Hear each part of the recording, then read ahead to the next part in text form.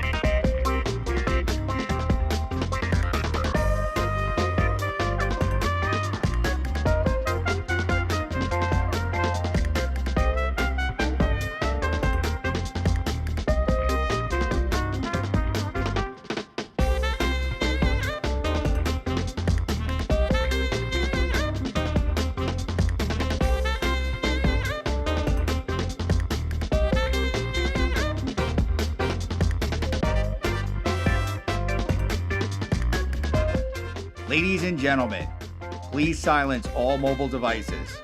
The program is about to begin.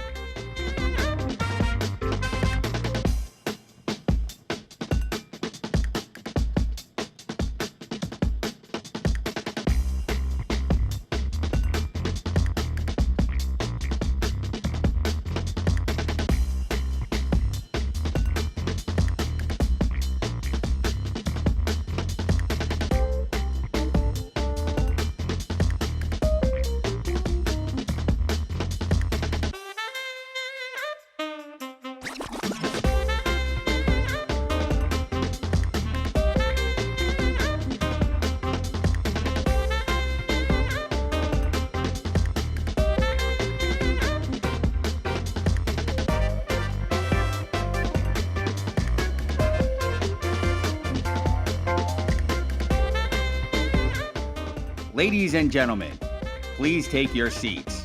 The program is about to begin.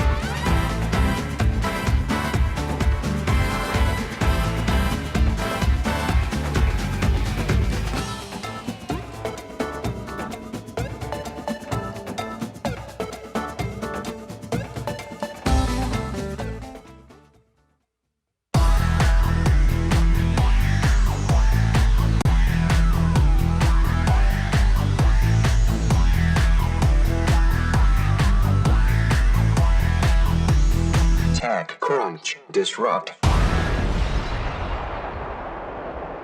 Ladies and gentlemen, please welcome TechCrunch Editor-in-Chief Matthew Panzarino. Good morning, good morning, good morning.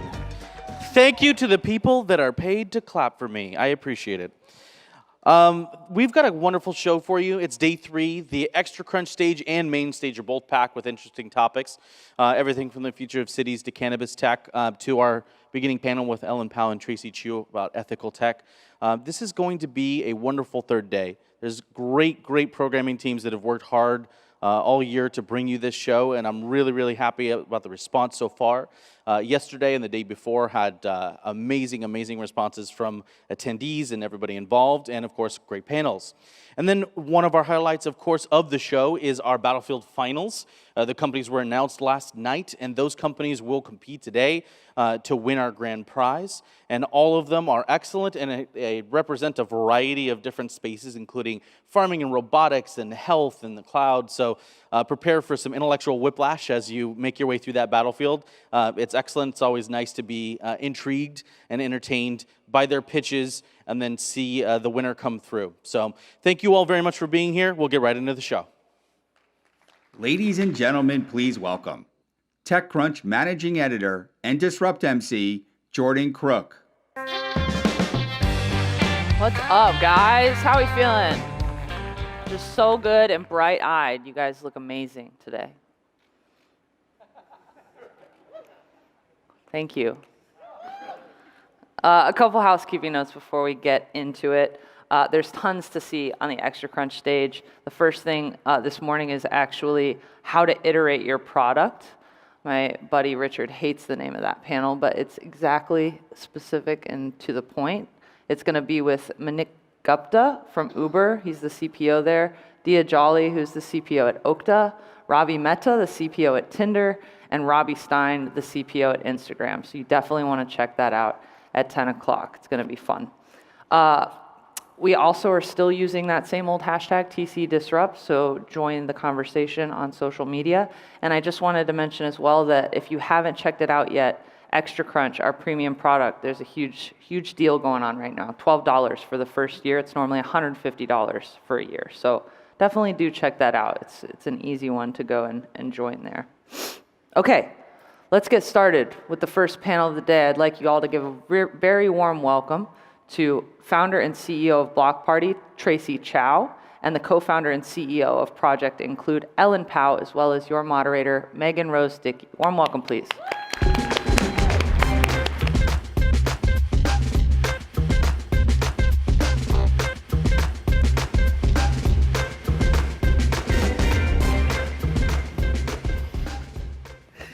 Good morning. Thanks for being here with me today. So the last couple of years in tech have been filled with workers speaking out against their employers for contracts with ICE and other government agencies. On Twitter and Facebook, abuse and harassment is still prevalent. Meanwhile, gig workers have protested low wages, and in the midst of all of this, diversity and inclusion is still moving at a glacial pace in the in the industry. So there's a lot going on. But Ellen, what's the most pressing issue that's on your mind right now? I think it's tech values, and that's why I'm glad we're talking a little bit about ethics today. It's the idea that people are running these companies, they're thinking about, I think it seems like they're just focused on wealth generation for themselves, and they're not thinking about what's happening to the people around them and what's happening to all the people that they're kind of responsible for. And like there's no corporate governance, there's just this failure of all these tech companies to take into account the consequences of their products, of their actions, of their lack of values. Tracy, what about for you? What's on your mind right now? Great question. I'm worried a lot about the impact of technology on society, where tech is now so pervasive everywhere, and yet a lot of people still don't understand what technology actually is and what the impacts of it are. on things like our democracy, how we communicate with each other. Technology is woven into the fabric of economics, society, and I don't think we fully contextualize the technology industry. Where for a long time, it was just a small part of society.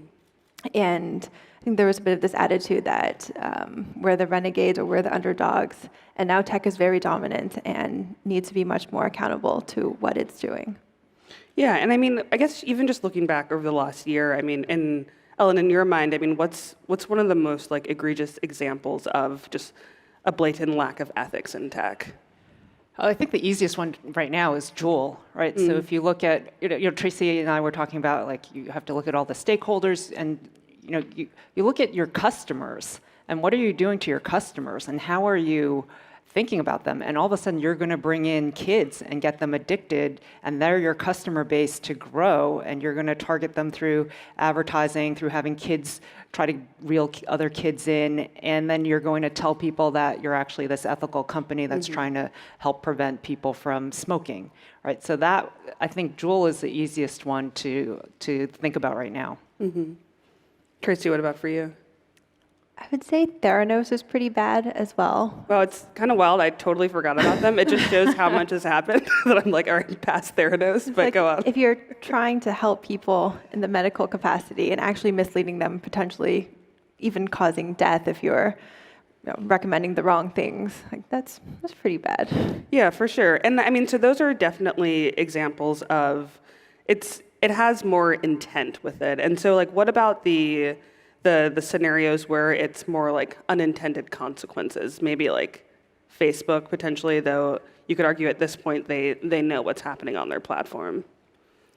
Yeah, I think it's hard to say there isn't intent at this stage, right? It's like unconscious bias. Is it really unconscious anymore? It's, the use of this data to manipulate elections just for the sake of bringing in more ad dollars and more eyeballs is, I think it's egregious. I think it's like, at this point, it's hard to say that they can't control it. I do think there's like a place for regulation because they have had the ability and they have chosen not to do anything about it. And I think that goes to, data collection, like what kind of data are they collecting? How are they using it? How are they selling it? And what controls are they putting on other people who use it? And then where is this data, where do users generating content lead them to? So it's like the path into white supremacy, the path into fake news. All of it is on these platforms, and Facebook isn't the only one. It's on YouTube, it's on Reddit, it's on Twitter. Like, they have to start being held accountable, as Tracy said earlier. Like, these are your actions, and it's not just intent. Like, it's the impact of your actions as well. Yeah, and I mean, so yeah, you mentioned Reddit, and I mean, yeah, you were the former CEO of Reddit. How long were you CEO at Reddit again? Under a year. Under a year, and so I distanced myself from that. Not even a year. Let me get out of here as fast as possible. But so I mean, obviously, like Reddit, there's a lot going on Reddit, good and bad. I mean, as CEO of Reddit for less than a year, I mean, how did you kind of grapple with Reddit's role in society and just the ethics or maybe lack of ethics that kind of emerge through some of those I think it's easy to kind of say, all right, we're going to be this free speech platform, and it just kind of keeps your hands,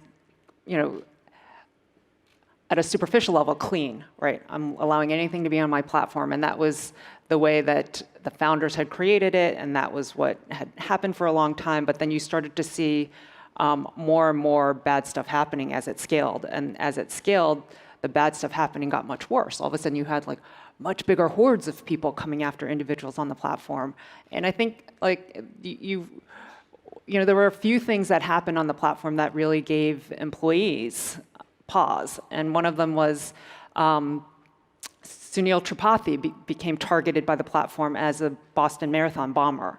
And you have this random innocent kid who all of a sudden these hordes of people are saying that he's the bomber with absolutely no evidence. And that was something that was very, it was just disturbing. It was, to be part of a platform that enabled people to do that without consequence. And then the second one was I forget, like Celebgate, where people stole nude photos off of the iCloud and then started posting them of celebrities. And we said, we're just posting links. We're not responsible for content. We allow whatever people want to go out there, and that's free speech.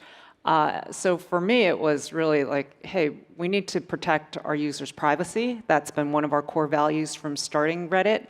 And as employees, nobody was comfortable being the platform with these nude photos. And we're the only ones after a certain point who were linking or the pathway to get to these nude photos. So that became all we were. And in the beginning, it was like, okay, we've got these patches of bad stuff, but overall, we're a good site. And when it came to Celebgate, we were just bad stuff because you couldn't get to the good stuff because we couldn't keep the servers running to serve the bad stuff. So we started taking stuff down. So the idea that you could actually be responsible for the consequences of the speech on your platform was somewhat new to us. And the idea that, hey, if you want to have free speech, everybody has to be able to have a voice. And when you're allowing people to run people off the platform, that's not really free speech for everyone. Yeah, and so Tracy, I mean, your startup Block Party actually aims to tackle abuse and harassment on platforms like Reddit, like Facebook, like Twitter. Could you talk a little bit about how you aim to do that through Block Party? Yeah, so with Block Party, we are very focused on the end user, so the people who end up as the targets of abuse and harassment. We're thinking about what are the tools that would be helpful to these people. So there's better controls over what they're seeing, being able to have other people help out, being able to collect evidence better. So there's a set of things that I think platforms need to do and be more responsible to. At the same time, I think for the individuals, there's just more choice and more tools needed. So I think there's, if we're talking like the freedom of speech thing on like a bigger platforms, we're trying to help users have the freedom to not hear the abusive content and just have more control over that experience. And would you ever consider, I know it's early days for the company, but would you ever consider working more closely with the likes of Facebook and Twitter and Reddit to enable them to offer those tools to their users or like form some type of partnership? Or do you envision yourself kind of? Yeah, absolutely. I think there's a very big ecosystem here, and we need to work together to solve these problems because they're multifaceted. The bad actors are extremely sophisticated. Some of them, you have some garden variety trolls, but you also have very sophisticated bad actors, and I think we need to be coordinated in the response to this. Yeah. And okay, so I think it was, within the last month, Build Tech We Trust, an organization that you're both part of, kind of launched or announced itself, and then you're also both co-founding members of Project Include. And of course, you're at the helm. And how do you see those two organizations working together or sort of like complementing each other? I think we have different focuses. So Project Include is very much focused on like how do we change tech startups so that they become healthy, diverse, and inclusive big companies. So it's focused on making sure that companies have diversity internally and have inclusion internally, and there's equity and representation at all levels and in all functions. And we use data and convenings of CEOs to push that forward, and heavy advocacy. Build Tech We Trust is focused on deplatforming hate and really focused on working to call attention to these issues, to get platforms to pay more attention and to bring different voices to the conversation. I don't know. Yeah, so Build Tech We Trust started with a letter that we co-wrote after a series of 3 mass shootings in a row. There was one nearby as well, like in Gilroy. And in these cases, and in many other cases, there are links back to radicalization of the white nationalists online. And so there is accountability, there's culpability in the platforms that are enabling people to connect in these ways and become radicalized. And it's no longer just online. The online abuse and harassment is bad enough, but it's translating into real world harm, like very big harm at the scale of mass shootings. And it started off with this letter. We were just thinking about, like, how do we take a stand that this is not okay and start organizing? So there's part of it which is putting out that stance. There's some of it which is convening all the players in the ecosystem. So we're looking at who are all the people who are already doing a lot of hard work in different communities. How do we bring people together?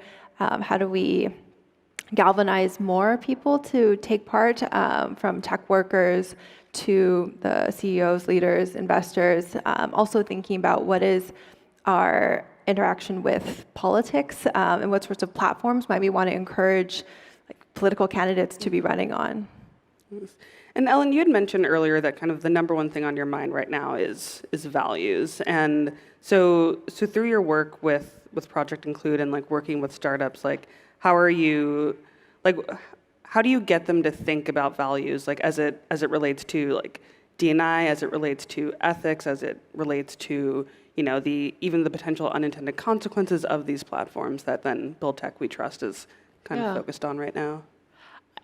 I think it's hard to instill values in people from the outside, right? For a lot of people, their values are formed through decades of experience, through companies that they first started working at and role models. So to come in from the outside as this nonprofit and try to say, these are your values, you need to be diverse and inclusive, and you need to think about all of your employees and all of your customers, and you need to think about the world at large. It's sometimes it's an uphill battle. So we focus on working with companies where the CEOs are already oriented towards diversity and inclusion, and we can help them. We can help them by bringing them a group of peer CEOs to talk with and figure out ways to experiment to solve the problem. We can help them by giving them data on what their employee base looks like and what the sentiment levels of different groups are.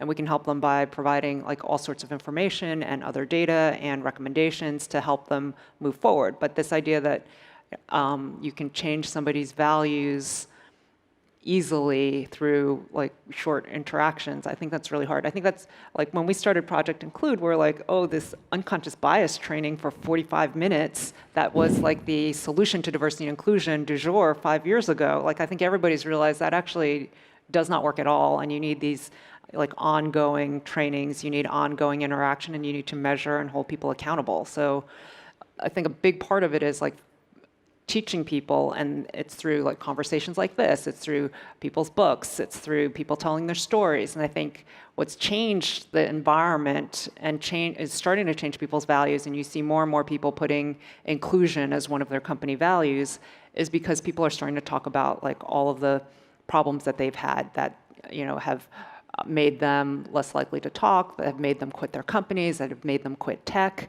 and people are starting to listen.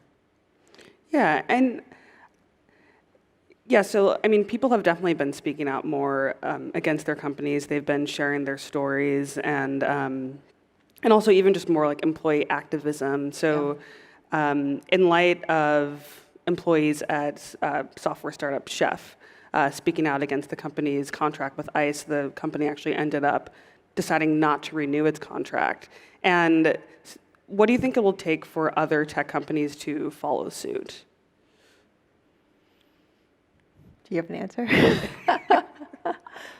I mean, I think it's like, I'm not sure that it's fully taken hold yet, right? I think if you look at Google, like they ended up like pushing out a bunch of employees who had organized, Right, the walkouts. And if you look at Amazon, they haven't done very much. Kickstarter kind of blocking the union efforts.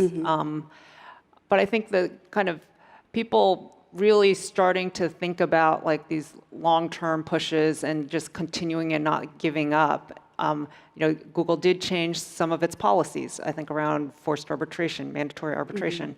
So there are little things that are happening. I think it's continuing to do things. I think it's a lot of it is the press, right? It's the press paying attention. It's, you know, having things made visible to the world stage that get companies to change.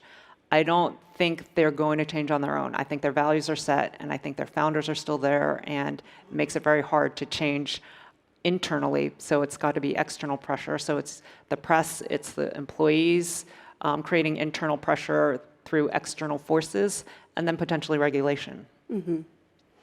Fundamentally, we are still living in a capitalist system, so I think the economic incentives are still overriding. That being said, other things can play into that. So really bad press can hurt companies economically, and so then they'll start to address it.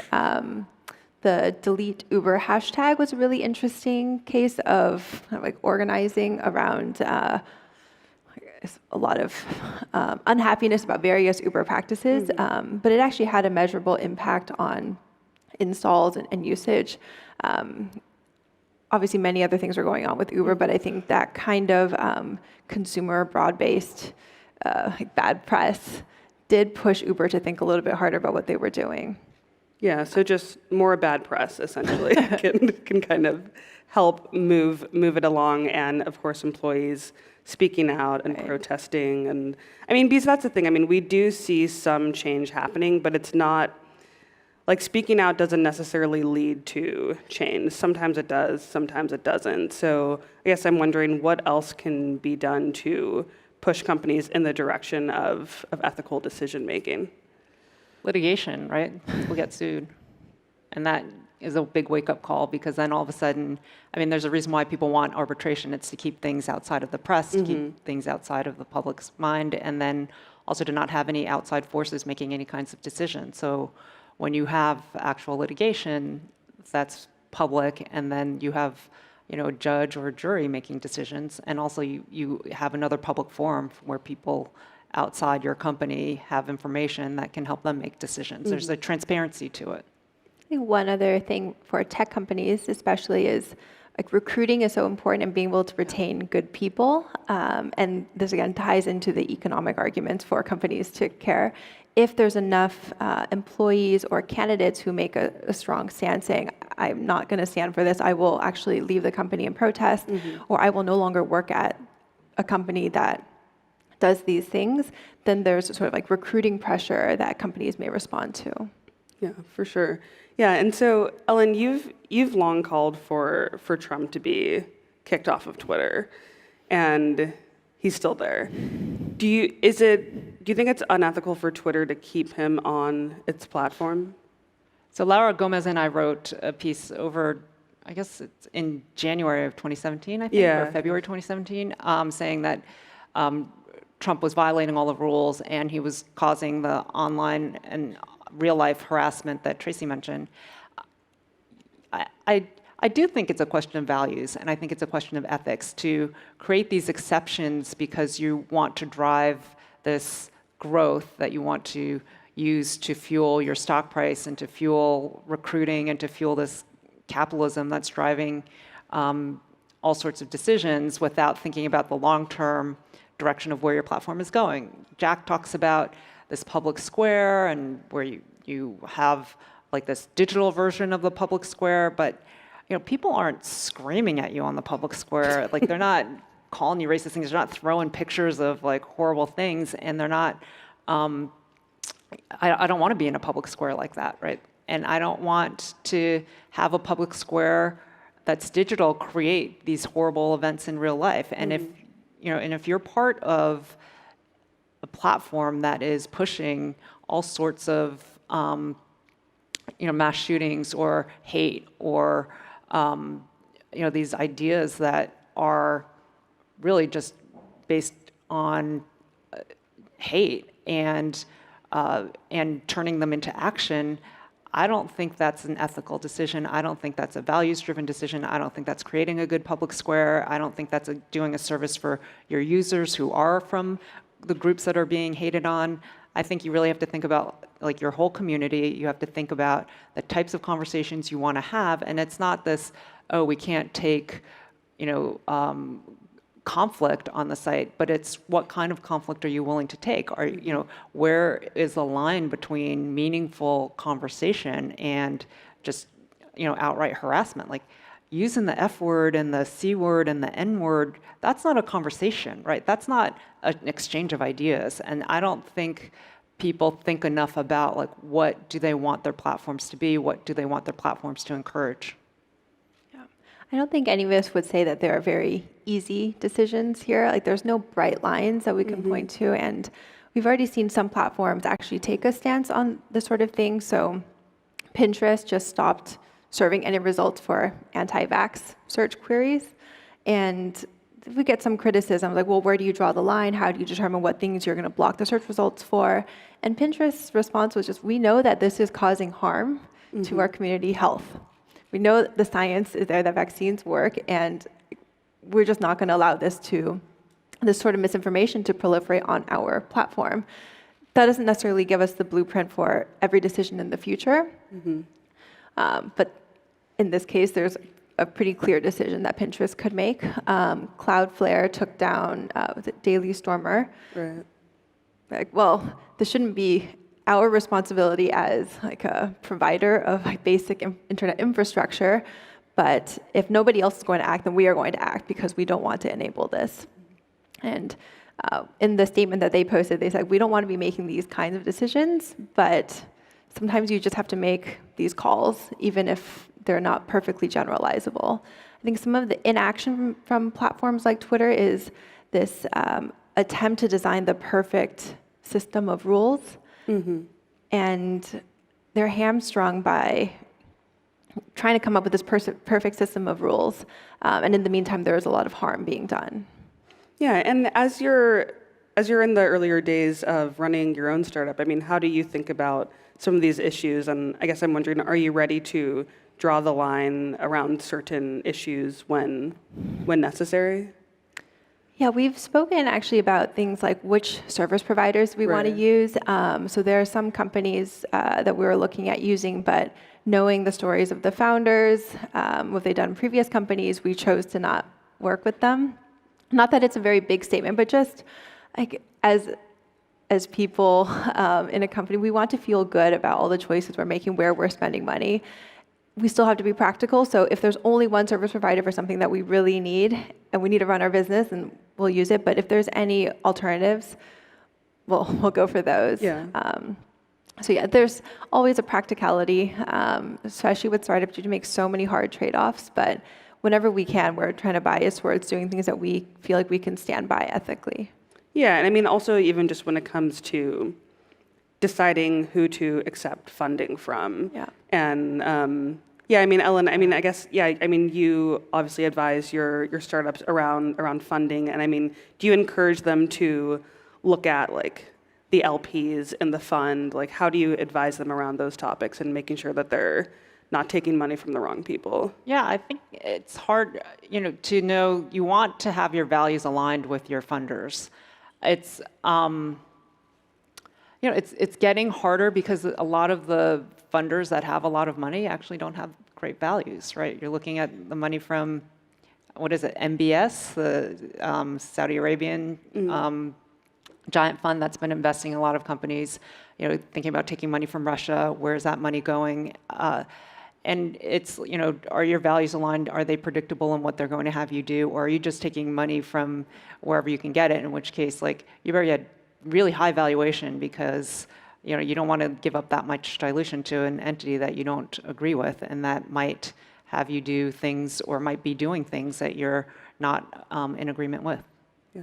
And also, who do you want to be making money for? Yeah. If you're successful, do you want to be putting that back towards the Saudi fund? Maybe not. Yeah, I mean, there are definitely a lot of decisions to be made.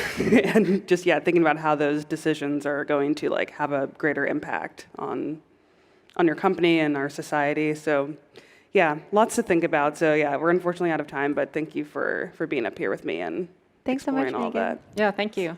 Thanks, everybody. Thank you. All right, on the Q&A stage at 10:30, there's going to be a panel on investing in Africa. So if you want to check that out, make sure to make your way over to the Q&A stage, get your questions in on the Slido app. It's going to be a great time.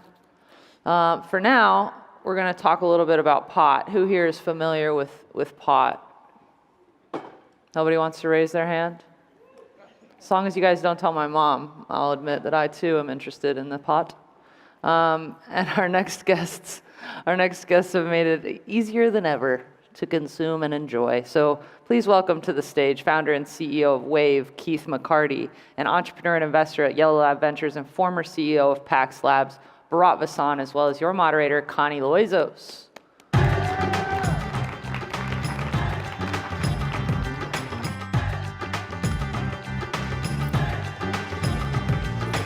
Hi, guys. Good morning. Well, thank you for joining us. This is sort of a very, I think, a topic of great interest to many people, and there's so much going on between this wave of vaping-related illnesses, potentially pending legislation that would make it easier for financial services to cater to cannabis companies. So lots to explore today. Thank you both, Keith and Bharat, for joining us. Bharat, I have to start with you because, as people in the audience just heard, we had invited you here as the CEO of Pax Labs, the very popular cannabis vaporizer company, a company that you joined last year. You're no longer there. Yep. What happened? Well, companies scale, leaderships change. I'd say I got into the space because I was excited about the potential of technology to deal with a complicated, messy, interesting space. And, the space grows up, leadership changes happen, and I don't know, I'm really excited about what comes next. I've been fortunate to be in 3 different categories, right? Emerging categories where consumers are still grappling with what does fitness tracking mean, what does smart home mean, and cannabis was the 3rd thing. So it felt like a natural transition for me, and that's about it. That's great. Right. You were at August Lock. I was at August Home. I was a founder at Basis, which did fitness tracking before. So I've built this little thing around connected devices where you're applying technology on hardware and software to help people take what's a complex experience. And with cannabis, people have all these questions about what's right for me, like how much, what does Blue Dream mean, what does Cherry Fizz mean? Right. And you can apply technology to solve some of those problems. It's what technology does really, really well. But I did want to ask, so I don't cover this industry particularly closely, but I have noticed that there seems to be a lot of sort of turnover. This summer, Bruce Linton, a co-founder of Canopy Growth, was asked to resign. There's been a change at MedMen. Am I reading too much into too few data points, or is this an industry where there is sort of a lot of upheaval? It's hard to tell. It's like the phase after prohibition, right? And it's ending, but it's ending state by state by state for cannabis. Mm-hmm. And I just feel like as spaces grow, companies scale, leadership changes are just part and parcel of that. And I feel like it's very similar to most startups, where the internet comes along and there's a great stage for each of those that level of leadership. Mm-hmm. And then the space grows up and you need different skill sets. I feel like that's pretty normal. Right. I think it's happening in cannabis quickly and it's happening around the same time, so it feels like that, but it's actually pretty, in my mind at least, pretty normal. Okay. Well, Keith, so you started a cannabis company that's very popular, the on-demand cannabis delivery company Ease. You left to start another company, Wave. Why? Yeah, look, my background's been in tech for the past 10 years, starting with Yammer in 2008. We launched that. We scaled that for 3.5 years, sold to Microsoft for $1.2 billion. So I've been in tech for the past decade. Before Wave, we launched Ease in July 2014. So that's, the media coined it as Uber for cannabis, essentially with the click of a button getting delivery in about 15 minutes. But when we were growing that company, as we know in the cannabis space, it is more difficult to find venture capital firms that are able to invest into cannabis, right? So your selection is much more limited because of restrictions like the vice clause and different aspects like that. And so, at Ease, that was one aspect is that you don't have your complete selection around venture capital firms to choose from, but also because as Ease started to grow, it became a supply-constrained growth model, just like Uber, where they basically, their growth is dependent on how many cars they can get to sign up or drivers to sign up with cars and vehicles. And the leading on-demand consumer service companies, they typically have that model. So as you start to realize that, and you realize that the supply chain really needs to be streamlined, and the best way to streamline it is through technology, in some ways, that seems like the best opportunity. So for me, it was kind of multiple things. One, we're lucky to have a lead investor at Wave, Craft Ventures, led by David Sachs, who was CEO at Yammer to kind of connect the dots back there. But I think it's really important for founders to choose your investors, wisely and choose ones that are founder centric. I think the ones that are founder centric really understand what it's like to run a company and how difficult it is. The cannabis space is riddled with a lot of friction, a lot of different things that are hard to understand and hard to navigate, such as regulatory or the things that really we're solving through technology today, but still exist and it still happens to be the fastest growing industry in the world. So, I think just going back to the question and answering that directly, there was a bigger opportunity on the supply chain side of the cannabis industry, and the company was in a really good spot, and we're super enthusiastic about the continued growth of Ease. But there was another opportunity that really complements what we built from 2014 to 2017 when we were at the helm. And then the next thing, and partly a message, is to choose investors that are founder centric. I think that's just extremely important.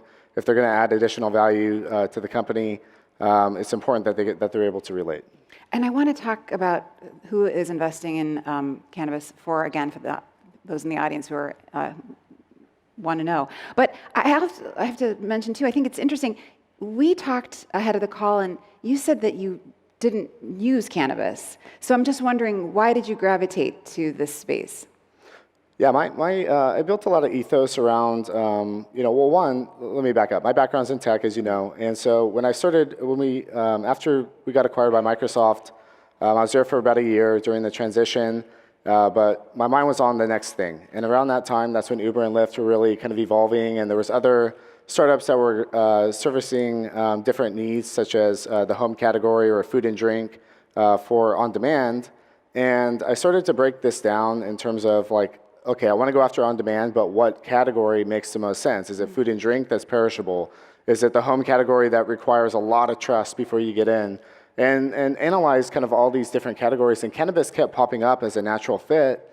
So I started there. But then as I started to really understand the category and really understand the product, I was pulled in, and we find this a lot within this category, that people get pulled in for multiple reasons, but usually it's because they themselves or somebody close to them or something that they value highly is able to derive so much value in their life every day from this, and in some cases becomes life-saving. So for me personally, it was children. I sponsor an organization called Canna Kids, and this organization helps little kids that suffer from ailments all the way from grand mal seizures or epilepsy, all the way to having cancer and brain tumors and quality of life. And when these little kids are running up to you and they're telling you how cannabis saved their life, or that it's really helped their quality of life in some cases, that really hit my sort of my internal ethos and drove me to want to be in this space. But it really did start with tech. Then it moved into, this is a good thing, not using cannabis. I also didn't know a lot about it, and I think that there's a lot of stigmatization that we're trying to course correct through education. I just think that it's partly our mission as technologists to explore and make these opportunities for the world as good as what they can be. And certainly the market and really the population is through sentiment is saying, we want this, we see value in this, and we need to go after this. And I think that technology really needs to step up, like companies like PAX or Wave, Ease, and all the rest of them are to help deliver the experience and really the safety that consumers need and want and deserve. Because I think there's enough evidence out there that this is a good thing. Sure. Can I just add to that? Like one of the highlights for me over the last year and a half has just been how many people in Silicon Valley, who can work on self-driving cars or robotics, are saying, hey, cannabis does a lot of good for a lot of people, but it's a very complex, messy experience. How do we take some of these skills we've built at Tesla or Uber or wherever it is and apply to the cannabis space? How do we make that a good consumer experience? And I feel like after so much, time spent around, what does your, SaaS revenue trajectory or something look like? It really renewed my optimism and hope that people are willing to dive into a complex, messy space and put their careers on the line and build something that is a better experience. And I feel like that's something that's unique to the Valley. And that was pretty exciting for me. Well, so Bharat, you're also a serial entrepreneur. You've been in tech for a long time. To go all tech on you, did you dog food your own product at PAX? I feel like Jordan asked me the same question when I joined. I feel like it's the same question in the end. I think I feel I have to, and so the answer is I feel like I have to. Okay. So the answer is yes. Okay. So I do consume, and if you're in consumer, I think that's part of the ethos of hey, we're putting out a consumer product. We should be able to learn more about it, test it, see what that experience is like, and whether you work at LinkedIn or worked at any place in the cannabis space, the same rules apply. You guys were talking specifically about investors, there not being many of them. DCM is one, Kraft, David Sachs is one. How important is it, do you think, to these investors that they're backing somebody who does come from the tech industry or has that sort of background? I mean, how hard is it to break into cannabis and get venture backing? I mean, go ahead. It's hard to do institutional capital, right? I think that's the hard part, especially with laws where they are right now. And Congress has just passed a bill. It's at the Senate right now that will open up institutional capital. But until it's legal at the federal level, I think it is difficult for any entrepreneur, whether you're from tech or not, to be in the space. Well, so you scale. say that as if it's inevitable, but you're talking about what is it called, the Safe Banking Act, which just went through the House of Representatives, and this would sort of protect financial institutions from punishment if they cater to cannabis companies. Right. So now it's, as you said, there's a sort of a similar piece of legislation with the Senate. How optimistic are you both that this is going to turn into something? Keith, what do you think?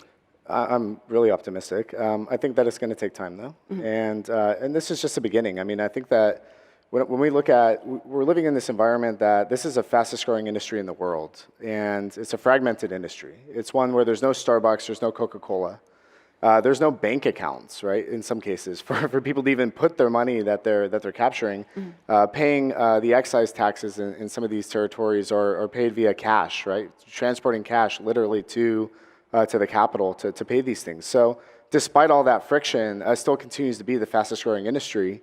And I think that's what I call the opportunity. And that's really where technology comes in.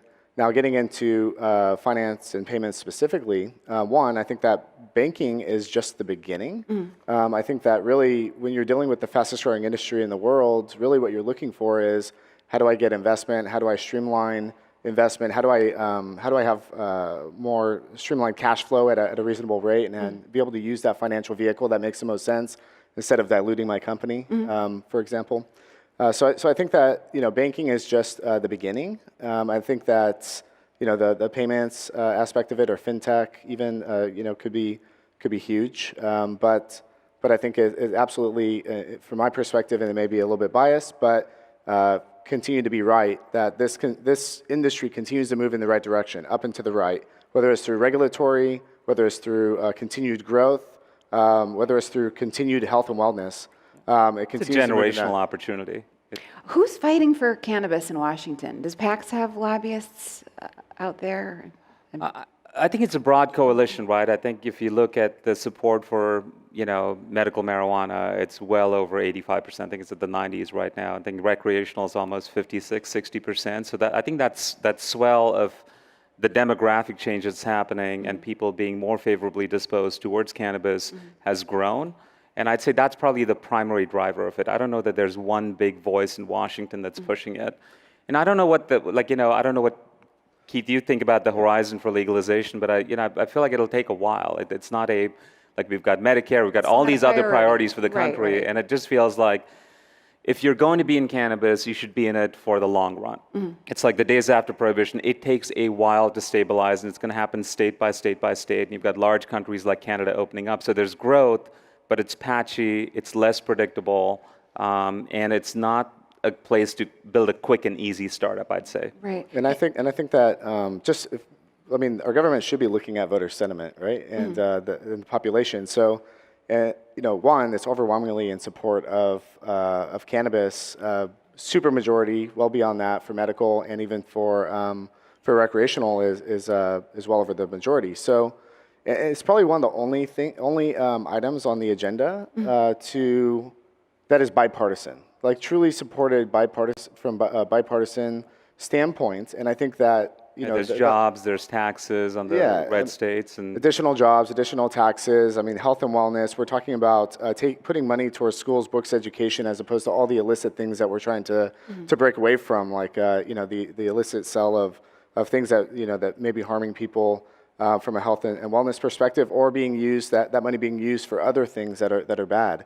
And I think this should really be the number one priority for our government, and for multiple reasons. And it's probably the easiest. That's pretty ambitious. It's probably the easiest win. with all the rancor easiest win. at the kind of the political level and like Brexit happening, I really think the world could use more cannabis. So It should be a priority if it's not. So you talked about it not being just banking. I saw the news that Square is going to sort of start working with CBD retailers after this sort of invite-only beta period, which is sort of an interesting kind of, I guess, step toward potentially working with cannabis companies. But are there any other sort of like financial services, alternative financial services that you're seeing pop up that are interesting or helpful? Go ahead. I think the biggest level of innovations is at the banks and the credit union level, right, where people are developing more and more ways to be able to track cannabis dollars, get taxes paid on it, run payroll, those types of things. And I think you're seeing more action at kind of those state institution levels versus the federal institution, the big federal banks. Okay. Yeah, we certainly know that there's a big issue in the industry, despite being the fastest growing industry around banking and finance and really payments. There's the net terms that are being offered, to retailers throughout supply chain are always delinquent, and it's because it's cash and trying to align the stars and have two people show up, but only this person can have access to the safe to be able to make that payment, and this person can't say when they're exactly going to be there because they're not a logistics driven by technology-enabled logistics.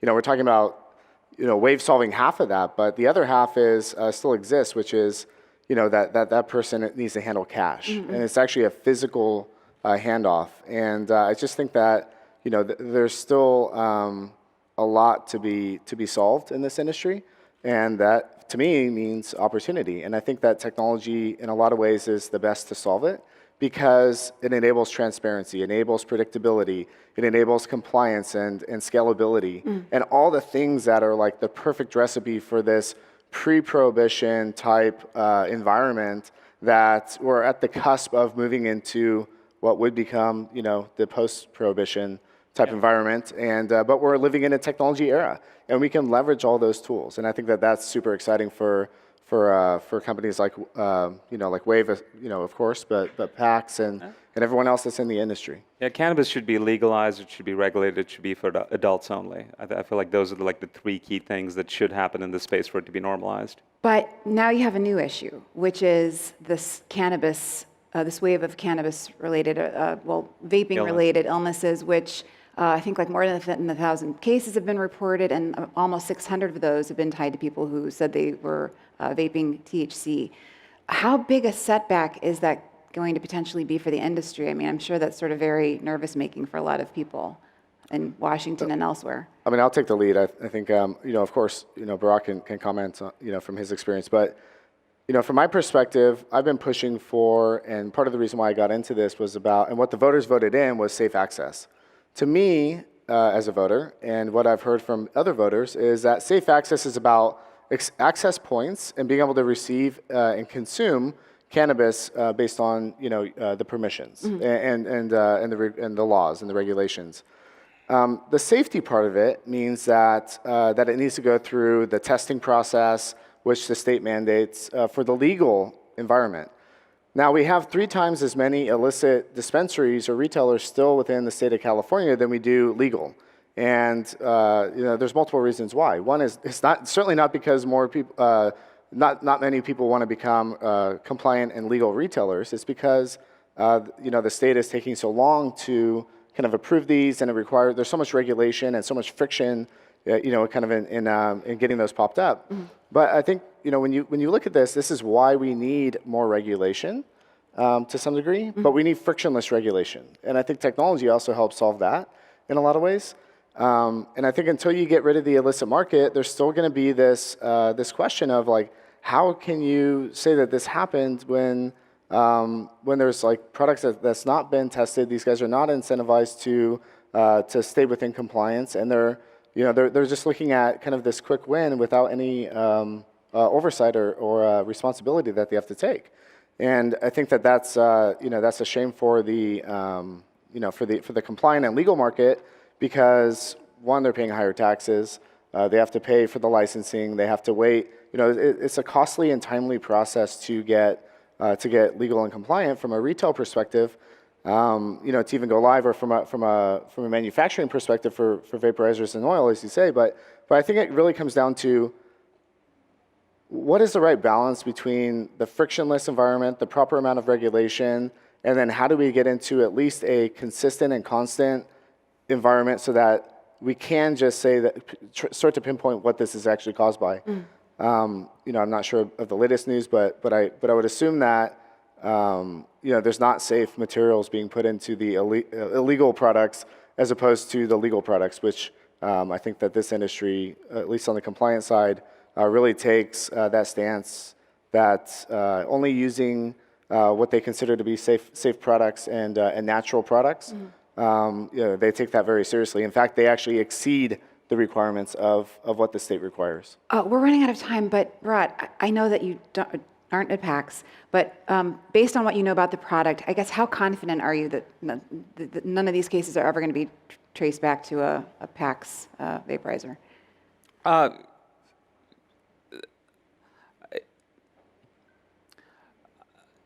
think that's a good question for the company, but also I want to defer that to people are sick out there, and I want the CDC and the regulatory bodies that are actually looking into the case to kind of investigate those causes and come back. I don't know that I have a whole lot to speak about directly about the company or the space outside of that. One of the things I was going to add on to what you were saying was legalization also helps with research. And one of the things that's hampered in the cannabis space is just more education, more research, more transparency around standards is something that is kept back right now because we don't have that. So in addition to the illicit market, that's the other thing that would help. Right. Guys, you have to come back next year because there's so many opportunities that I wanted to talk to you about. This is my mom's dream, right? Your kid is up on stage and he's talking about weed instead of, this is every Indian mom's dream, just so you guys know. Software engineer, lawyer, doctor, and weed expert. Guys, thank you so much. It was really a treat. All right. Thank you. Thank you.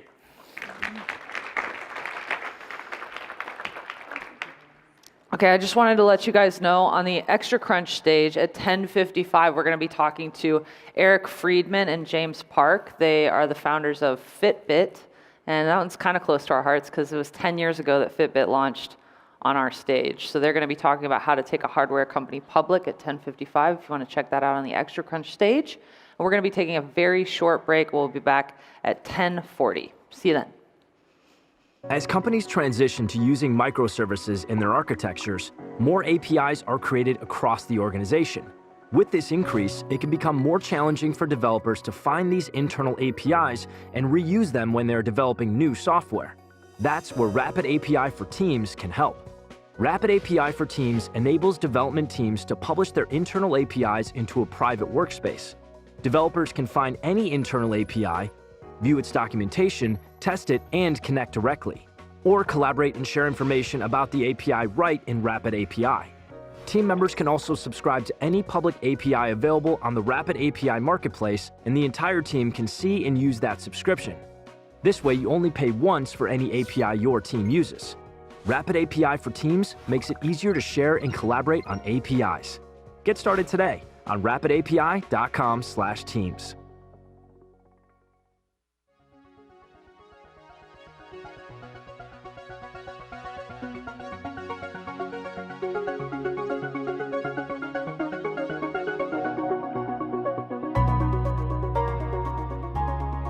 Our teams love building companies that create value and make a difference.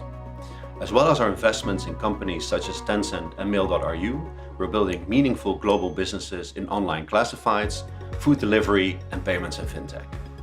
Bob and the team have great experience in operating and investing in large companies in India, be it fintech, be it commerce. Because they are global and they understand consumer business, they have a very helpful and specific advice that they can give to us. They think like entrepreneurs. They're a fantastic partner.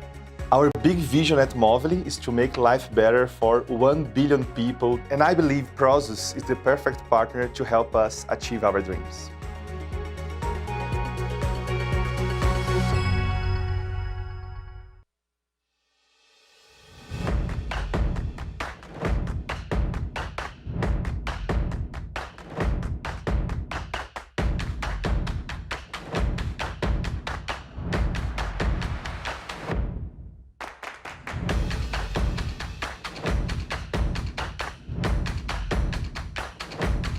Why did you come to this workshop? To learn. But quickly I realized I started unlearning some things which I've been doing very incorrectly in the past and which didn't really give me the results that they're supposed to give. I want to be where we ask questions like why? And the big question I ask is what if? You know, it's a different way of thinking at Stanford than it is at any other university in the world. I realized I was getting stale, so I said, you know what, it's time for me to move on and look for greater things and have more impact.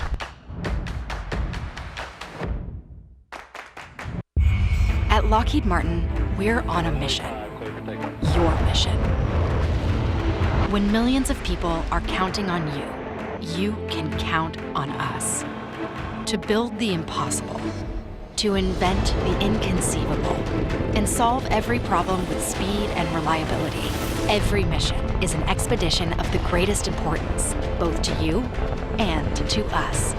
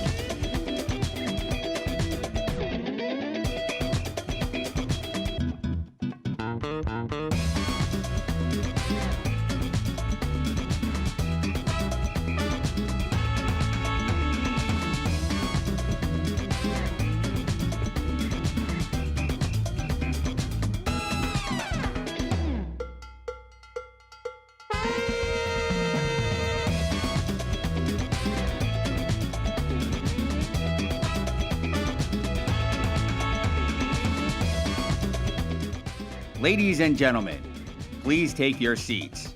The program is about to begin.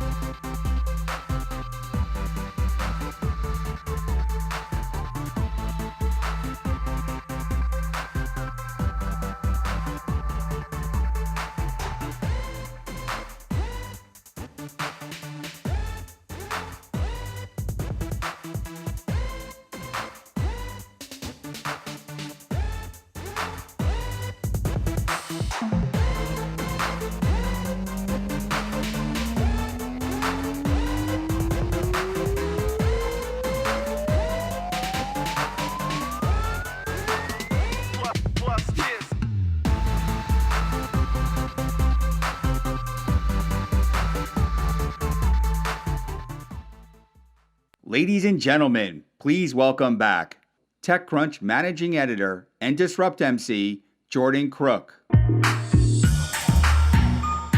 they went wild. They were so excited to see me. Hey. Thank you. Single person in the front row.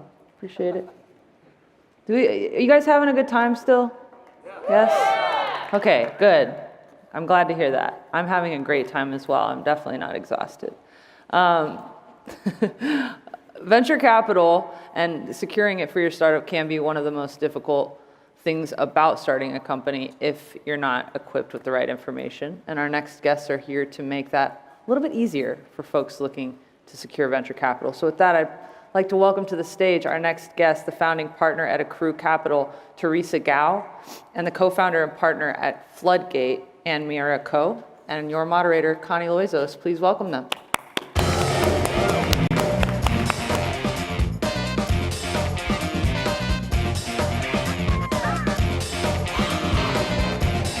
Hi again, everyone. I always love this sort of discussion that I get to have with top VCs because there's always something new to talk about. I think this year the sort of defining trends are maybe direct listings, dual shares, and probably the future of SoftBank, which I'm hoping we can kind of get into. But, Teresa, let's start with you. You, a few years ago, started a venture fund, Aspect Ventures, one of the few female-founded venture funds out there. It was a very big deal. But you're here representing a new firm suddenly, Accrue Capital. So tell us what happened. Yeah, so we had two funds for Aspect Fund 1 and 2, and that was 5 years ago. It's been a great run and on sort of great women-founded firms in addition to Ann's. Yes. There are many other awesome ones like Kirsten Green and Forerunner and more every day, which is exciting to see. We were actually talking a little bit backstage about the name. So really, when it was, as is always the case, when it's time to do the next set of funds, the partners sit around and talk about what strategies and what we want to do. Mm-hmm. And the Accrue team wanted to continue on with early stage, sort of Series A collaborative strategy in software areas like cybersecurity, fintech, and future of work. We thought about whether we would just, as many larger firms do when they do multiple funds, fund name X and fund name Y. Mm-hmm. But I thought that it would be awesome to choose a name that represented what's core to us, which is we're about teamwork, and we are a truly multi-generational team. We have Gen X, Y, and Z represented on the founding team between Lauren, Vishal, Mark, myself, and Assad. And so that seemed like a really great opportunity. And I was like, okay, if you guys can come up with a name that kind of encapsulates all that and is better, then we'll do it. So then everybody can be like a founder of new brand name, right? Like startups rebrand when there's a good reason. And I frankly was like, okay, this is going to be really hard. But when they came up with Accrue Capital, which we thought had a nice double meaning. I love it. Crew, team, but Accrue Capital. I was like, it's a no-brainer. We're going to go with that one. So, and I'm a big fan of the team that you put together. I know numerous members of your team. But I did want to spend one more second on this. Jennifer Fonset, who you founded Aspect with, told the Wall Street Journal that part of it was you had different management styles. Could you sort of elaborate on what she meant? Yeah, I think that, I'll just speak to my management style. So I have 4 co-founders in Accrue Capital, so there's 5 of us, and we operate as a team, and we all have equal say in investment decisions, and that's my management style. I've had the good fortune to be in the venture business a long time, since I was really young. But I've always found that particularly in the early stage, having a tight group of partners that are all in it and working together as equals, that's when I've had the good fortune to have some of the best results and some of the best investments that teams that I've been a part of have made. So that's my style. I'm all about sort of team first. And also it reflects back on sort of, because this is about like how do you raise capital, like we're very much, people always say, are you market or team or technology? Everybody cares about all of those things. And clearly with our name, like we're all about backing the best teams in the sectors where, we feel like we've got some expertise from an investing perspective. So we're all about team, both for ourselves and also in partnership with the companies that we work with and with our co-investors, because that's another big part of it for us. Yeah, I'll just add to that just because, when I first came into the venture industry, Teresa was actually one of the first meetings that I had. And just to add a little bit of flavor to what kind of person Teresa is, I'm like a nobody. And I walk into like Excel and I'm like meeting Teresa for the first time. And she's made incredible investments in consumer as well as cybersecurity, which is an area that was of interest to me. And she was the person who gave me the most real advice, not just pandering to me as like this nobody VC, but like, hey, you have to make great investments in the first few years of your life as a VC. And don't just think of them as investments, invest in great companies. And she was so tangible about the things that she said. And then beyond that, we made our first investment together, and she was a coach, mentor, but also just a team player. And so I've seen that just from my perspective as a co-investor in companies, but also as someone who's just, you hear all these horror stories of like people being mean to each other in the VC industry, and Teresa's always stood out to me as one of those people who welcomed me with open arms and also taught me so much about the industry. That is really lovely. Well, it's interesting too. So you mentioned Teresa was with Excel for many years. You worked for CRV before co-founding Floodgate with Mike Maples. It's interesting, there's so many people, and probably including in this audience, who either have started venture firms or would like to start venture firms or break into the industry. And it seems like there's been 2 paths. There's sort of the traditional path where you work for a firm, you gain some experience, you either get elevated through the ranks or you leave to start your own fund. But more newly, we're seeing more people who are just saying, forget it, I'm just going to skip all that, I'm going to start writing checks, build up a portfolio, and hopefully attract an institutional or investment that way. Is one sort of far better than the other, or do you think both of these can work longer term? You want to start? I didn't go CRV directly into founding my own firm. I had like a 7-year stint doing a PhD, which was completely in cybersecurity. Not the path I would recommend if you're really interested in venture capital. But I think, what's different over the last 10 years is when I was starting in 2008, people were like, no one starts a venture capital firm, man. Do you realize that? And it's like, this sounds like a really bad idea. It's 2008. No one does that. Go be an associate at a big firm. And today, there are so many different paths into the market. So I think that's both an opportunity, but it's also a huge challenge. Because when I got started, you just planted your stake in the ground. Mike Maples and I didn't even have a sign on the door. We were subleasing space from Roxrow Pharmaceuticals, and it was like a intelligence test as to whether or not the entrepreneurs could find us. But now, you are amidst huge noise amongst a lot of venture firms and a lot of very talented individuals. And the question is, how do you stand out? And so, for the person who wants to found their own firm or who is now an associate, climbing their way through the ranks, you have to figure out, what's your shtick? What is going to make you stand out in this crowd of investors? And I think just to add to that, obviously Ann and I had more sort of the first path that you talked about, Connie, but increasingly today, I think there's some great investors who went out, started building their own individual track records as either advisors or angels, and moved into that. There's obviously a lot of great entrepreneurs who then go and start venture funds. Right. So I think there are many great entry paths into it now. And I would say, building on what Ann said specifically, in terms of carving out what makes you stand out. Remember, what makes you stand out as an investor is investing in great people and great companies, right? So especially if you're doing it, whether you're doing it on your own or in the construct of a bigger fund, it's thinking about that perspective, like these people, they're going to be the references for you when you want to raise your first fund or your second or your third. Right. So it's really about investing in great people who are trying to do great things. Right. And everyone knows that, especially the early stage, the seed or the Series A part of the venture business, not everything works out. So it's not necessarily about being so concerned that every single one needs to be correct, but everyone has to hold together and have a rationale. Like, I'm trying to build expertise in area XYZ, right? And so here's the body of my work, thinking about it from that perspective.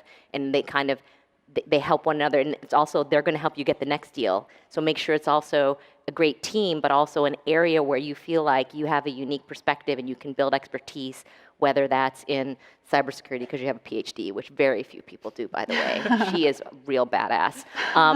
Or in consumer, or in fintech, or SaaS, whatever it is. Right. Well, that's great advice.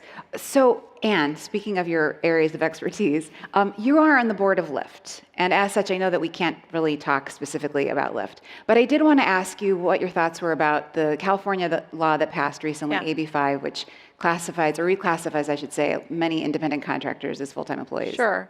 And I can't speak on behalf of Lyft. This is my own personal opinion.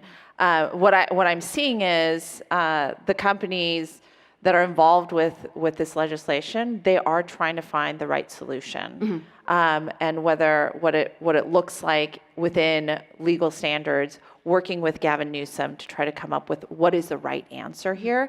And I think we'll see continued evolution over the next 6, 12, 18 months. On the investor side of things, though, I do think that there's incredible opportunity in the fact that people think about work very differently now. And I've been talking a lot with my team as well as founders out there about the concept that there's a new social contract between employees and people who are working and their relationship with work. And that's something really profound and new over the last 10 years. And I don't think that we have a world right now that really reflects that. And so we need to figure out solutions for everyone, whether you're a tech worker or not, on how do you now create a new social contract between the person who's working and how they're working. Right. Well, certainly it's not clear. I mean, I think even a lot of independent contractors are sort of confused about whether or not to sort of feel good or bad about this particular law. But in terms of investments, I guess, how does it impact?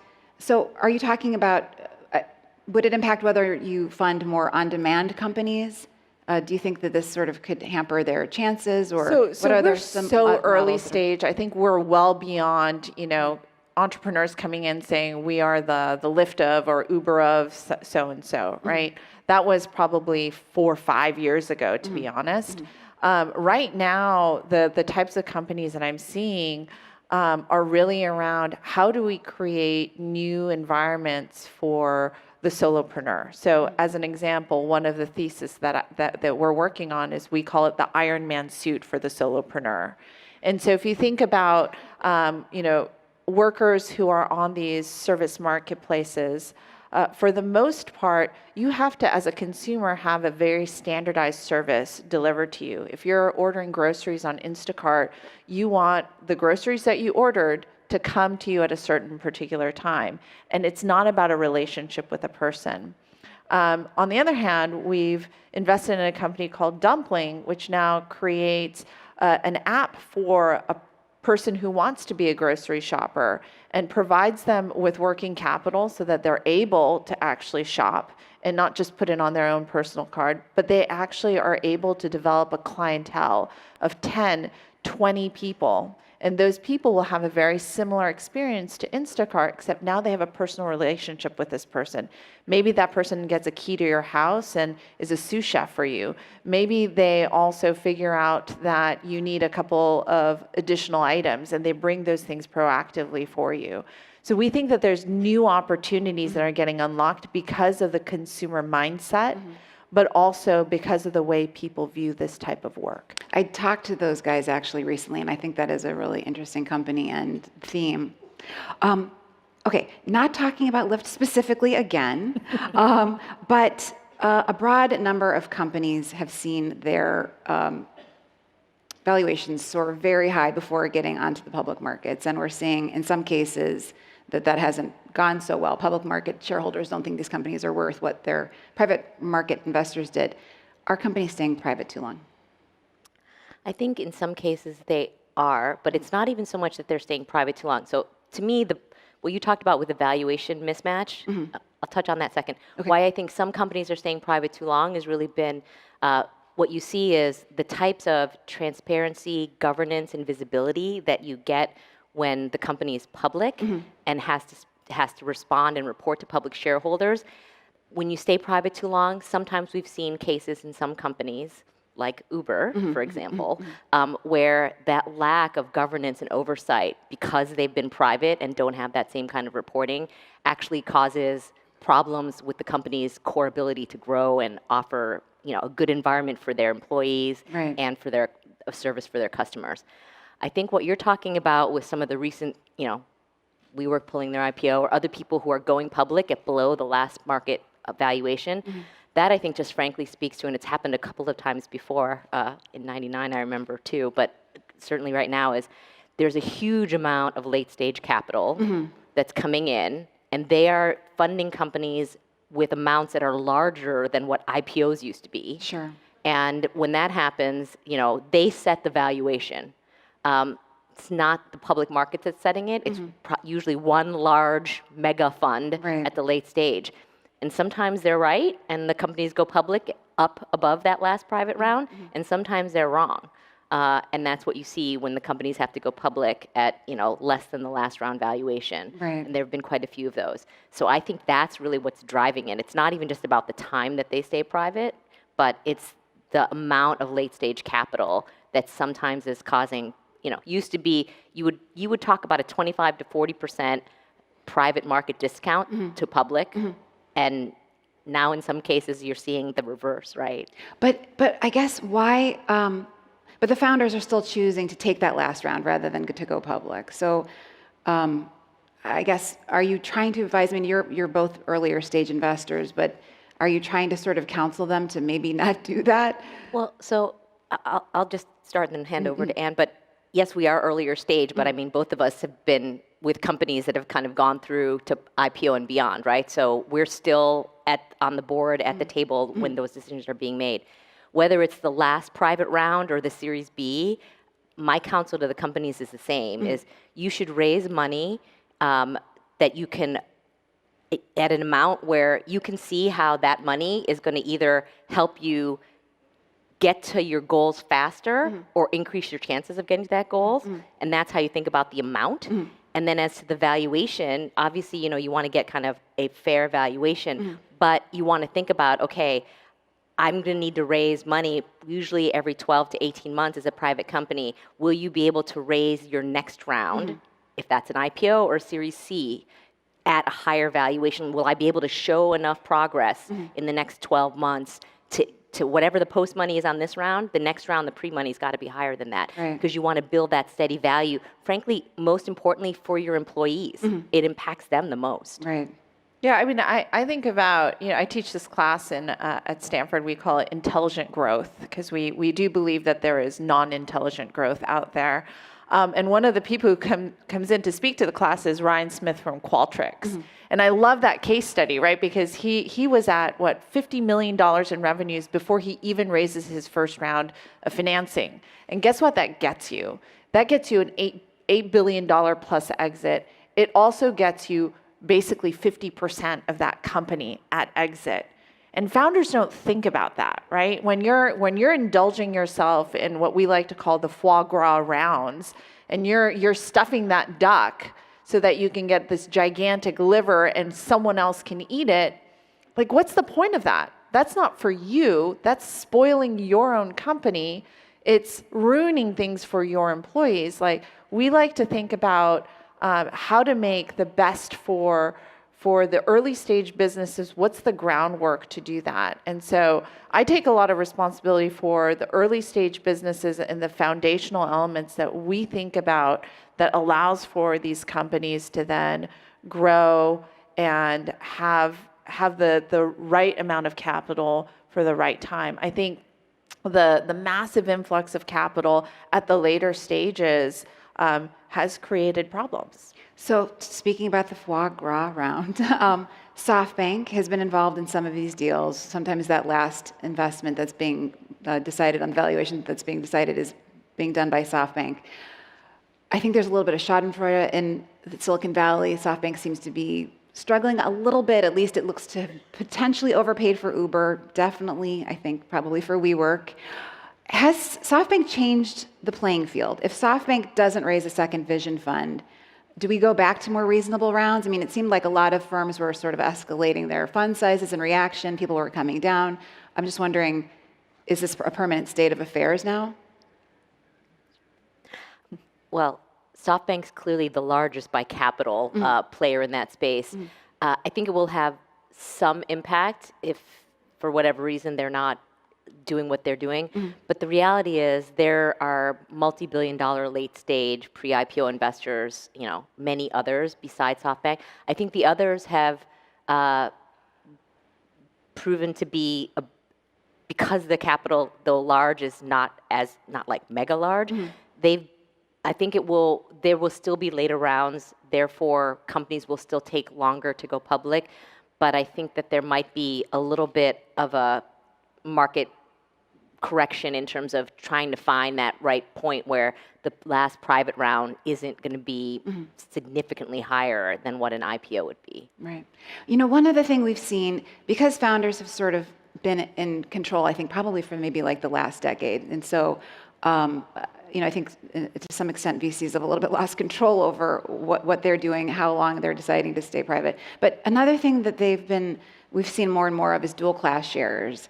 And I think now we're seeing sort of in a broad way some pushback against these companies that have so much control that the government's sort of worried that they've run away with things. I'm just wondering, as investors, do you have a feeling about do you mind dual class shares? Do you think dual class shares in perpetuity make sense, where founders have them for their lifetimes, sort of no matter how much of the company they own once the company goes public? So again, this is sort of my own personal opinion. We come in so early stage that we don't see that at the early stage, and most of these decisions are happening right before the IPO, from what we've seen. I had about 5 years ago, a founder asked for dual class shares at the seed stage, Oh, wow. and I remember thinking to myself, "This is so like." Prescient. This is like what we're seeing now is like what's going to be happening for the next 5-10 years. It was the only founder that ever asked me for that at the seed stage, and I wonder how much that's pushed forward. But that founder, and I remember I told this person, like, it doesn't mean anything at this stage, right? And ultimately, that's going to come back to bite you if this is what you ask for. And sure enough, the company folded. And so, to me, the best protection for a company is for the company to be a great company. At the same time, I also think that you always want to protect the interest of that founder vision. And so I think what you're seeing with dual class shares or different types of provisions is that attempt to make sure that founder-led businesses are able to run that way. And I continue to appreciate that, because you look at companies that are founder-led and they tend to maintain their value much better than companies that are not. And I think ultimately looking out for shareholder interests, whether you're a public company or a private company, that's something that you should look out for as an investor. We're almost out of time. Actually, we are out of time, but I have to ask quickly. Direct listings. A lot of your peers think they're the wave of the future. Yes, no, maybe? I think for large companies meaning they've shown they're at significant scale, I think it can be a great thing for them. I mean, clearly both the Slack and Spotify direct listings have done very well. I know nobody likes paying banker fees. No offense to investment bankers. Guys, thank you so much. Thank you. Thanks. Thanks, everyone. What technology do you think will help us best deal with natural disasters? Go to the IBM booth number BF1 to pick your favorite from the Call for Code finalists. Over 5,000 people have already voted. Yeah. Is anybody else chilly? Just me? Okay, got it. I want to take a quick poll.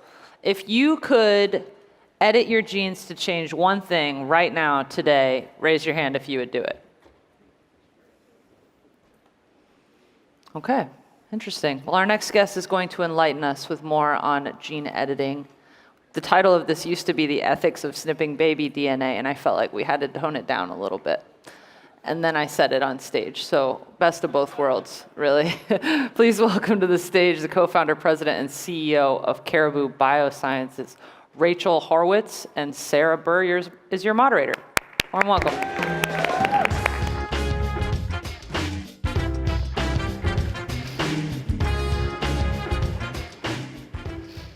All right, thanks for coming back with us again. Thanks for having me. I really appreciate it. Yeah, so I just want to talk about 2 years ago, you were with us on TechCrunch Disrupt, and it was all about CRISPRing animals, but you've since moved on to CRISPRing humans. Why is that?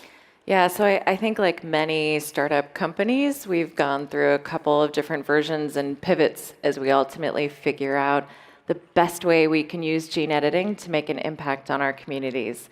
So when we first founded the company, it was really a broad platform technology play. We actually weren't working on developing any of our own products, and instead partnered with other companies like a livestock company who's working on solving animal health and well-being issues.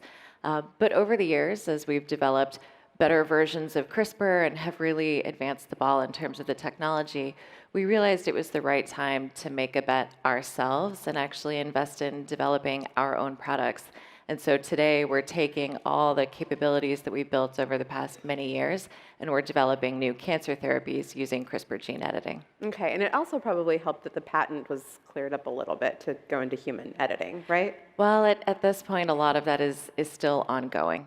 There's still what's called an interference proceeding happening between the University of California and their collaborators, the Broad Institute and their collaborators. So this is a story that will keep being told over years to come. All right, well, so I do want to get into what you're actually doing right now, and that has to do with CAR T cells. Can you explain how CRISPR works with CAR T cells and what that is and what it all means? Sure, so maybe I'll start with what is a CAR T cell. So CAR T is a pretty new technology. There are only 2 approved products here in the United States where doctors are actually able to take a cancer patient's own T cells, these are specialized immune cells, take them into the laboratory and give them a little thing called a CAR, which is basically a molecule that can specifically recognize a protein sitting on the outside of cancer cells. So it's basically a way to engineer the immune system to find and fight cancer. But today, these CAR T products are patient-specific. Physicians actually have to take T cells from the sick individual, make a product just for them, and deliver it back to them. It's very expensive, it's time-consuming. Some of these people are so ill, they actually don't even live long enough for their product to be made and delivered to them. And so gene editing holds incredible potential for this field. Instead of having to take a patient's own cells, we can now go to healthy donors, healthy people, and healthy T cells, and use gene editing to make enough changes that we can make what's called an off-the-shelf product. And really, one of the critical changes is making sure that you don't cause graft versus host disease, right? If you would just take an organ from you and give it to me, my body would reject it. It would know that it's not me, and it would use the immune system to try to kill off that organ, even if it's trying to save my life. So we can use gene editing to basically trick these things to make it no longer look like it's foreign, so that they can survive long enough in the cancer patient to find and fight the cancer. And so just to clear that up, you're basically saying that you can mass produce medicine for cancer patients no matter what kind of a cancer they have. So it's all very specific to not only certain kinds of cancer, but what proteins sit on the outside of that cancer. So for example, the first program that we're working on is to treat certain kinds of non-Hodgkin's lymphomas. And many of those have a little protein that sits on the outside of the cancer cell called CD19. And so our product is able to specifically recognize that protein and kill the cancer cells that have it on the outside. So to go after a different kind of cancer, we'd have to re-engineer a new product to recognize a new protein for that kind of cancer. Do you think you'll get into anything beyond cancer, like Alzheimer's disease? It's a great question. At Caribou, we're laser focused on cancer today, but if you look at the broader gene editing field, people are doing some pretty cool stuff. People are trying to advance therapies for various genetic disorders, and I'm aware of some research projects on Huntington's right now as well. Okay.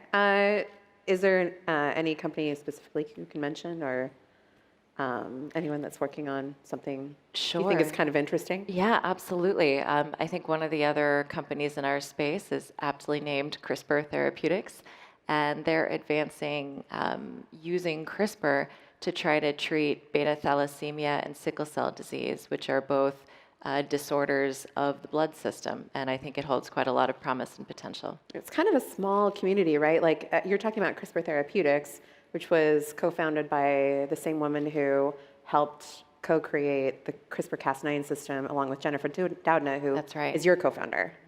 Yeah, so I think that's kind of interesting how it's a lot of women and it's a very small space. It's pretty cool, absolutely. And of the 4 original CRISPR companies, 2 of them are led by women, which I think is remarkable. Yeah, that is pretty remarkable. There is a lot of confusion around CRISPR, and there is some fear that we're playing God by editing our genes. What do you have to say about that? Yeah, I think they're really important ethical and moral questions that have to be asked as part of figuring out where to use the technology and probably more importantly, where not to use the technology. At Caribou, we actually have a company policy, no human embryo editing, full stop. No baby embryo, embryo editing. Correct, correct. So no editing of early embryos, no editing of sperm, no editing of eggs. And that's for a multitude of reasons. I think for many of us, it's part an ethical component. And I think it's also a question of what is the technology ready for? Often CRISPR is described as kind of the Microsoft Word for the genome. You can just go in and make some changes and, boom, you're done. But it's nowhere near as easy as Microsoft Word. And the system is imperfect. You might want to make a change just in this one place, but sometimes other changes happen elsewhere. And so we think it's really important to wrestle with when those, what we call off-target effects, might be acceptable and when they're not. So if you're thinking about a cancer patient who's very ill, has no further treatment options, their risk tolerance is going to be very different than if you're thinking about a baby who's not even born yet, and what the risk tolerance should be for that individual. And so that's a big part of what informs our decision. And doesn't that get into also the germline editing, which is something that could affect all of humanity? Exactly. So if you just edit a person's T cells or their blood stem cells, those edits stay with them and die with them. They're not passed on to next generations. But the germline, so embryos, eggs, or sperm, those edits not only impact the person born from those materials, but all of their children as well. And that's a huge implication that has to be thought about appropriately and is a big part of why we don't think it's appropriate. Okay, so there are other people who are working on human embryo editing, specifically in China. We've seen that happen before, and we don't actually know the results of those experiments, right? So what can you explain what's going on with regulation here to make sure that we don't do something completely reckless with the future of humanity? Absolutely. Regulation and rules vary dramatically around the world on this topic right now. Some of that is because regulations were written decades ago, a long time before any of these technologies existed. And so sometimes they're imperfect for the challenges that we face right now. In the United States, the FDA has made it clear that they will not review any applications for products that rely on editing human embryos or human germline materials. So from a therapeutic perspective, that's not going to happen here. People are doing basic research here in the United States, editing embryos to try to better understand early development, but that's not in the context of then trying to create a pregnancy and create a person out of it. In other countries, it appears it might be easier to try to do these types of experiments. And as you said, allegedly there are multiple edited babies in China, though we really don't know a lot about what happened there. Yeah. It seems like it's a tough call to say to someone who really wants a baby but has a genetic disorder to say, sorry, you're out of luck. What do you have to say about that? Yeah, it's heartbreaking. And I've certainly spoken with many people who have themselves rare genetic diseases and would desperately love to ensure that future generations don't. I'm incredibly sympathetic to that. And I think it has to come in the context of knowing that we're not solving one problem and creating many, many more, which at this stage we have no confidence in. Okay, let's talk about what people are actually doing in the US right now without much regulation, which is these DIY in your basement or even live streaming, injecting themselves with CRISPR. Seems like it's Wild West out there. I mean, what do you have to say about people who get online and buy a kit and then want to CRISPR themselves? Yeah, I think that's incredibly dangerous. And I would break the DIY community into two very different buckets. I think there are a lot of people who are science curious, science enthusiastic. They buy these kits to teach themselves or their friends or their children about science. They're maybe editing bacteria or yeast or something like that. I think that's awesome. I think any chance that people have access to science to better understand it is fabulous.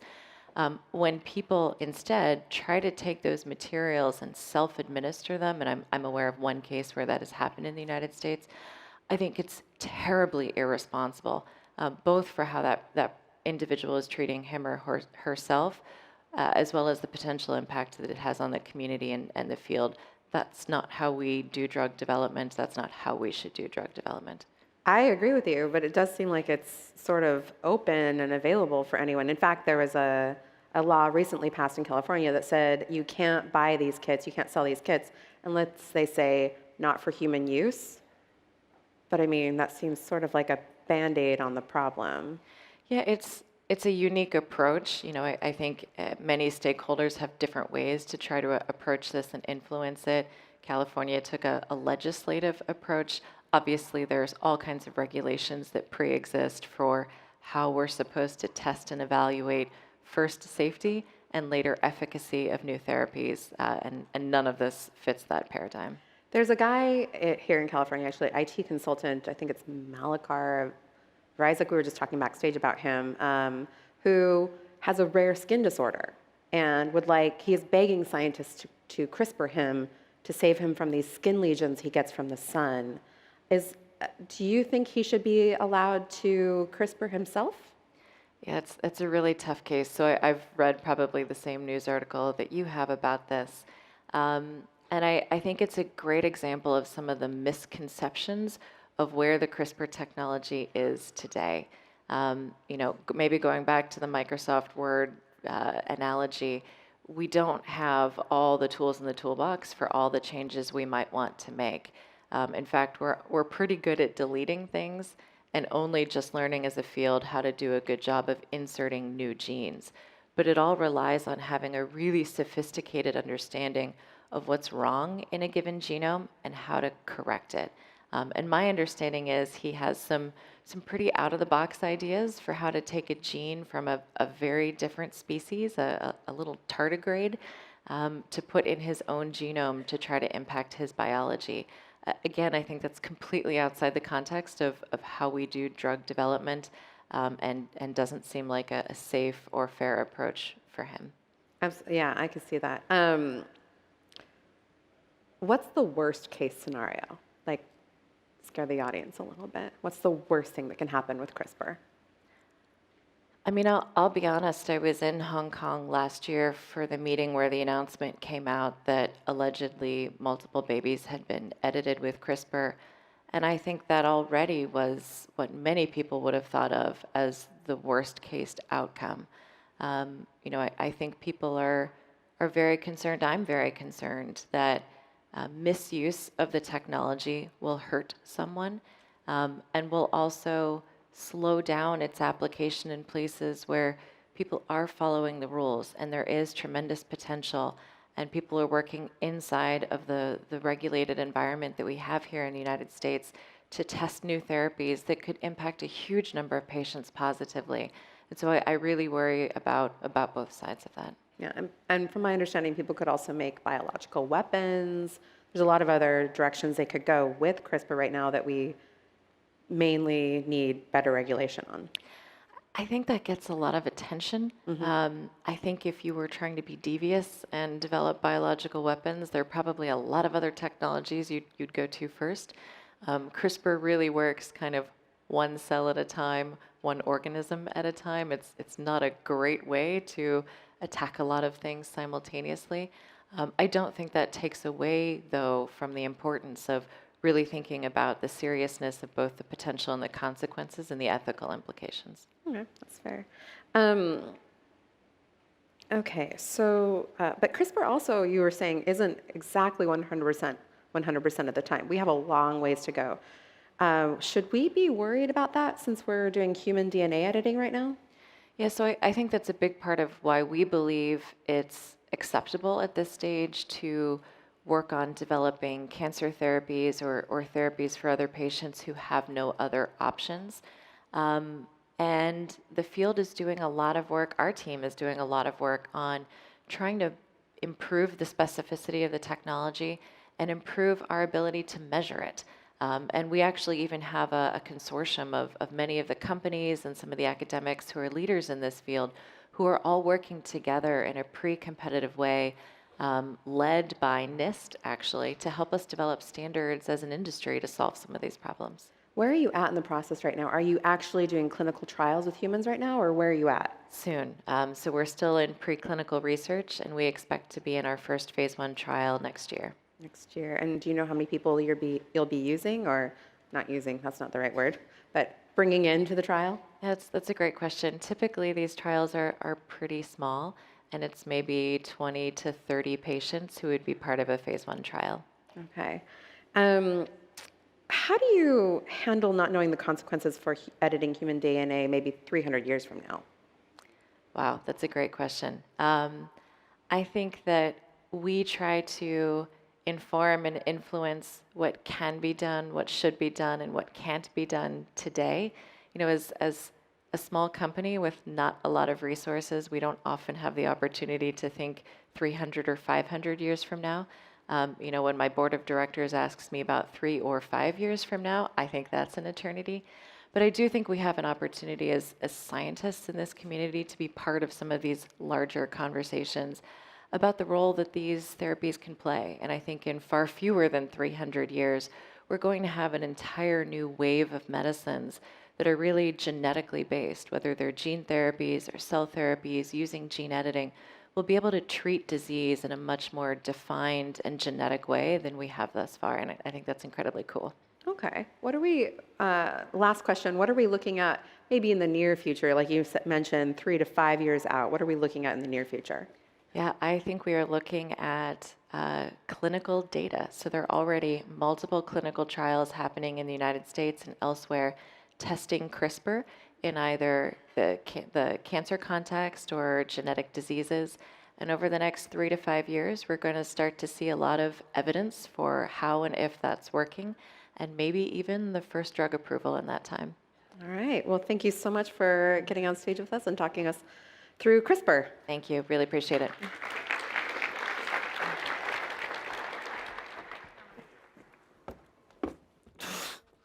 Okay. They finished a bit early. I was rushed out here, but everything's going to be okay. On the Extra Crunch stage right now, my shoe's untied. Wow, okay. On the Extra Crunch stage at 11:35, we're going to be talking about how to build a brand that gets attention. That'll be featuring Brooke Hammerling, who's the founder of Brew PR, Chelsea Macklin, who is the VP of Marketing at Bumble, and Ben Pham, who is the co-founder and creative director at Character. It's going to be really good. You should definitely check it out if that's something that is of interest. And with that, we're going to bring out our next guest. I covered Snapchat right when it first launched, and it's actually been a real pleasure to watch the company grow up. It's a big adult company now. So with that, please welcome to the stage co-founder and CEO of Snap Inc., Evan Spiegel, and your moderator, Josh Constine.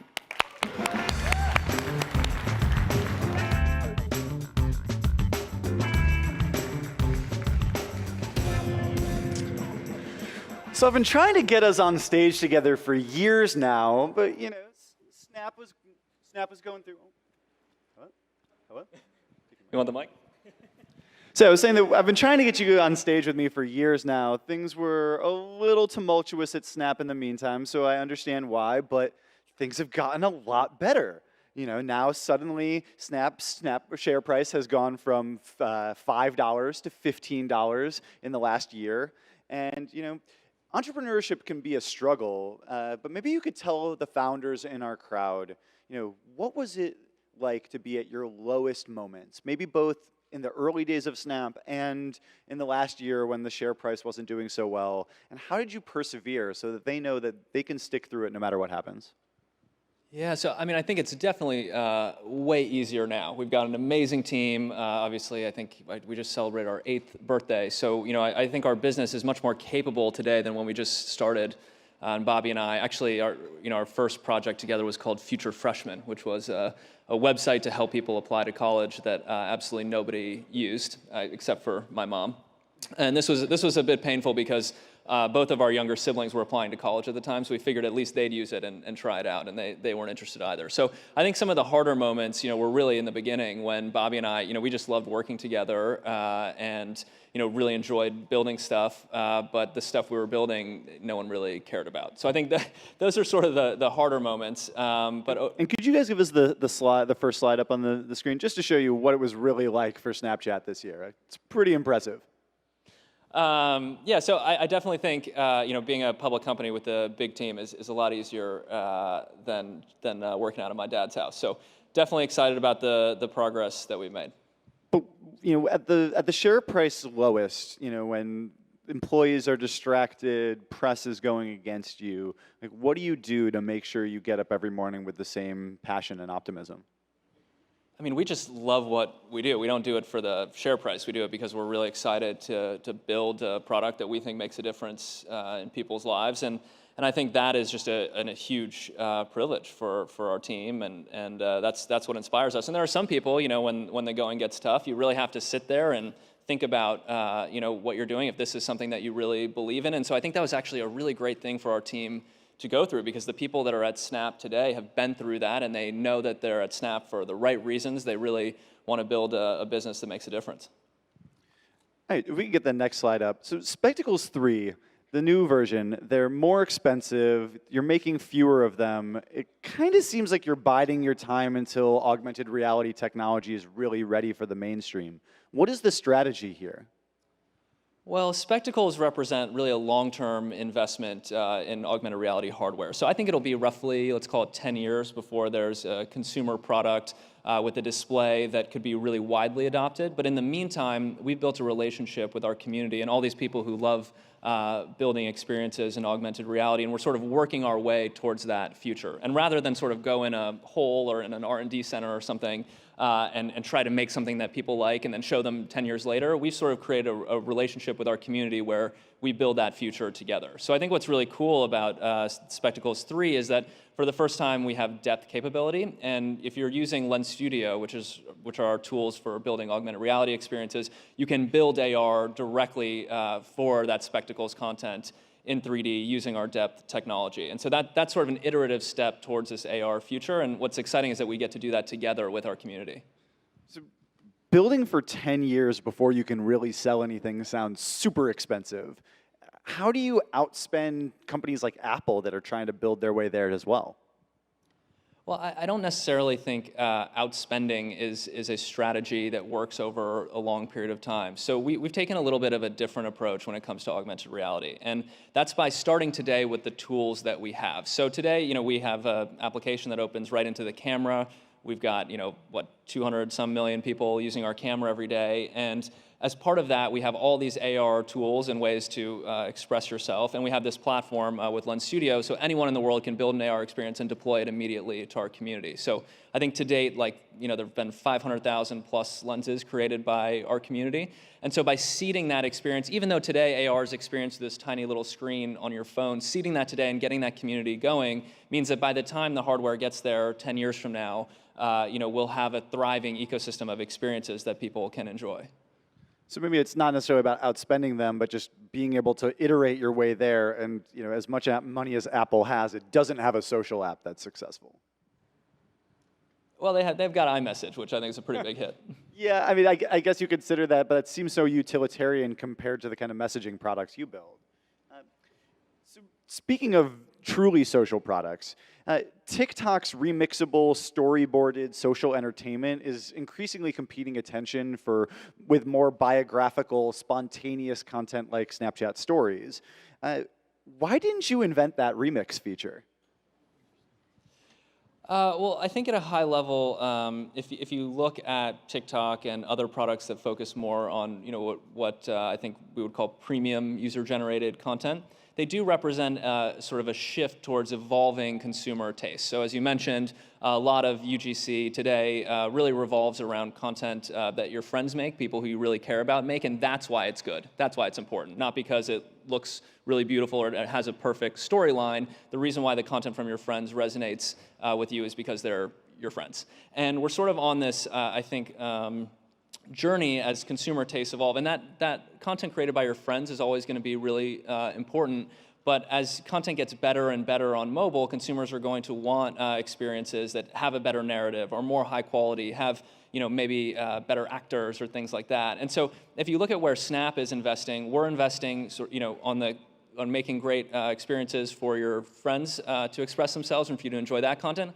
And also on the premium side, we have things like shows that are starting to elevate mobile storytelling. We're investing a lot in producing content that's really compelling and is full screen and vertical. And so I think what you're describing with TikTok sort of sits somewhere in the middle. It's that it's on that evolution from content created by your friends to really premium content. So you're saying that the user taste is shifting in this direction. If you guys could put up the TikTok slide, but between Snapchat Stories, which is really on that biographical friend side, and the shows, which is really more like publishers and very premium, or maybe celebrities and big public figures, how do you guys compete in the middle, which is that more storyboarded, user-generated content? If you guys could show that TikTok slide.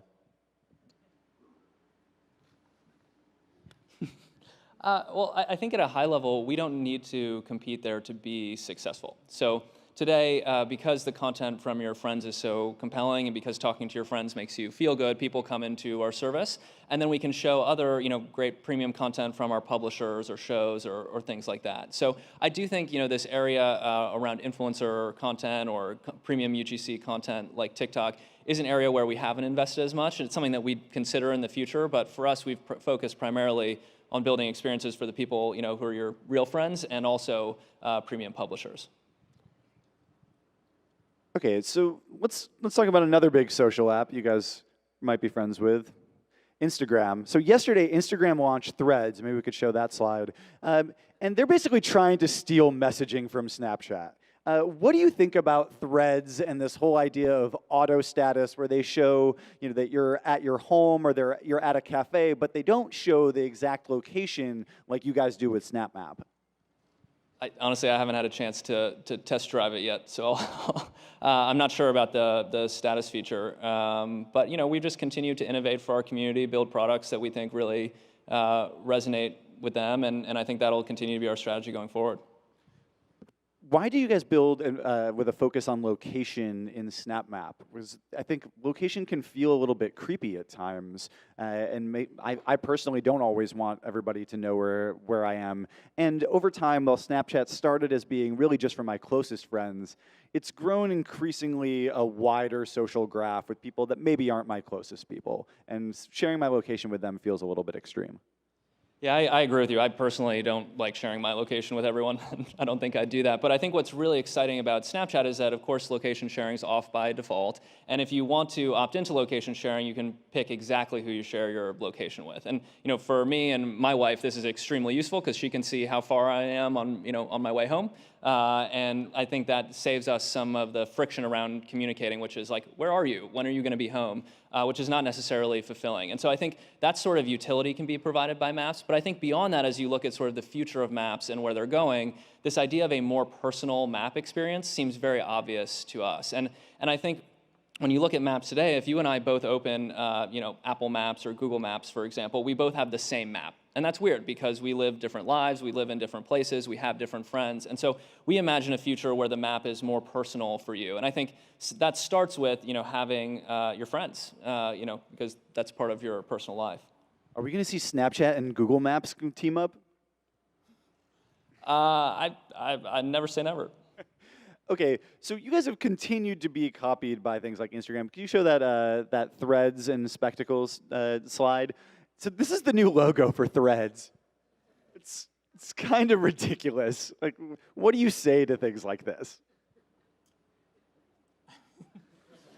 I haven't actually seen them side by side before. That's nice. I'd say nice logo. Okay. Very dignified. Golf clap. So one strategy with competing with Facebook for you guys has been the developer ecosystem, and that's something that's gone pretty well. Can you tell us what's been up with Snapchat or Snapchat SnapKit? It's a platform for letting you log in with Snapchat and to other apps and send content back to Snapchat. Yeah, so actually I was walking around a little bit earlier outside, and I bumped into someone who'd made some geofilters for Snapchat, way back in the day, and their geofilters, I guess, over time had amassed over 10 million views, so I got to hear that story. And I think if you look at the way that Snapchat has evolved over time, we've sort of increased the opportunities for people to partner with us and to express themselves and to grow their businesses using Snapchat. So it started with things like geofilters, and now today, we're integrated, I think, with more than 450 applications, and I think last month, 100 million Snapchatters interacted with SnapKit content, or like Bitmoji, or things like Creative Kit. So I think that that platform has grown pretty significantly. And as you mentioned, we also have a gaming platform, we have an augmented reality platform, we have a content platform. And so I think what we've seen is that by providing tools to really creative people and by helping people grow their business, we can create these win-win-win partnerships that also help Snap grow. And so how's the platform doing quantifiably? Like, how many apps do you guys have? How many users are using SnapKit? So we're integrated with over 450 applications, and over 100 million Snapchatters last month have interacted with our SnapKit partners, their content, things like that. That's pretty impressive. That's like half of the Snapchat users, or half of the daily users at least, even though that's over a monthly time period. Yep. So one of the things that I think is really fascinating about SnapKit is it focuses really deeply on privacy, which is so different than the other developer ecosystems out there. Given the Cambridge Analytica scandal and Facebook now saying they have to remove hundreds of apps that were violating their rules, how do you exploit the creepiness of other platforms through your own sort of sense of privacy? Well, I think for us, from the beginning, privacy is something that we cared a lot about, right? We pioneered things like ephemeral messaging. I remember, when we told people, hey, we're not going to collect data like your ethnicity or something to target ads. I was pretty radical at the time, and people were worried if we'd be able to build a business, right? And instead, I think, because we viewed privacy as a real advantage for us, we invested a lot in innovating there. And so I think, one example is SnapKit. Another example is the way that we can do distributed machine learning without basically huge amounts of personal user data being uploaded to the cloud. And so I think as you look over time, we always are finding more opportunities to innovate and provide better, higher quality and privacy protective experiences to our community. And I think now what's really great is that our partners are seeing how valuable that can be. And so they're also looking for partnered solutions that protect user privacy. So I think now, given how much the industry has evolved over the last 8 years, it really works for everybody. Okay, so we've seen that there's a much bigger emphasis on well-being in social media recently, and I think that's very positive, this concept of time well spent. And while you guys have never had likes, Facebook and Instagram are now hiding their like counts, but you guys still have streaks. And so you've made streaks a little bit less prominent, less easy to filter to see them, but you still reward people for constant interaction, messaging back and forth with a friend every single day. You reward them with this little emoji. Can you guys show the streaks image? So tell me, are streaks healthy? Well, taking a step back, one of the things is we look at mental health, right? The number one predictor of enduring a depressive event is having close friendships. So if you have real friendships with people that are close to you that can support you, it's much easier to bounce back from something bad happening in your life. And so I think... I hear that, but at the same time, what's going on in streaks is not always true deep connection. These are people sending an image that's just like a random photo with the word streak ? To their friend, hoping they'll send one back so they can keep that streak going. You've seen these images before. Is that really healthy? Well, we've studied this obviously extensively, and we talk to our community about the way that they use streaks. And actually, I very frequently get letters from people who will tell stories like, we just hit 1,000 days snapping back and forth. We've been through a divorce. My friend had a kid. One of us graduated from college. And actually, this represents the fact that through all of that, we talk to each other every day. And so I'm sure you're going to be able to find examples of when someone sends a message just to maintain their streak. But I think for a lot of people, this idea of rewarding that deep friendship, rewarding this idea of communicating back and forth every day is actually very enriching. And it's very different than this idea of competing with friends to look cooler, look prettier, be more popular. So I definitely think that streaks are constructed in a way to reward the behaviors that really make Snap special. Do you think like counts really are just people competing to be more popular and look prettier?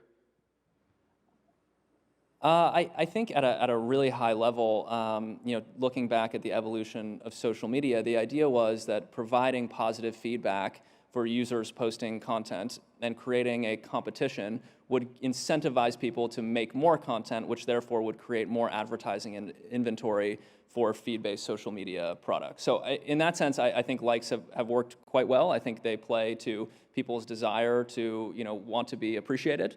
And so I think the challenge has become, right, when people have confused their social media friends for real friends. Actually, I'm sure you've seen this, but the Merriam-Webster dictionary is now updated so that when you look up friend in the dictionary, it says social media connection as one of the definitions. And I think that, to me, represents the challenge we face in our society because, look, there are always going to be, networking connections, people we don't know very well but still add value to our lives. But I think it's those deep relationships with the people that you really care about that can make a difference.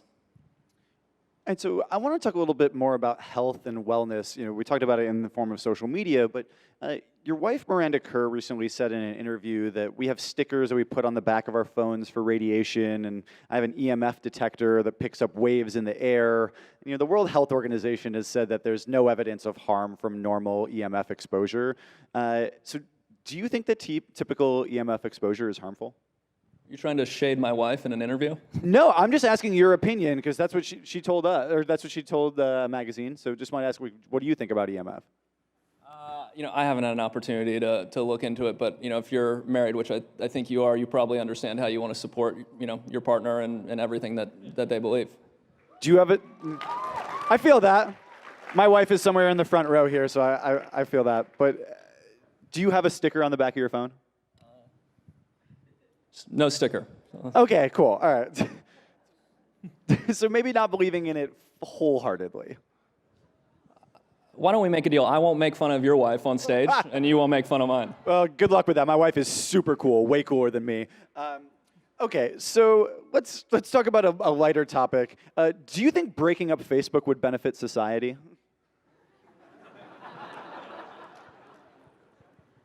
It's really hard to say. I think the things that would benefit society are real product changes that they would make to their platform. And I think, the thing that everyone's concerned about is that they've seen that competition has been what has motivated Facebook to make those changes over time. So if you look at, Snapchat, the inventions that we created around ephemerality, around privacy, those have really motivated Facebook to dramatically change their product offering in order to compete.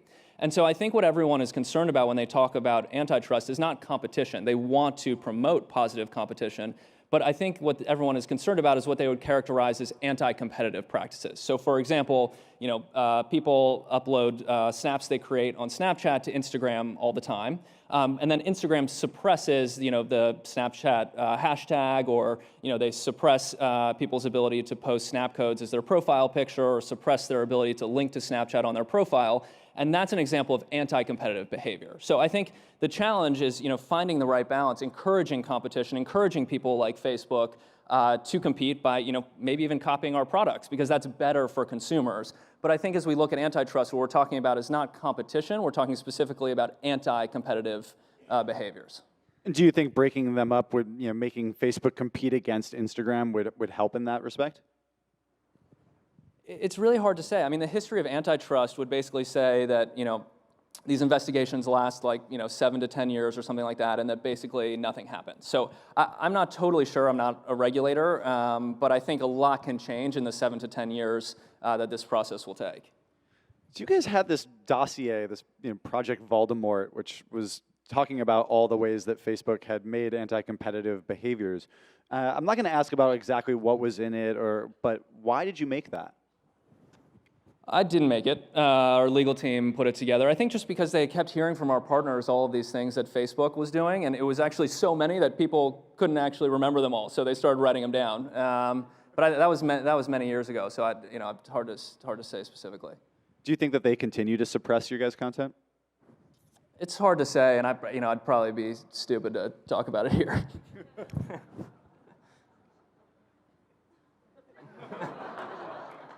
I'm waiting.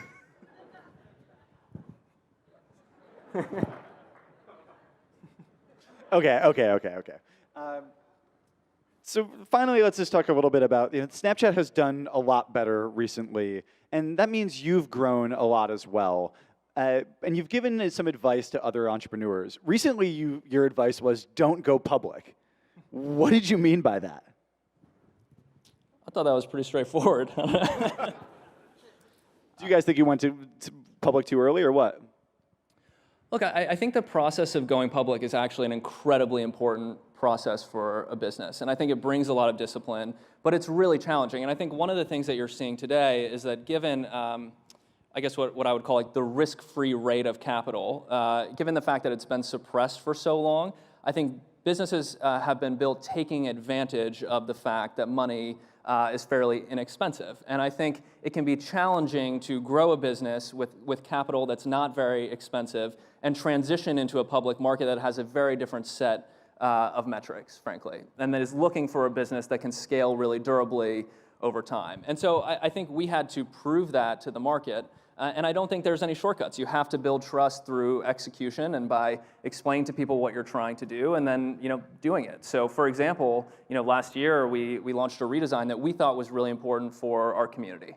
And we talked about what we were going to do. We said there's going to be a short-term negative impact, we think. And sure enough, there was. But now, I guess fast forward a year or so, it's really clear that that has a positive impact on our business. And so I think just going through events like that help build trust with the investors that really are counting on you to grow your business and grow their investment. But why say don't go public if you say it's so good for companies to learn that transition? I was trying to make a joke. Okay. So lastly, you make a lot of mistakes when you're a public company, when you're doing your first time in this kind of seat, but you've obviously grown so much, and at least the share price has. So what's the biggest mistake that you used to make that you don't make anymore?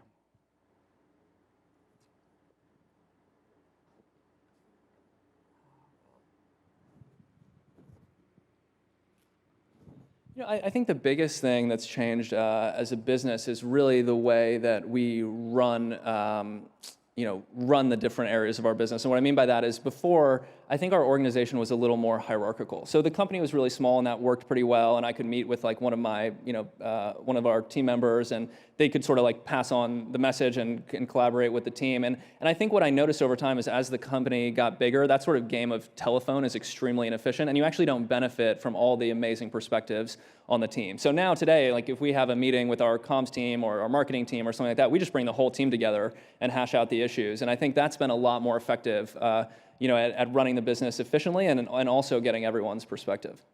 That's awesome. So to quickly recap some of the great insights from Evan, he thinks that it might be 10 years till we have a consumer AR glasses product, but by building iteratively for with the screen that we have now, Snapchat might be able to defeat the big spenders like Apple.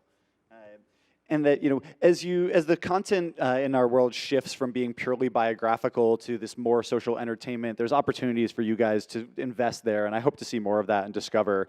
And on terms of being copied, at least, it might be the same thing that Facebook has built for 10 years running since Poke. At least you think they have a nice logo, right?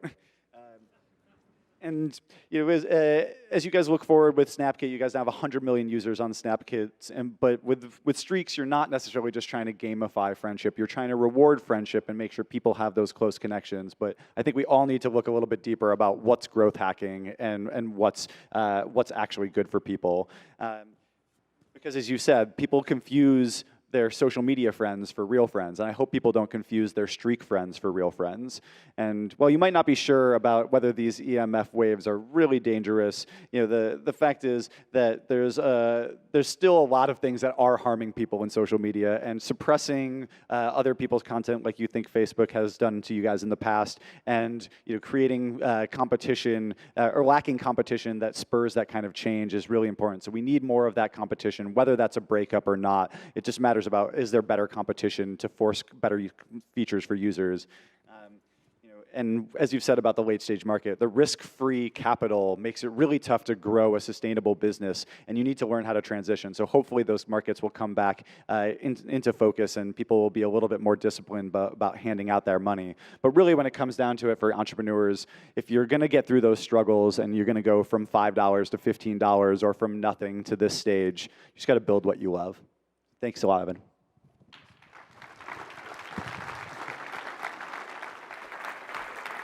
Hit it. There we go. Okay, that was tense there for a minute, right? The eye contact got me. Whew. I was like, this is dead air. Okay, our next guest is not only one of the more charming people that I've met this week, but she also makes me a little bit insecure because she's just fucking cool. So with that, please welcome to the stage Simone Yetch and your moderator, Brian Heater.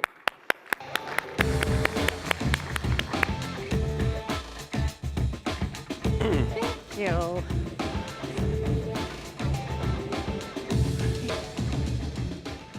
I'm really glad that Jordan said fucking before we came out, because we had a conversation before about whether or not it was okay to swear. Oh, I didn't even notice that part because I feel like, oh no, don't like raise people's expectations. Like I want the bar to be as low as possible so you can impress and not be like, wow, this person's cool. Well, I think we've actually got some great videos to sort of like showcase your general coolness. And the nice thing about this is like, usually when I sit on stage, I give a little bit of a preamble, sort of explain to the audience what this person does. But we've got some videos to do the heavy lifting here. So let's roll video number 1. And I think this will give you, for those of you in the audience who aren't super familiar with what it is Simone does, this is kind of the thing that you're known for. So what are we watching? We are watching me in my old room on Valencia Street. I just programmed a robot arm to serve me breakfast. And it was kind of the shtick. Like I started making shitty robots, and it kind of just grew on the internet, and Reddit took me under its wings in this very, very sweet way. And I have been a full-time inventor of more or less useless things for 4 years now. Did you set out to make useful things and then they just didn't really work out as anticipated, or? No, it was definitely, I mean, I planned exactly how I wanted things to go wrong. And it was mostly like, it was this backwards way of taking the pressure off of myself, because I really wanted to learn about electronics. I really wanted to learn about hardware and robotics. I didn't want to go back to school, and I'm also somebody who struggles a lot with performance anxiety. So I was like, how can I approach these really daunting topics without having my performance anxiety get in the way? And this almost like hack that I did on myself was like, I'm just going to build useless things that are funny. And it helped a lot because it was just like no pressure. So I'm sensing a theme here, which is setting the bar as low as humanly possible when we first came out.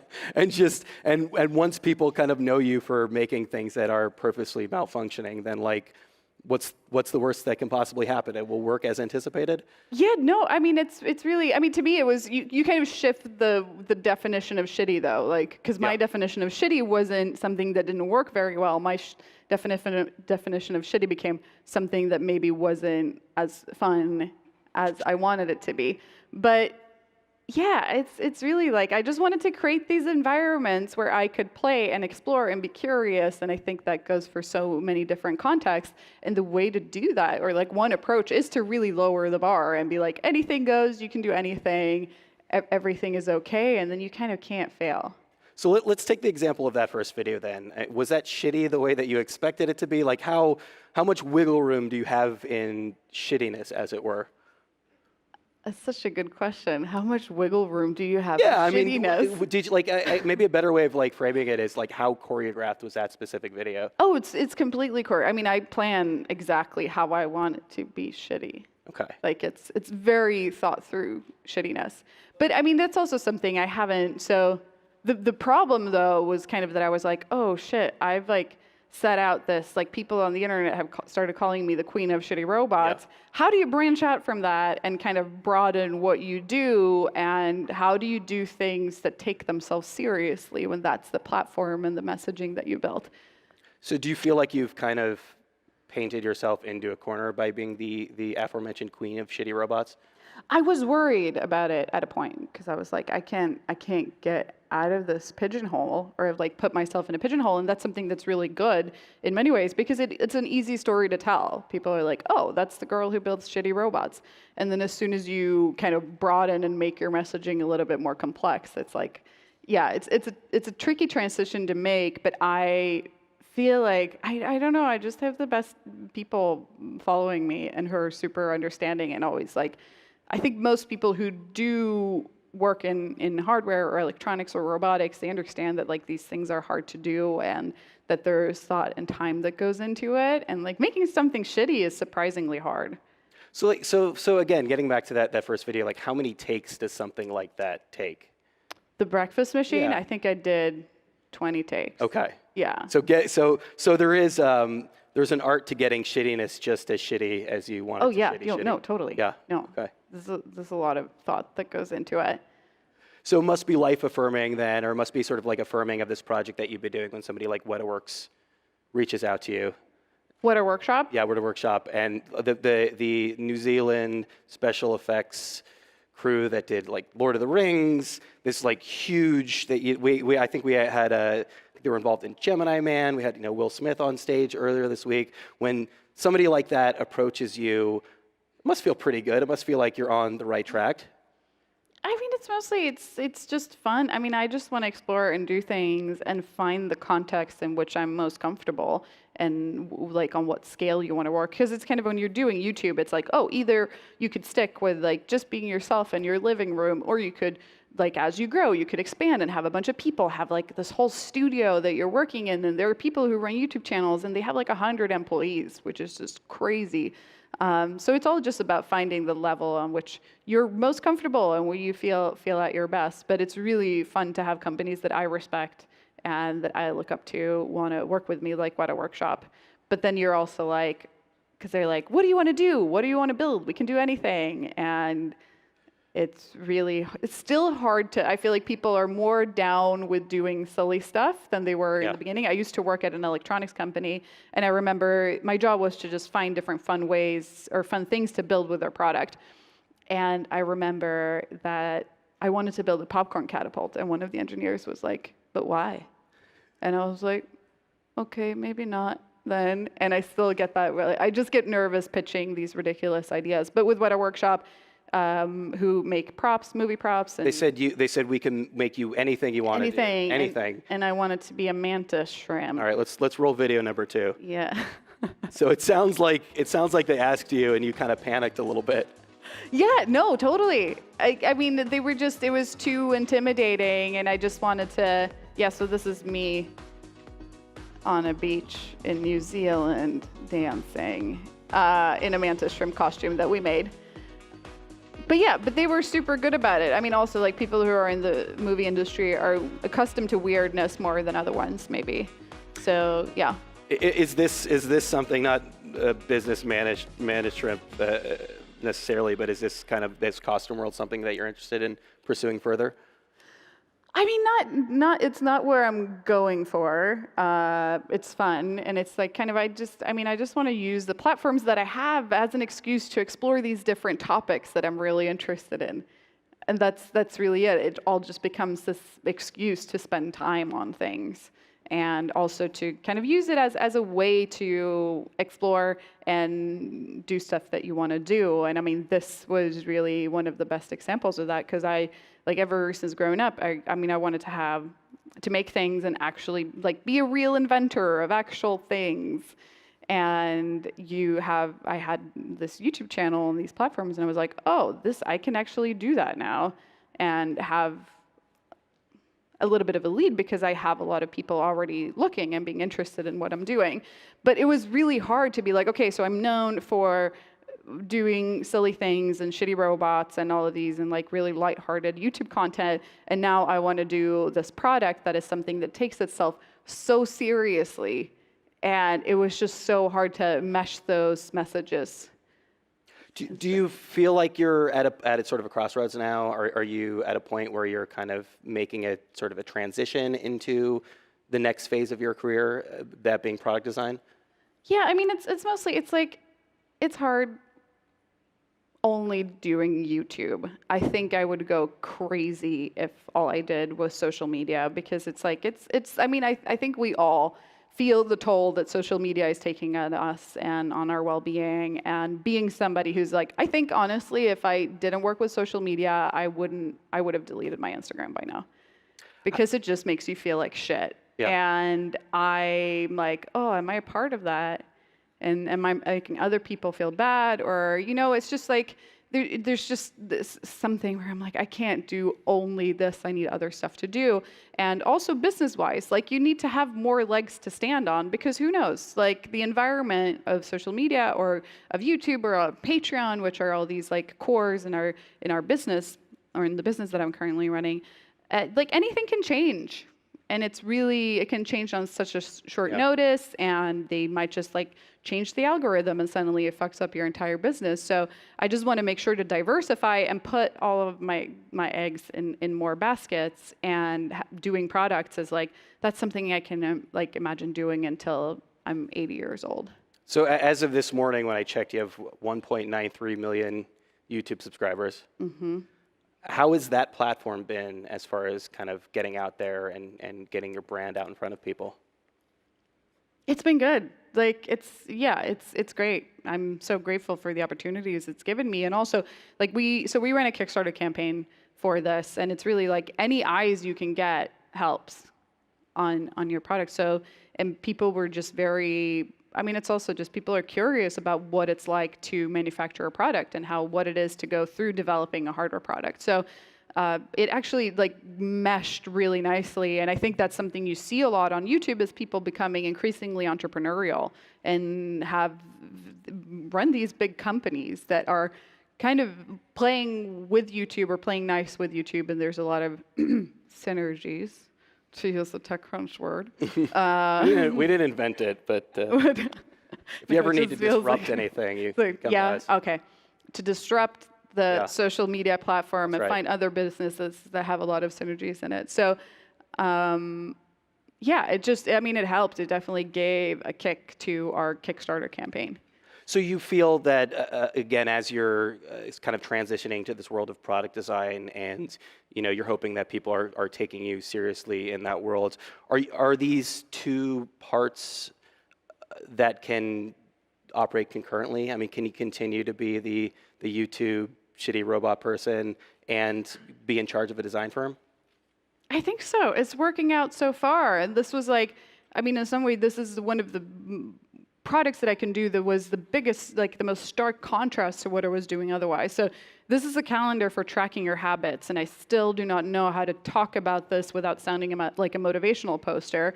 But it's kind of like this gold star system. And I built the first version because I wanted to meditate every day. And I was just always making these little grids and notebooks and crossing out boxes. And I was thinking, oh, could I make something that I could hang on my wall that actually looks pretty and that feels like a little treat that has like a more fun action than crossing out a box. So every time when I meditate, I get to do that. So I don't know if you can see, but these LEDs are lit up. So today is October 4th. So when I meditate, I just get to tap that day and that's it.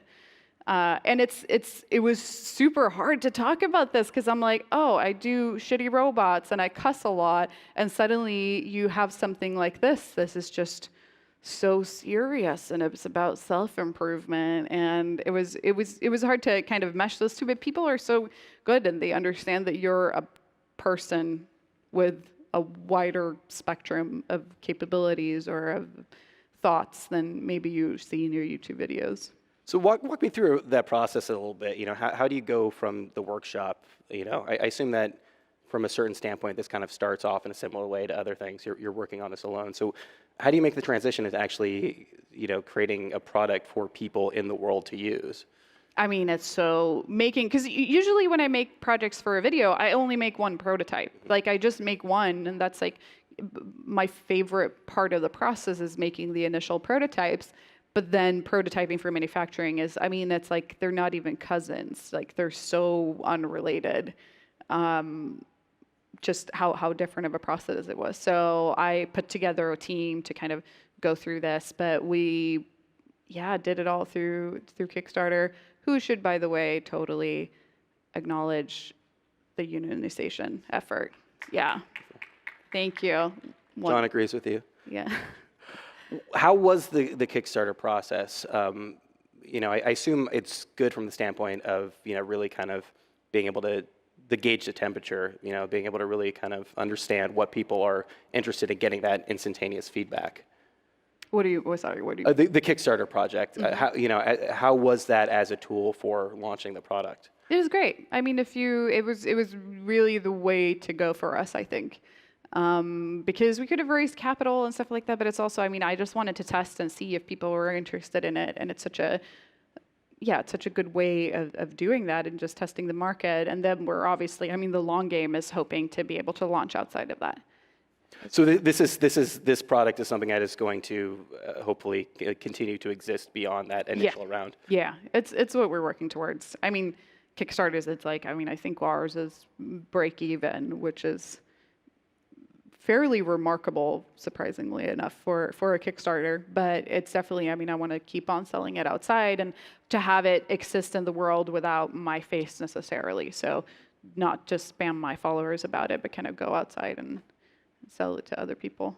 I get the feeling that this took on a little bit of a different meaning. I mean, I know you've had some health struggles over the past couple of years. So this idea of having this sort of like daily thing that you go back to, this daily reminder, it took on a little more gravity, it sounds like. Yeah, so I had brain surgery last year and found out that I had a brain tumor, and it's definitely had a long way to recovery, but I'm doing okay. And it's like going through something of that just really helps reinsure how important it is to take care of yourself and anything you can do to help. And I was really grateful going through that for the time that I've spent taking care of my body and trying to support it and what it wants, or just trying to eat well and exercise and sleep. And going through something like that, I felt like I got to reap some of the benefits of that. And it's just like, it's so important. I think we all go through the world thinking that it wouldn't happen to us.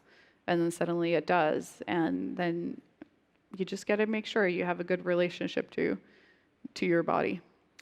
Did that make it even more important to get this out there? Did you focus on this even more as you were going through that?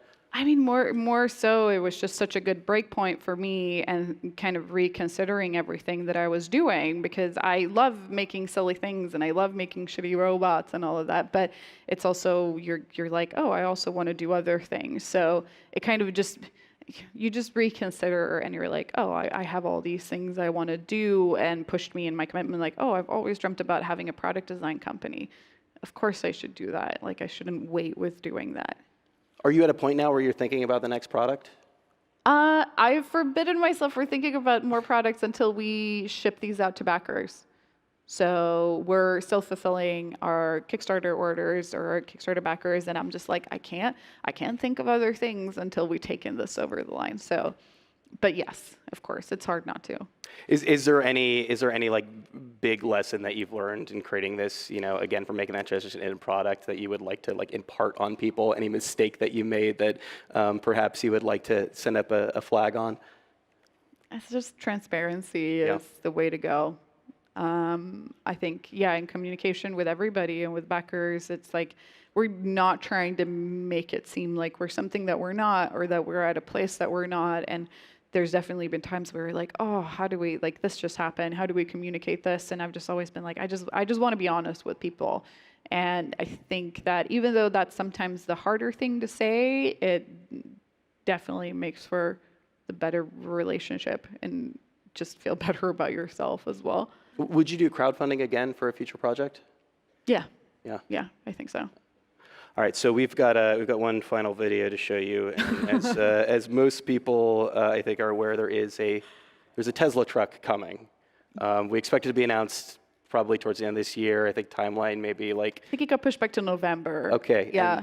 2020 or 2020, probably 2021. I think is probably about when this thing is actually going to come to market. But you couldn't wait. So let's roll video number 3. Yeah. It's here. The truck the world didn't know it was waiting for. It's the dawn of a new beginning. Some trucks rely on roads already paved. Some choose to pave their own. Push past convention. Empower yourself beyond what's possible. And if the thing you want doesn't exist yet, you step up and make your own. So that's kind of the big takeaway here, right? If the thing that if the thing you want doesn't exist in the world, go ahead and make it yourself. You make your own, and you put an angle grinder to it, which is one of the most painful moments of my life. Yeah. How long did this project take? I mean, a year to plan.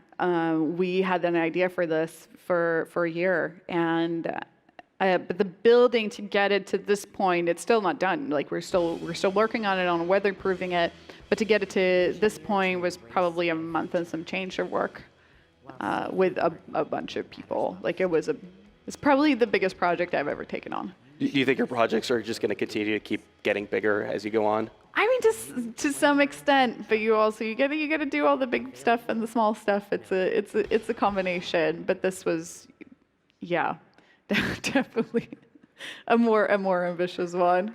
Oh, thank you, Simone. Thank you so much. Thank you. Thanks, everyone. Do you guys see what I mean? It's just cool. Okay, at 12:30, getting a hardware company off the ground on the Q&A stage. If that is of interest, don't forget that if you want to read all the curse words that we're saying out loud, that you can find that on otter.ai. And I will see you after lunch at 1:10 in these seats. I can't wait. As companies transition to using microservices in their architectures, more APIs are created across the organization. With this increase, it can become more challenging for developers to find these internal APIs and reuse them when they're developing new software. That's where Rapid API for Teams can help. Rapid API for Teams enables development teams to publish their internal APIs into a private workspace. Developers can find any internal API, view its documentation, test it, and connect directly, or collaborate and share information about the API right in Rapid API. Team members can also subscribe to any public API available on the Rapid API Marketplace, and the entire team can see and use that subscription. This way, you only pay once for any API your team uses. Rapid API for Teams makes it easier to share and collaborate on APIs. Get started today on rapidapi.com/teams.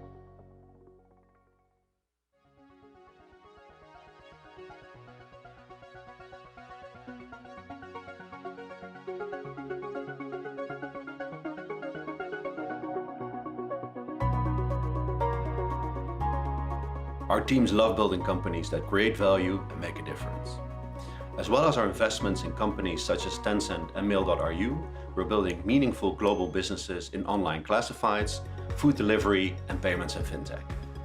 Bob and the team have great experience in operating and investing in large companies in India, be it fintech, be it commerce. Because they are global and they understand consumer business, they have a very helpful and specific advice that they can give to us. They think like entrepreneurs. They're a fantastic partner. Our big vision at Movely is to make life better for 1 billion people, and I believe Prosus is the perfect partner to help us achieve our dreams.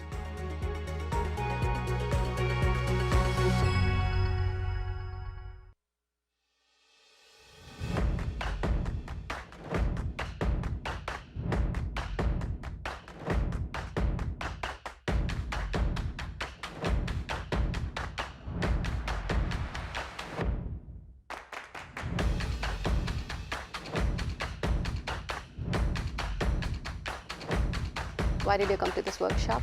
To learn. But quickly I realized I started unlearning some things which I've been doing very incorrectly in the past and which didn't really give me the results that they're supposed to get. I want to be where we ask questions like why? And the big question I ask is what if? You know, it's a different way of thinking at Stanford than it is at any other university in the world. I realized I was getting stale, so I said, you know what, it's time for me to move on and look for greater things and have more impact.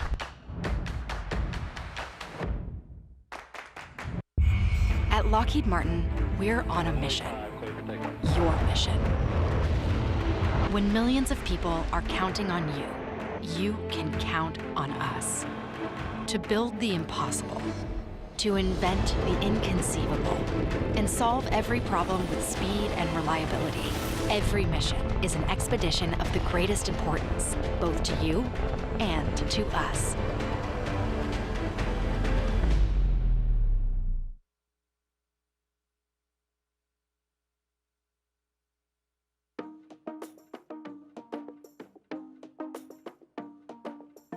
Months before the hard-fought battle for its second global headquarters in Queens, Amazon planted a massive 855,000 square foot flag in Staten Island.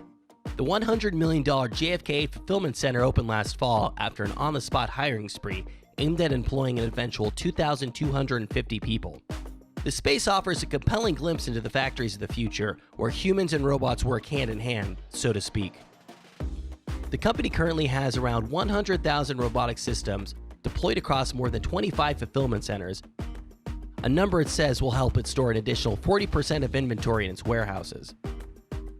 Up a few flights, robots zoom across the floor in a tightly controlled space like giant Roombas. The mobile robots were the heart of the company's $775 million 2012 acquisition of Kiva, a Massachusetts-based startup it would later name Amazon Robotics. The army of robots are walled in by fences that bring to mind nothing more than indoor batting cages. Around the edges, Amazon employees work at pick-and-sew stations, working alongside the robots to determine how to best store inventory on the shelving pods and how items will be shipped out together. The fencing around the robots is designed specifically to keep associates out of harm's way. Humans are generally not allowed in this enclosed space for reasons of safety and efficiency, but an imperfect system requires the occasional interaction. Things fall out of pods, robots break down. It's for this reason that the company has introduced the Robotic Safety Vest. The mesh vest includes a belt containing a variety of sensors that add a few pounds to the employee's getup. As more people buy products online, these army of robots will no doubt play an increasingly central role in meeting that demand.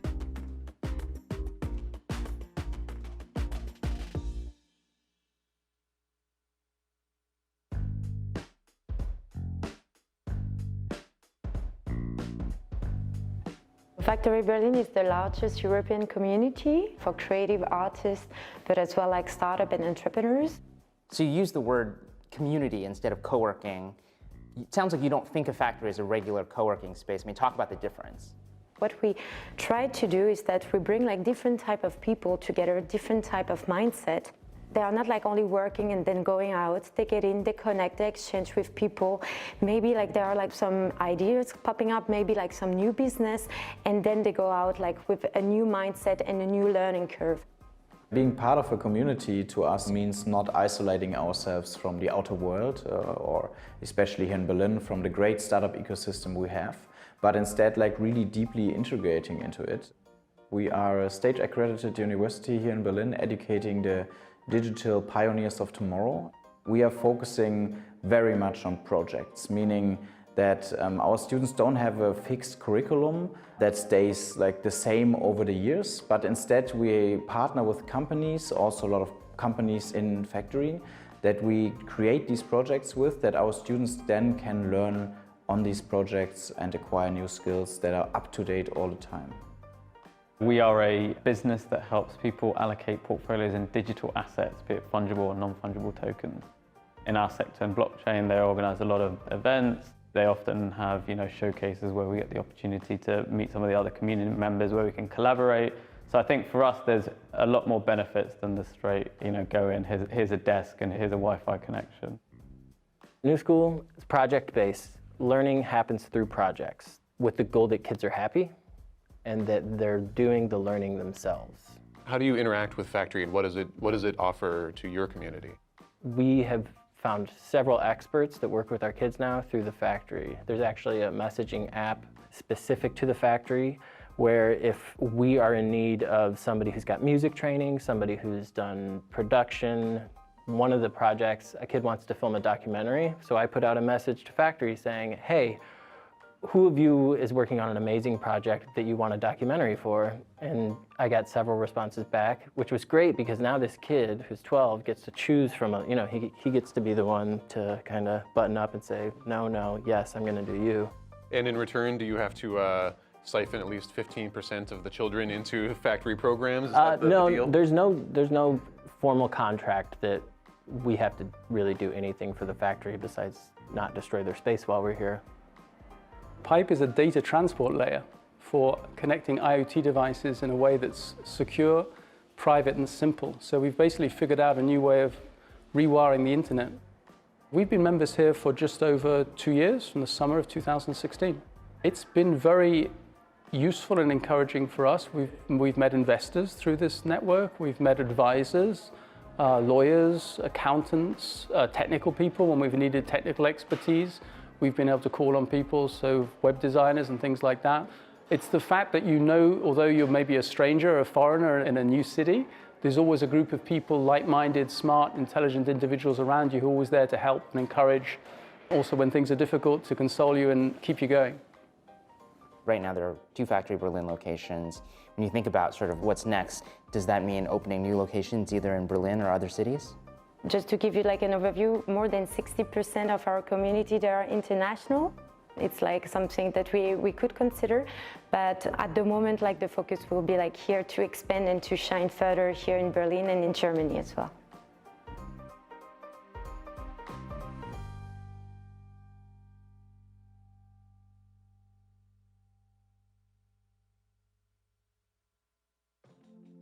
Today in the US, there are only 500 infertility clinics and only 2,000 reproductive endocrinologists. What has happened historically, it's women are having issues and then they have to go in and then and only then is this type of testing done. And so we're switching that model up. We're opening up this type of testing to half the population. And so we're able to get economies of scale with that and pass all of those savings down to our customers. So tell us how modern fertility works exactly. So the way modern fertility works is women come to our website, they request a test. They can either test at home through a simple finger prick or go to a local lab. They get their results back in a few days and they get access to the modern fertility experience. I started thinking about fertility testing probably about a year ago. I'm in my mid-30s. That's when you start to hear about something you should consider. The test comes in the mail and there's an instruction sheet and it's just a simple finger prick and then you put this droplet of blood onto a card and mail it back in. You're testing for 8 different hormones, including anti-Müllerian hormone. What does that mean? Anti-Müllerian hormone, AMH, is a hormone secreted by the cells that surround the follicles in the ovaries. And so by measuring the amount of AMH in your blood, it's a proxy of how many eggs you have in your ovaries at that time. One concern I've read is that your ovarian reserves aren't directly correlated to conception, that it's really the quality of the eggs versus the quantity. How do you sort of respond to that criticism? When you think about any woman today, there are many more important things in thinking about your overall reproductive health beyond your ability to get pregnant right now.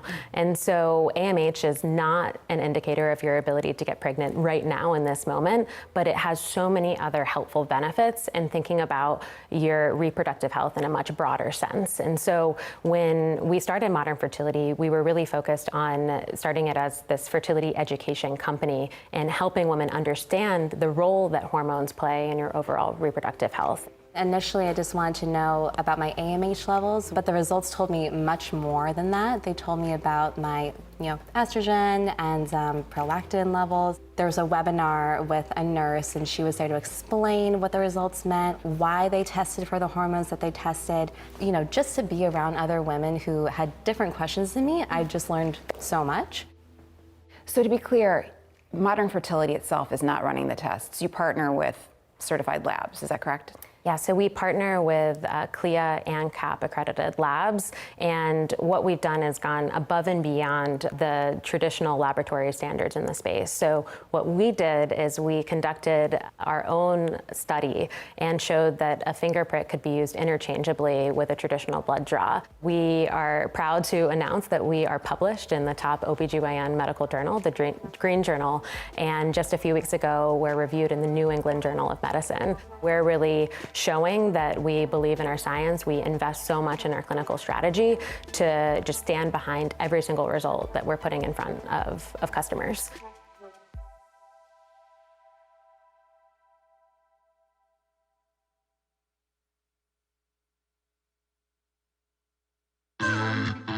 Anamorphic lenses remind me of epic kung fu fight scenes.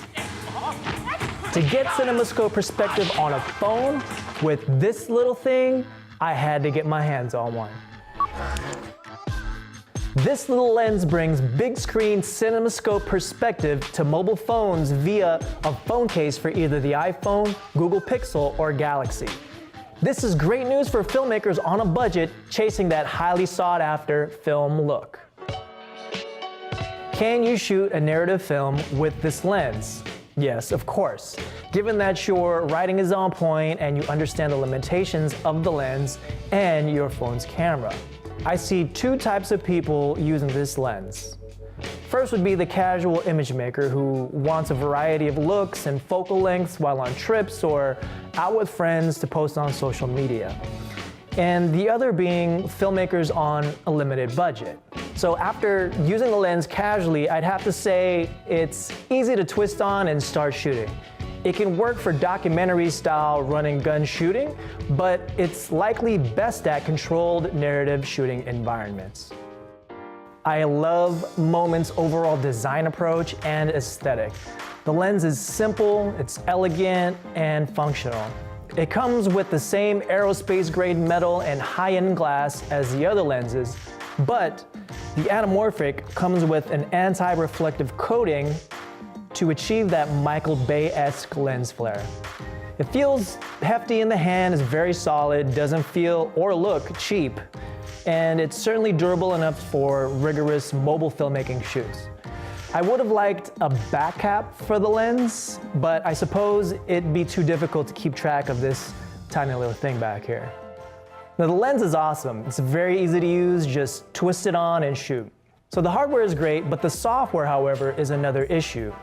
While shooting at 4K at 240 frames per second, I experienced stuttering while recording. Also, when I went in to edit the video files, I noticed that the frame rates varied and weren't recorded at their intended frame rates. When shooting photos with the anamorphic, photos wouldn't de-squeeze even though the option was turned on. I've contacted Moment about the issues and they've investigated further and were able to replicate the issues I was having and are hoping to resolve the problems with the next update. The lens flare. Not much to say about the lens flare other than it looks freaking awesome. You do have to shine quite a bit of light directly into the lens to get the flare to happen though. There's a great Moment versus Moondog comparison video out by iPhoneographers on YouTube where they go over the flare quality, so make sure to check them out. For mobile filmmakers, the ability to shoot widescreen CinemaScope style on a mobile device brings tremendous value. It'll definitely keep costs low so you can just worry about feeding your cast and crew and not about getting geared up. Team the anamorphic lens with an audio recording solution and light kit and you'll be set for your next shoot. Now, despite all the bugs with the app, the lens itself is well made, easy to use, and produces nice images for photo and video. Will the Moment lens replace my DSLR kit or a proper video camera setup? No, of course not. Is it adequate enough to shoot a film? Yes.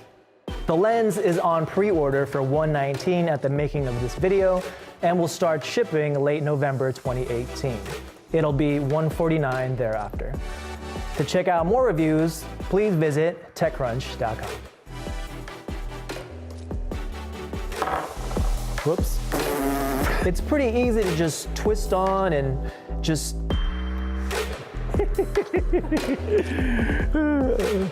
yeah. The design of these products is all about like a singular goal, and that's just make the best thing. This is a product that's very near and dear to my heart. This is like my original go find yourself Pete in the wilderness and on the road trip occurred in 2008.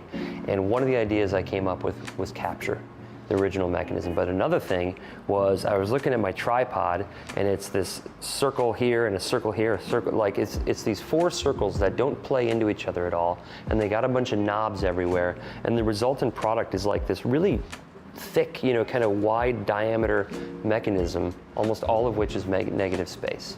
As like one of the principal accessories, camera accessories for any photographer being the tripod, I've been obsessed with this idea of removing all that negative space for years. I was in Darjeeling, India, like sitting at this cafe, looking at my tripod, and I drew the sketch of a circle, and I drew a triangular center column in the middle of it, and then I just drew these almost like pie wedges. And everything just folds into each other beautifully. So that's the tripod that we dreamed about a long, long time ago, and that's the one that we've got today. This thing is a product of engineering first and foremost. In order to get everything to nest and to be as absolutely compact as possible, anything you see on this that looks like something that's beautiful or is like nested has been kind of fought for tooth and nail because there just isn't room for it, frankly. I think that's very, evident in things like the, how the ball head nests within the kind of clevises on these legs here. The ball head only adds about 1 inch above the tripod hub. And what that means is it also helps you to increase the stiffness, the overall structural stiffness. So the ultimate stiffness of this tripod is very high in the compressed mode because the distance between your camera and the point where the legs meet.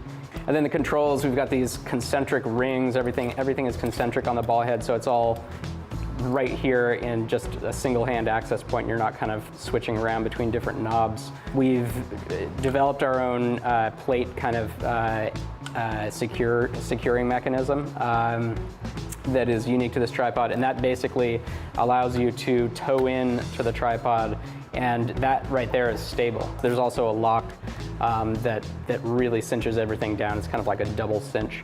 We opted for cam levers on this versus the twist locks because you're able to get all 4 at once, and you're able to get them all up and then cinch them down all at once. In the bottom, stowed in this little secret compartment here, is a universal smartphone mount.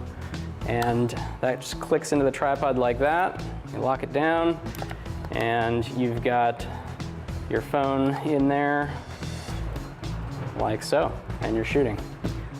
We're really trying to be a absolute top tier premium product, but come in at sort of like a low mid price point range that is accessible to people who aren't just, flush with cash. So. I guess the fact that interest becomes gauged on it is kind of a knock-on effect of what Kickstarter is for us. It has just always served as this launch vehicle for our products. And yeah, it becomes this gauge mechanism because you'll clearly indicate how important they are to people based upon the number of backers that you get and the amount of money that comes in the door. In my mind, we have been a tripod company since like 2012. It's just that this is our first offering now in 2019.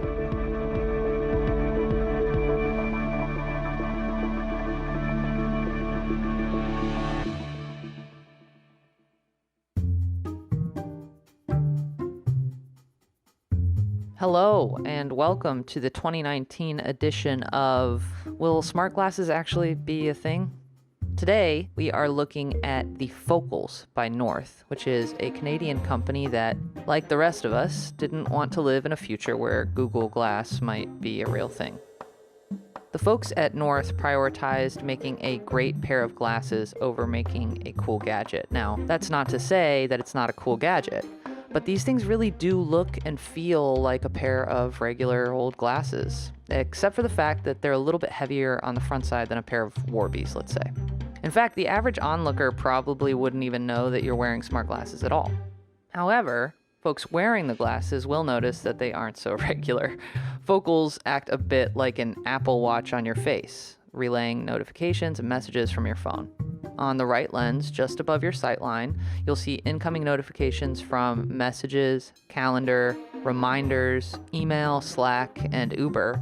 And Focals also offer a variety of other content to be consumed discreetly, like sports scores and language lessons, as well as the time and date.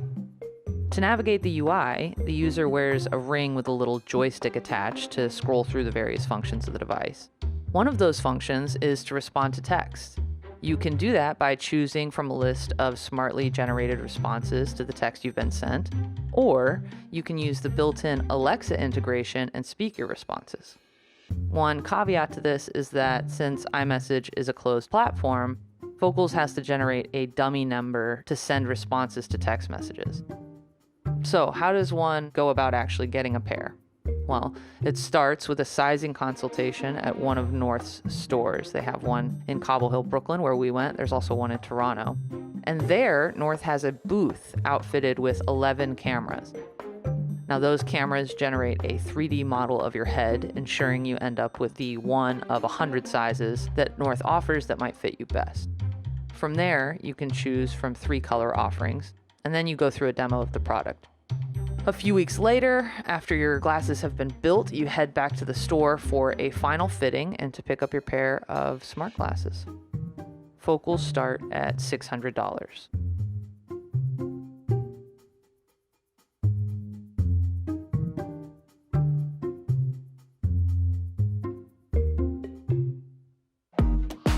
We're in the mechanical engineering lab at our headquarters in Santa Cruz, California. And in here we do a lot of prototyping and development of new products, and we also design and build test fixtures and manufacturing equipment that ends up getting transferred to our San Jose facility. The original concept for One Wheel went back to something I was tinkering on in my garage around 2008, actually. And I worked on it for about 5 years, trying to create the feeling of snowboarding on powder and trying to combine some of these emerging technologies that I thought could build a really cool way to move through the world. We ended up launching on Kickstarter in 2014. Ever since then, it's been a nonstop ride, really, of expanding and introducing new products and kind of spreading it around the world. People have taken on one-wheeling as a sport and really pushed the progression the way that all board sports kind of have. And I think when we came out with Pint, part of it was to say, like, hey, some people are going to be really into pushing all the limits and dropping an 8-stair and riding super aggressive terrain. And that's kind of what our existing products have been optimized for. Pint's a little bit more casual. It's grab it, take it with you, ride through town, zoom around a parking lot, and just have fun with it.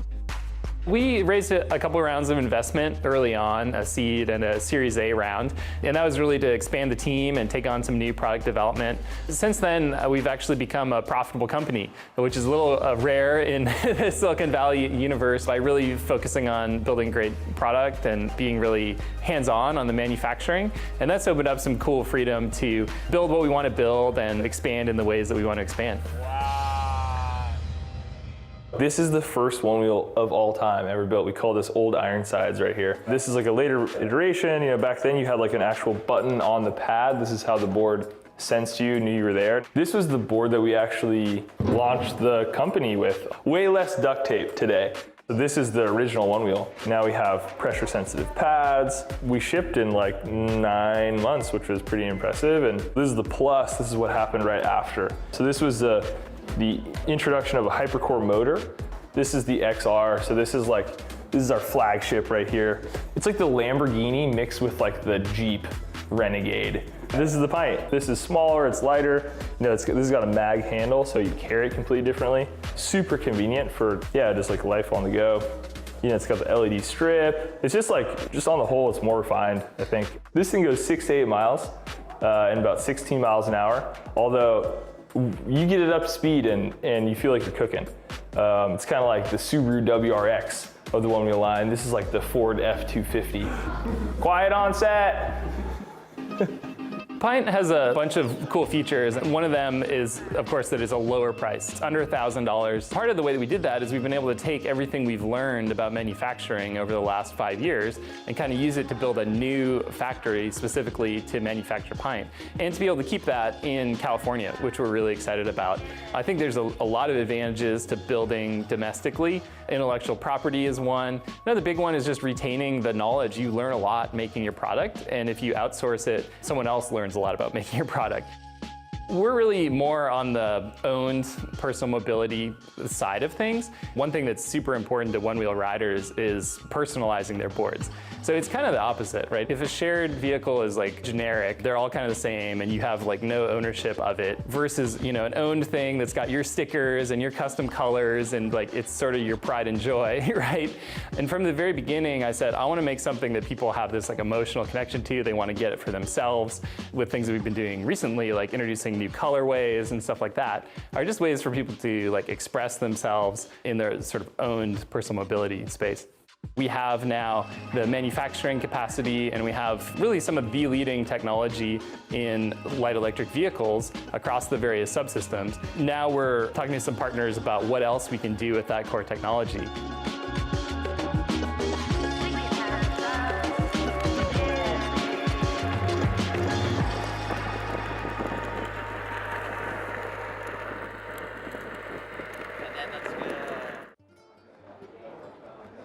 Here we're actually introducing the brand new Galaxy Note 10 and Note 10 Plus. So there's a lot of new innovations with the Note lineup, and with the Note 10 we're actually bringing out a new innovation to our DeX platform as well. So you simply take your phone, plug it in with the USB-C cable into your Windows computer or Mac, and you can simply run DeX in a separate window or full screen to seamlessly share files back and forth between the two and continue that workflow. What has always separated the Note from other big screen devices is the S Pen. So the S Pen delivers a lot of solutions for customers, whether it be productivity or creative. So when we really think about the customer that wants to buy a Note versus an S, it really comes down to not only wanting the best performance and the best innovation technologies, but wanting to utilize the S Pen to its maximum capabilities as well.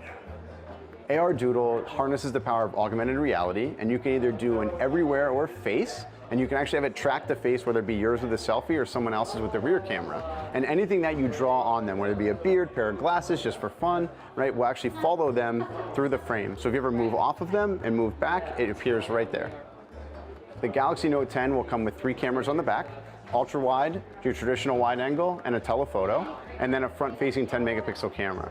On the Note 10 Plus and the 5G model, they get all those cameras, as well as our time of flight camera we introduced on the S10 5G. So time of flight actually measures distance, so I can quickly and easily measure that chair or table that I want to put in my house and make sure it fits before I take it home.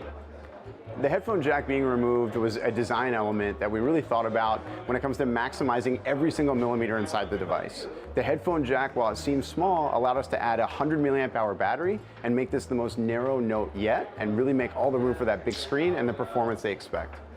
Pre-orders start on August 8th for all 3 devices. They'll launch at the same time. The Note 10 is $949.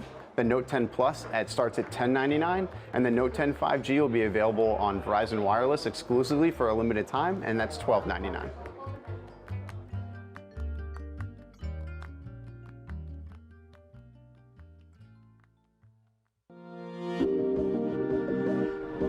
We're really going here for the luxury market, and so we're literally bringing the future in today's platform and really looking to, in a sense, change that industry with our Galaxy Fold device, and we're just bringing so much pack into one unified body. We're able to give a two-in-one experience that we couldn't do beforehand. So now not only do you have one-handed use, but we optimize it to now you get two-handed, larger screens, which really our customers want, and a nice sleek package. From a premium standpoint, we even have gears, like when you open it up, like it's very clicks, you know, like you have that very premium feel when it opens up and you have that 180 degree where it looks like a flat screen. And then also what we wanted to make sure that we could do is give, yes, in the front you have that 4.6 inch display. When you open up, you get almost like a tablet experience. And so the multi-window, this is why we packed it out with 12 gigs of RAM and then gave you 512 gigs right outside of the box for you to put all your content on. You see a total of 6 cameras on the device. When the Galaxy Fold is shut, you've got your main camera there that you can use for video chat, take selfie photos, this sort of thing. And then when you open it up, now you get 2 cameras inside. So when you're using it, when it's wide open, you have the 2 cameras where you can get bokeh effects, you can do selfies and video calls. And the idea is, if it's, let's say it's shut and you receive a call, you can open it and that continuity continues it. And you can shut it and it be reversed as well. And then in the back of the device, just like the Galaxy S10, we have our 3 main cameras there as well. So it really is giving to make sure that option, that experience is continuous no matter how you just choose to use your Galaxy Fold. So I'm not really fully aware of exactly what our competitors are really doing at this point, but we wanted to take the best of what we do, which is bringing that forefront technology from the future to today, and make sure that it just truly feels premium and it's going to set the standard, just like we've done, let's say, with the Note devices, where we're going on uncharted waters and we're really setting the standard of how smartphones are going to evolve in the future. For pricing, I know we're at $19.80 for availability. Stay tuned there. So different carriers may have differences amongst them. So just stay tuned to our website for the pricing, and you'll hear more announcements from our partners in the near future.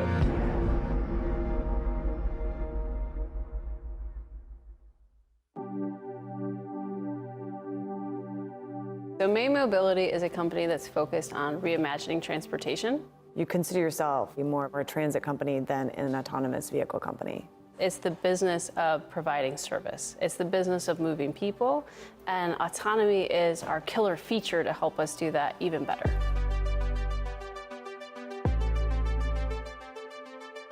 Right now we are standing outside our Bricktown parking garage on Beaubien, just north of Fort Street. And this is one of the 2 start and stop points for our May Mobility autonomous shuttle. We did have on this route a 25-passenger diesel vehicle, and there were a number of hours in the day where there's 2 or 3 people on the vehicle. It chews up a lot of curb space, and so we knew this was a route that we could address with a smaller footprint vehicle, and we were seeking to have something electric, and autonomous made it even better. One of the things, or one of the promised futures that oftentimes centers on autonomous robotaxis that can go anywhere, is that has that timeline, in your view, shortened at all? No.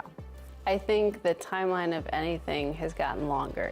Since we last talked about this a year ago, you've seen more and more companies back off of these grand claims that they're going to have robotaxis covering whole cities.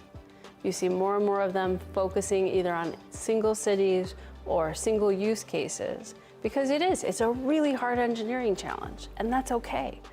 Even with the subset of engineering challenge, there's still a lot of opportunity, and I think it's best that we as an industry focus how we think about this rollout on safety and how we can improve more people's transportation safely than just trying to go for robotaxi and assuming that that's the best thing. Detroit does not have a deep and expansive public transit system. We have all 4 seasons, different weather. The roads are not always in perfect condition, and so it really lets us get a sense of what the vehicle can do and how it responds to multiple arrays of circumstances. Do you envision continuing to focus on like the Midwest and East Coast, some of these areas that have more inclement weather, or do you foresee May Mobility moving out west at all? In the next year, our focus is definitely on states with strong regulatory environments and then fast-growing cities within those states to make sure that there's a lot of opportunity. And so I can't tell you exactly which places, but we're exploring other climates. Great.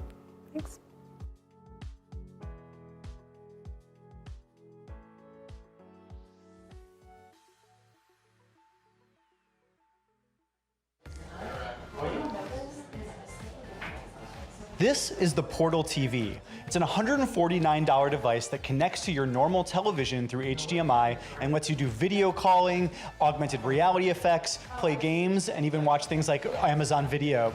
But this isn't about media. You're not watching HBO and Netflix on this device. Instead, it's about connecting you with the people you care about most through the biggest screen in your life. Unlike a Roku or Chromecast, the Portal TV actually has a 12 megapixel camera and a privacy shutter, as well as 12 microphones, so it can listen and see you, and it uses its smart camera vision to be able to pan around the room and automatically detect faces, so you always stay in frame even if you move around the room while video calling. You can use the integrated Portal TV stand to place your Portal TV right in front of your television, or it doubles as a clip and you can clip it right on top of the television instead. Facebook has packed all of its Portal technology into smaller devices at a cheaper price point. You've got the $129 Portal Mini, the $149 Portal TV, the $179 Portal, and the $279 Portal Plus.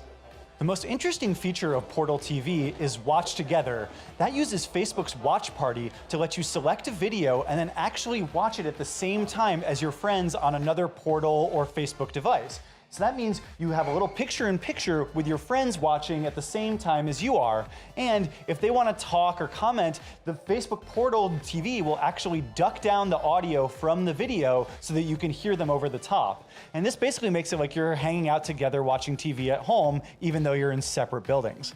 For now, the Watch Together feature on Portal TV only works for Facebook Watch Party videos, but considering it has Amazon Prime Video and a bunch of other TV video apps, you're likely to start being able to watch professional content with your friends pretty soon. So as you can see, there's augmented reality face filters involved with Portal TV and the rest of the Portal gang. And that means that people can play around, especially great if you're playing with little kids who probably aren't gonna have that much to say to you, but would love to make some silly faces together. With the smart camera technology, Facebook actually detects where people are in the frame. So if everybody moves over to the side, you'll see that the camera actually pans out and pans and zooms in to keep everybody in frame all the time as close as possible. And it even ducks out that picture-in-picture view of yourself if a face goes behind the screen. The big question when you're deciding if you want a Portal is, do you trust Facebook to be inside your house? It's done a lot of work with these electronic and physical shutters that cover the microphones and disconnect the camera to make you feel safe. But a company which has had so many scandals in the past is going to be hard to trust, and a lot of people will just find it too creepy. But if you're willing to put Facebook in your home, it's one of the cheapest ways to get a video calling device on a big screen. If you just want to lay back and watch TV, these are not the devices for you because they don't have HBO, Netflix, or a lot of the video entertainment features. But if you're looking for a cheap way to be able to video call with people on a really nice or a really big screen, Portal makes it extremely cheap, and it's connected with all of Messenger and WhatsApp to make video calling super easy. The new Portal devices and Portal TV don't do everything. They're great for video calling, but more exciting than that is how this is the start of Facebook's hub in the living room. You can imagine it getting more into gaming, video entertainment, and everything you want to do in the smart home because it's connected to the biggest screen in your life.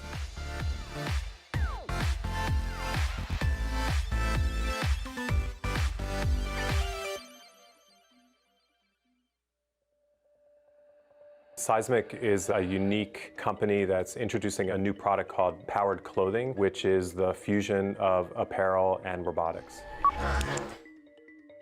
Our first product is integrating what we call intelligent wearable strength focused on the core.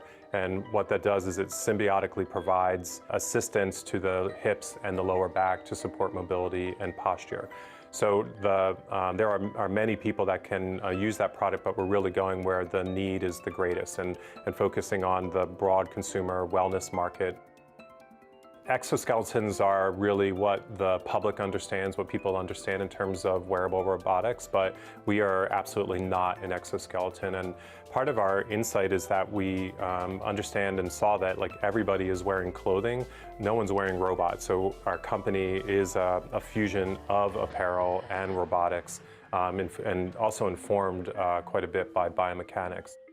When we think about what kind of influences are going to directly drive the design of the apparel, it tends to come much of it from the sport performance world. So those tend to be experiences or products that are built for experiences where you need to have tremendous comfort, you need to have a great range of mobility, you need to be cool, you need to be dry, you need to be comfortable, and you need to look great at the same time.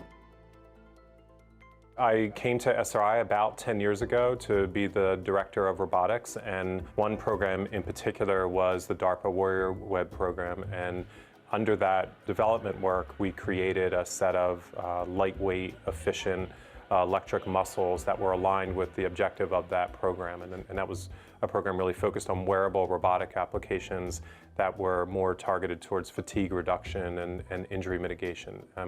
The key thing was this lightweight electric muscle is just a very different component than had ever been available in robotics before.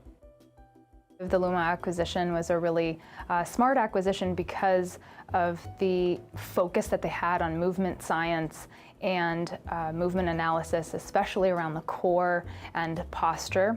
And we have such a focus on core wellness at Seismic that the understanding the algorithms, understanding the Lumo use cases really helped us to integrate both missions and align them as we acquired them within Seismic. The key part of Lumo's capability was actually its ability to use a sensor to monitor the body and track posture. And our suit makes use of that same kind of capability, but then goes one step further and allows us to interact with the person and provide active support as well. We have several hundred people right now using the suits, and they are absolutely loving it. So they're using it in their everyday to help augment their strength and their endurance, really to help with their performance. We're seeing them play tennis in it. We're seeing them hike in it and hike further than they have before. We actually have on staff PhD biomechanists, PhD physical therapists, occupational therapists. My background actually before coming to SRI was in developing rehabilitation technology based on robotics. So all of that background actually helped us understand that we wanted to focus on a consumer wellness experience to start, as opposed to any kind of medical or industrial approach. And when we're at our best, what we're doing is taking all those points of view and melding it into one singular formula where all those voices become the best approach. And at the end of the day, what that is a user-centered design approach. It starts and ends with the user. We have almost an altruistic sense of wanting to be not only helpful in driving value into our users' lives, but also having them just love the product and appreciate it for what it is. For this product, we have explored all of the safety requirements and certifications. So there's absolutely consumer safety around battery, around there's a wireless communications integrated into the suit. So the current product focused on the wellness market does not require FDA approval. It's not a medical product. So future parts of our roadmap may go there, but this doesn't require FDA approval. So we are a venture-backed early stage company. We've raised over $22 million so far from a variety of investors. Our current plan is to begin limited placement of product around the end of this year and ramping up with those placements during next year, and then beginning to expand after that. We see ourselves being in a price point that will be very similar to a high-end premium apparel. So it is something that we see as being accessible and actually fitting well into the fashion experience for pricing. I've been in robotics for a while, over 25 years now. What technology do you think will help us best deal with natural disasters? Go to the IBM booth number BF1 to pick your favorite from the Call for Code finalists. Over 5,000 people have already voted.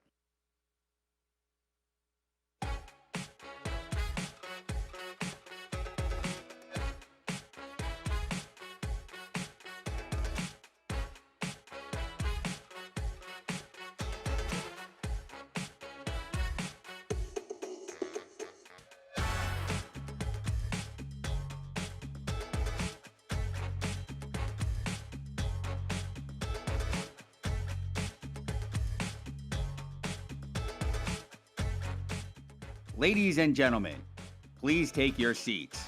The program is about to begin.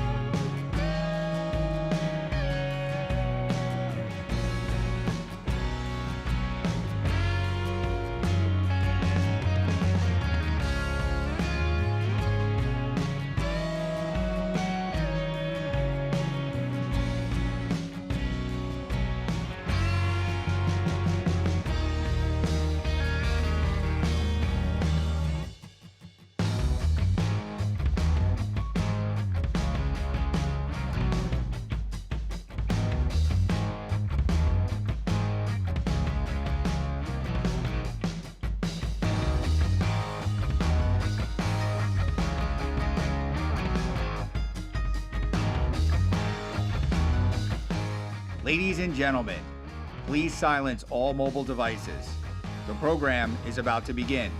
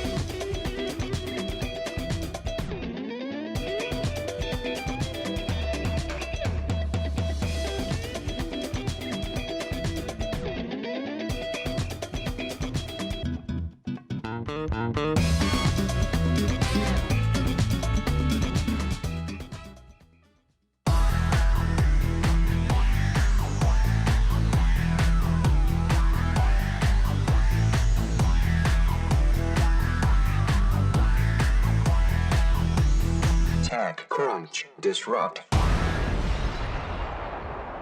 Ladies and gentlemen, please welcome back TechCrunch Managing Editor and Disrupt MC, Jordan Crook. Thank you, Daryl. Appreciate it. What's your name? Robert? Thank you so much, Robert. I really appreciate it. Do you want to come and take a selfie? Yeah? Come on. Let's do it. I'll have people backstage real mad at me. Can you get up here? There's stairs right there. Oh, shit. He's like, I am skilled. Let's face the crowd. We can get them in it. We can do both. Yeah, you want to? let's do both, yeah. Okay. Okay, one with the crowd. Everyone smile. I'll tweet it. Thanks, man. Have a good one. That's what happens when you're enthusiastic. You guys see that? They're like, we don't want a fucking selfie with you. Oh, hi. I love you. She's at every Disrupt. She's my fave. Okay. We are going to catch up with some of our Battlefield winners. I don't know if you guys are familiar, but not only do we do the Battlefield here on the Disrupt stage, but we do Battlefields all over the world. And so we're going to hear from some of our winners from past Battlefield. So with that, please welcome to the stage the winner of the Battlefield in Lagos, Nigeria, the founder of M-Scan. Warm welcome, please.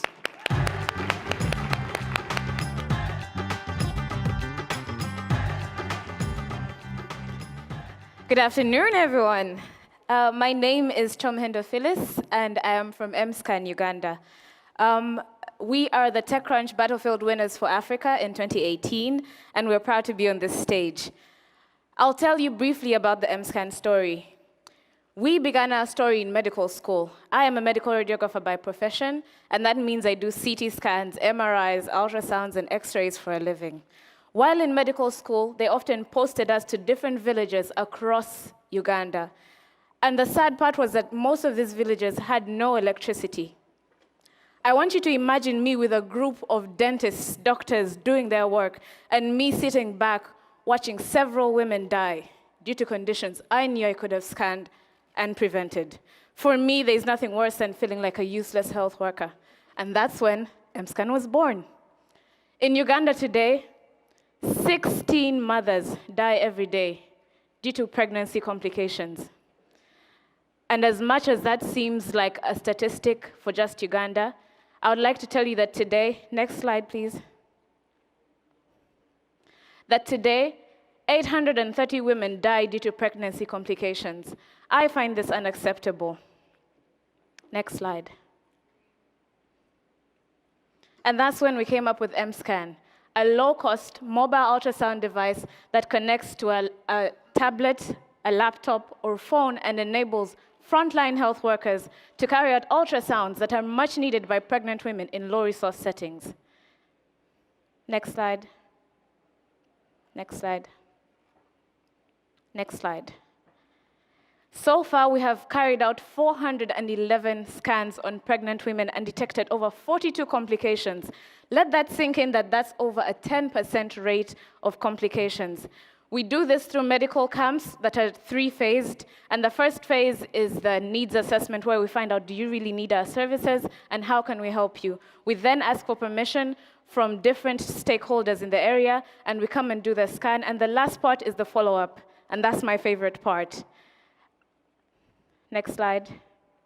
My team and I have had the pleasure of meeting the mothers and the babies that we managed to save with our innovation. Next slide. And for me, as you can see, there's nothing more satisfying than that. Next slide. We are planning to expand our services to the rest of Africa and other low-resource settings across the world. We have so far gotten distributors in Kenya and Burundi, and we hope to go to the rest of the places in the world. Next slide. We hope to launch in January of 2020, and we'll do this using a direct sale model, rental model, and cost-sharing model.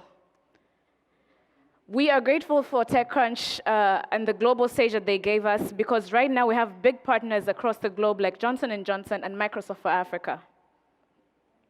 I stand here representing a group of 4 co-founders, and I call upon you to join us and make sure that no mother, and I mean no mother, dies while giving life. M-Scan, save a mother, save a life. Great job.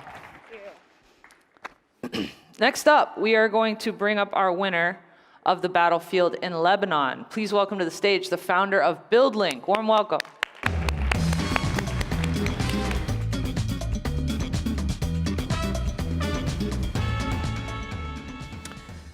Hello, guys. With more than 400 yearly natural disasters worldwide, millions of families are losing their houses. It takes at least 3 months to build a single house with significant resources. At BuildLink, we are solving a social and economical problem by disrupting the construction industry, using our scalable and mobile and modular 3D printer that can build houses at less cost, 90% less time, and at the same time, at high construction standards. We automate heavy labor and reduce the increasing shortage of workers and reduce the amount of man-workforce enslavement. Our engineering team have developed a special type of concrete mixture that is eco-friendly. It is developed from fly ash, which we got from incinerators and treated to turn it into concrete. Our engineering team is growing, and we have reached to Singapore, where we are operating and start to operate in the region. Thank you so much for your time.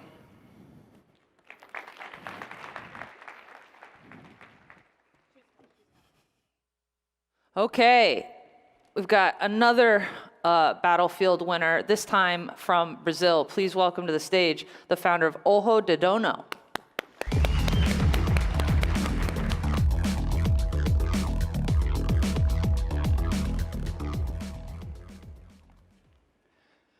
As the old saying goes, it's the eye of the master that fattens the cattle. In Portuguese, we say olho do dono. When managing a livestock farm, weight of the cattle is crucial to monitor. Weight indicates the cow's health, genetic evolution, right time to sell, and the financial value of livestock. To summarize it, more weight, more money. Currently, obtaining weight information is time-consuming and labor-intensive, so it's rarely obtained. Worse, weighing the cow is stressful for the animal, can lead to injuries, and it loses weight. Less weight, less money. Olho do Dono provides farmers with unprecedented insight into livestock management, allowing them to monitor weight variation frequently at a stress-free manner for the animal, at a pace that is 10 times faster than the traditional process. Using our solution is simple. You just place the 3D camera where the animals naturally pass, and it starts to record automatically.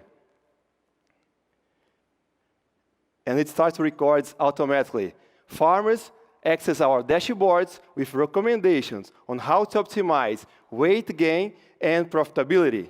With access to this data, farmers know when to sell the animals, treat cow as soon as they get sick, change feed and supplement whenever they need, plan the next purchase based on the best genetics. We help farmers to grow their bottom line. Our tech has been developed over a 5-year time frame by an incredible team. We use all the 3D images of the more than 20,000 animals whose weight we measured using a traditional scale. Our solution is the only portable in the world that doesn't require human interaction and doesn't require the animal to stand still. After winning the first TechCrunch Startup Battlefield in Latin America, which was great, we also won as the best Brazilian AgTech. And just a quick update, this morning we were considered for the second year in a row the best Brazilian AgTech. With all the press we got, we've been contacted by farmers from more than 20 countries, showing this is a worldwide solution that we solve in a very easy way.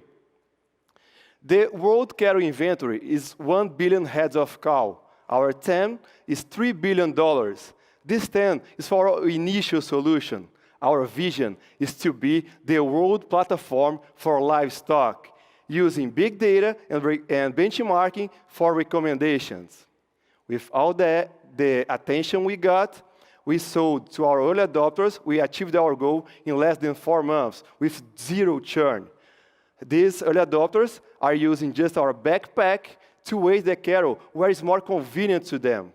These farmers, just as the majority of the Brazilian farmers, preserves the forest and worries about the well-being of the cattle, which is totally aligned to our purpose, which is let's increase beef cattle productivity and profitability, demanding less space for creation, so helping the environment, maintaining the well-being of the cattle, helping to feed the world of a growth population.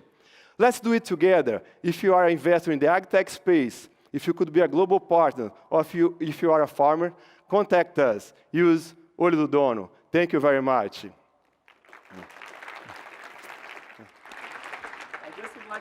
Oh, your mic's off. I'm sorry. What do you want to say? I'd like just to thank all the TechCrunch team, Ned, Nisha, you guys, you're amazing. Thank you for having us. You do an incredible job, and you help to change our lives. Thank you very much. Yeah. It's always nice to get a thank you, especially Nisha, man. All right. Our final update is going to come from last year's Disrupt San Francisco Battlefield winner. So with that, I'd like you to please welcome to the stage Dean Nicholas, who's the founder of Forethought.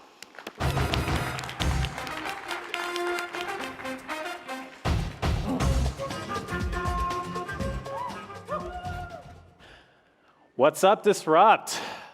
How are we doing today? Yeah. Exactly a year ago, on the TechCrunch Disrupt stage, I launched my company, Forethought.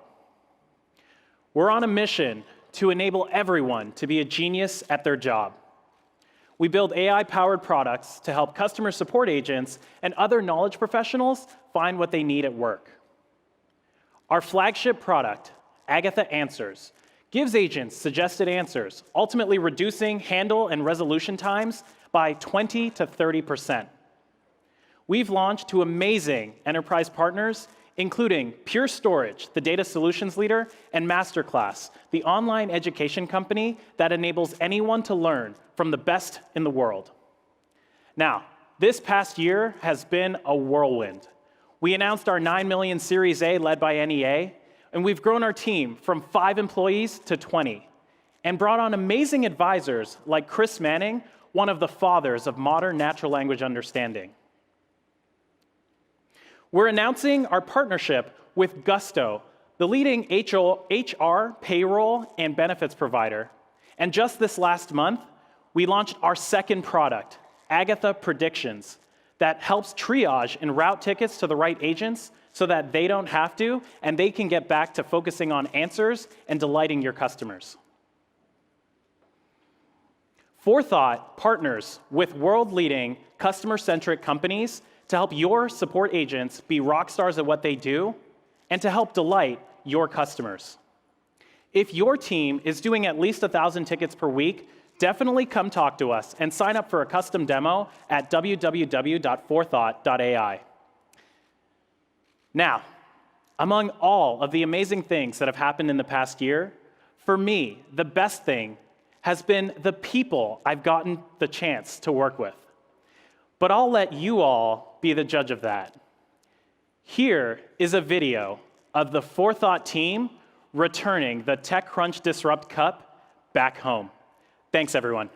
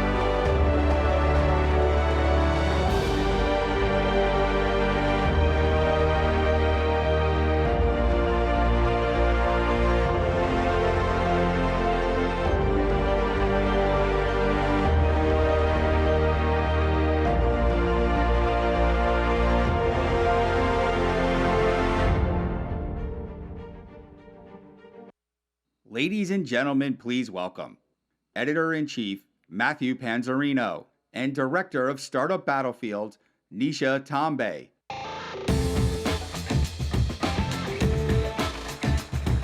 Hello, everyone. Thank you so much for being here for the finals of our Startup Battlefield competition. This is a pretty exciting one. This is a great group of companies.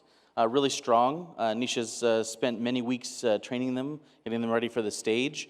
They'll come out here, they'll get grilled by our panel of expert judges, and then we'll assign a winner. So right now what we're going to do is this little semi-ceremonial thing we do. We're going to introduce the companies to you and give you them in the reverse alphabetical order at which they will present. So the first company is Traptic. Traptic is a company that has built a massive robot to pick strawberries to help solve the labor shortage. The next company is StratiX. StratiX is an app that lets everyday investors use quant tools for their stock portfolios. Next, we have Render. Render is the easiest cloud for developers to host all of their websites and their applications. Next up is OrbitFab. OrbitFab is building gas stations in space. That sounds interesting. And then next is OmniViz. OmniViz has created a rapid detection test for cholera in water. Excellent. Thank you, Nisha. Looking forward to seeing all these amazing companies compete today. Thanks. We will be back out very soon with these companies, so stay tuned. This is always the most exciting part of the show, so thanks for being here. Enjoy. As companies transition to using microservices in their architectures, more APIs are created across the organization. With this increase, it can become more challenging for developers to find these internal APIs and reuse them when they're developing new software. That's where Rapid API for Teams can help. Rapid API for Teams enables development teams to publish their internal APIs into a private workspace. Developers can find any internal API, view its documentation, test it, and connect directly. Or collaborate and share information about the API right in Rapid API. Team members can also subscribe to any public API available on the Rapid API Marketplace, and the entire team can see and use that subscription.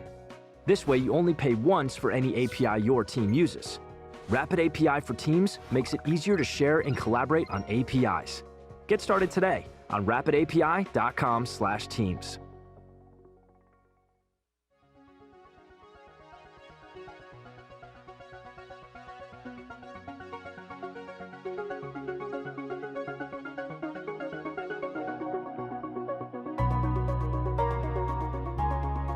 Our teams love building companies that create value and make a difference.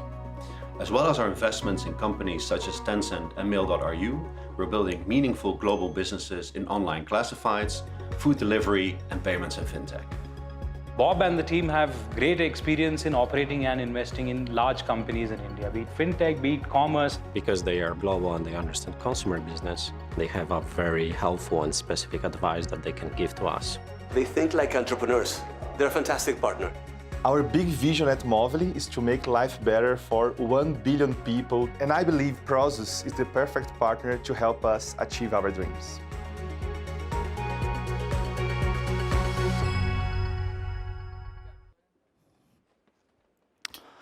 Okay, I know that we are all very, very, very excited to watch the Battlefield finals, and I don't want to take too much time, but because this is a relatively long session that's about to go down on our stage, I just want to keep you guys up to date on what's going on in the other stages really quickly. So at 1:30 on the Extra Crunch stage, we're going to be sitting down with David Cancel, the founder and CEO at Drift. He's going to be talking about how to be a serial founder. So if you've already been super successful at all your startups and want to do another one, that's the place to be. And then at 2 o'clock, we're going to talk to Chris Britt and Angela Strange about how to build a better banking startup. 2:40 is what's growing on the consumer internet with A16Z's Andrew Chen. And with that, we're going to get to the big times. You guys ready? They whispered. Come on, this is the part where you really got to show it. Let's go. Let's go. All right. Enjoy yourselves. See you in a bit. Ladies and gentlemen, please welcome TechCrunch senior writer and your Battlefield host, Anthony Ha. Hello! It's time for the finals of the Startup Battlefield. Now, I'm curious, who here, raise your hand if you've seen the presentations of all 20 startups in this year's Battlefield. All right, we got a handful. You guys are good. For those of you who haven't, that's fine, because we're gonna have, best is a weird, slippery word, but we're gonna have 5 extremely good startups on stage. Again, we had 20 over the past 3 days, and our judges got to grill them. They evaluated them based on impact, either financial or social, and they helped us narrow it down to these 5 finalists. Now, the finalists are going to give another 6-minute presentation. Maybe if there are little rough spots in the past, they will have smoothed them out for this one. We'll see. And then the judges will get 9 minutes of Q&A, and then they're going to go backstage. We're going to choose finalists who will be announced on this stage later today. Those finalists will receive $100,000 equity-free, and they will take temporary possession of the Disrupt Cup. So, with all of that out of the way, let's bring out our judges. First, we have Mamoon Hamid, a general partner at Kleiner Perkins. Formerly, he was co-founder and general partner at the Social Capital Partnership. Next, we have Ashton Kutcher. He is a co-founder at Sound Ventures. He's also an actor, investor, entrepreneur, producer, and philanthropist. Don't feel bad, Mamoon. Next, we have Alfred Lin, a partner at Sequoia Capital. Prior to joining Sequoia, he served as the COO, CFO at Zappos.com, Vice President of Finance and Business Development at Tellme Networks, and Vice President of Finance at ClickExchange. Next, we have Matthew Panzarino, the editor-in-chief of TechCrunch.com, a pretty good website. He's been a retail jockey, founded a professional photography business, and a news blog covering the Apple ecosystem. Next, we have Marissa Mayer, co-founder of the technology studio Lumi Labs. She's also, of course, the former CEO and president at Yahoo. And last but not least, we have Anne Muraco, co-founding partner at Floodgate. She's well known in Silicon Valley as a pioneer. Oh, wait, did I get it backwards? Sorry. You know what, Anthony? I forgive you. I wrote them in the wrong order. Next, we have Anne Muraco, co-founding partner at Floodgate. She's well known in Silicon Valley as a pioneer in early investing in highly technical companies because of her background as a PhD in math modeling of cybersecurity at Stanford. So give it up for all of our awesome judges. Next, we are going to bring out our very first finalist. That finalist is Traptic. Presenting for Traptic are Lewis Anderson and Vin Fan.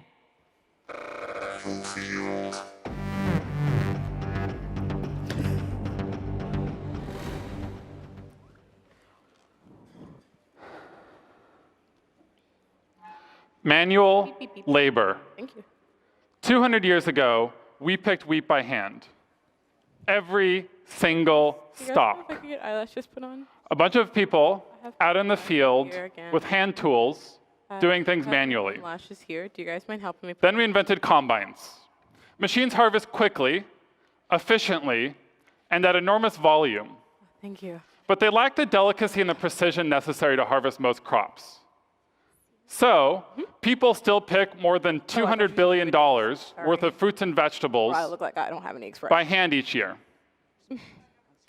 So why is this a problem? Take strawberries. 20% of the strawberries grown in the US rot in the fields because there's nobody available to pick them. Oh, you got mic'd? Yeah. Labor is also super expensive. It costs $15,000 per acre, or about 25 cents per pound, just for manual labor for harvest. Okay, take. This labor is getting even more expensive and more scarce due to an aging workforce around the world, national political dynamics, and California labor law. Introducing Traptic. Traptic's giant farming robots pick strawberries. Our robots are saving the world's food production system by automating the work people don't want to do. Our robotic platform drives across the field, while our vision system detects the berries and figures out how to reach them. Then our patented gripper delicately extracts the produce from the plant. So what does this actually look like? Switch to camera feed a machine.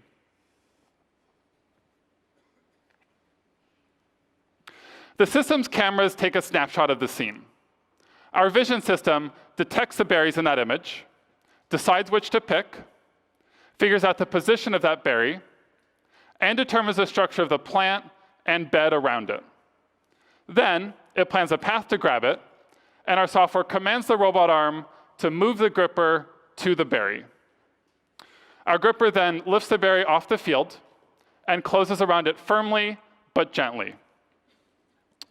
We then command the robot arm to yank the gripper away from the plant, and because we have a firm grasp on the berry, the stem pops off. We finish by depositing the berry on the conveyor. Just in case you thought this was a lab experiment, let's play that video. Our system does all this in real time while hanging off the back of a tractor and moving continuously over real strawberry fields. It is robust to dust, dirt, rain, wind, vibrations, and the other aspects of the tough farm environment. And it operates all day, every day, for months and years on end. Our gripper is totally unique and patented. This gripper must extract berries from a crowded environment, hold them at a certain angle. Let's go back to slides. Hold them at a certain angle to help bend the stem, apply a great deal of force to break the stem of the berry, and do all this while being very delicate. We grab the berries with soft, food-safe silicone belts that we mold around stiffer materials. This gives the gripper mechanical compliance, allowing it to grab objects of varying size and shape without needing any information about the object's properties. We close the fingers with a defined amount of force, allowing us to grab objects of different sizes without crushing or dropping them. This lets the same gripper grab produce across a large range of size and shape without needing any information from software or any hardware changes. Built on a robust data set, Traptic's robot can find berries and determine ripeness with equivalent accuracy as people. And finally, it does all this locally. No internet, no offsite compute. Industry standard machines are not designed for delicate produce. Conversely, some startups target low-value activities like weeding, only worth $1,000 to $2,000 per acre, or they harvest fruits like apples, where they're only needed a few months a year. Traptic focuses on year-round strawberry harvest. We don't require any change in growing process, providing a smooth path for deployment. Our master plan: get $3 billion in revenue by picking strawberries, $20 billion in revenue by picking the other fruits and vegetables, then go after $200 billion in crop value by automating and improving remaining activities. Robots as a service. We pick strawberries, and growers will pay us 23 cents per pound. This is slightly less than the current spend. We provide all aspects of the service: machine, tractor, driver, etc. Traptic has developed testing partnerships over the last 3 years with the largest commercial growers, including Nature Ripe and Driscoll's, and has done daily testing over the past 6 months. Traptic will deploy commercially next year. VinFan, Brian Ritopper, and I built big, fixed-wing autonomous airplanes for an AUVSI university project. Wrap it up. Then Vin and Brian went to UTC Aerospace Systems, and I went to Microsoft. After starting Traptic, we recruited from UC Berkeley, University of Michigan, SpaceX, GM, and Boeing. Sorry, Driscoll's. Our advisors are globally recognized industry pioneers: Serge Boulanger, Nathan Dorn, Peter Beal. The future of robotics is outdoors. Join Traptic and help save the world's food production system.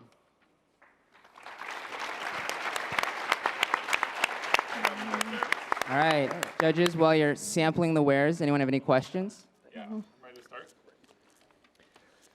Thank you. Can you talk a little bit about the capital outlay it's going to take you to deploy in a significant number of installations? Absolutely, yeah. The economics of this is something that we've thought about in detail. And because we're able to operate the machine year-round and 24 hours a day, the economics of this actually work out really well. So even after the cost to operate the service, we'll still be able to pay back the capital expense of the machine in around 7 months. Can you walk me through that, though? Like, I don't know a lot about those types of machines, but it looked really big. How much does it cost, actually, to build one of those? We expect it'll cost us a little bit more than $400,000 to build one of our machines.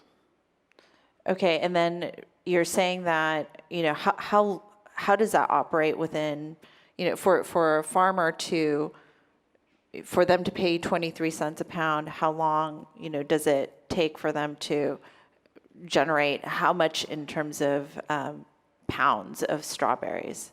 Yeah, so the You're way saying we it's think year about round, right?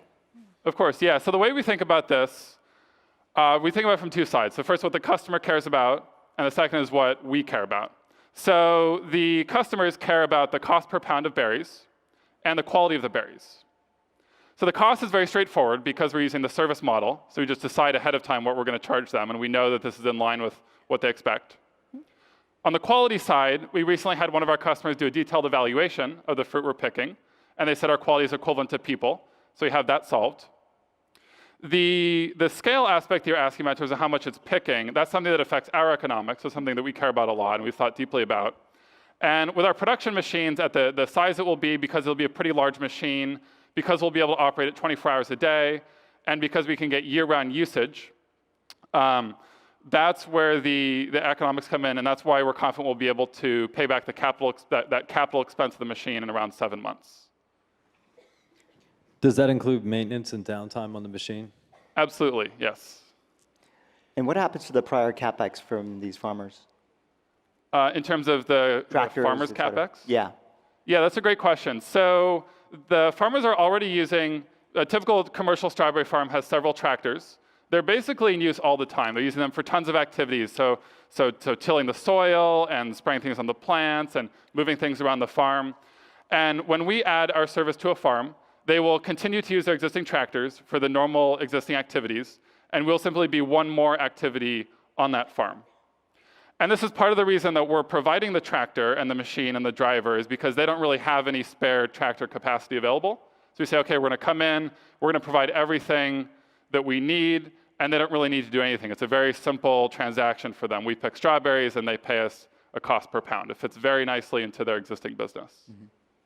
How do you think about scaling this business? In robotics, it's generally relatively straightforward to get a demo working, and then you have a pretty big machine that you want to get smaller, to get to more farms, to manufacture it. How do you scale that in that dimension? And then the other dimension is, how do you get into the other sort of fruits and vegetables? Because your picker, your gripper technology is probably going to be very dependent on the thing that you're trying to pick. So in terms of scaling the machine, what we've seen in agriculture is that machines are typically very large. So when we think of scaling our machine, we actually think of it getting a bit bigger, because this is what tends to work really well in ag. It's what the farmers expect. It's kind of what tends to work well. So we don't need to like downsize the machine or anything. In terms of scaling economically, the short payback period here is really important because it allows us to expand quickly with either equity financing or debt financing of the machines. The fact that we're not requiring any change in growing practice is really important because it means we can deploy at farms very quickly and with very little friction. We don't need them to like change anything about their field or anything like that. We can just show up, they can try the machine, and they will quickly see that it works well. And so that's why we're going to be able to scale very quickly within strawberries. And you asked about other crops. So strawberries are a $3 billion market for us, which is a great market to start in. That'll allow us to get to hundreds of millions of dollars in yearly revenue just in berries. Of course, the next two steps are going after the $20 billion for harvesting the rest of the fruits and vegetables, and then $200 billion by automating and improving other activities. And so the reason, or the way our technology allows that, is the gripper we've developed actually works really well for a lot of different fruits and vegetables.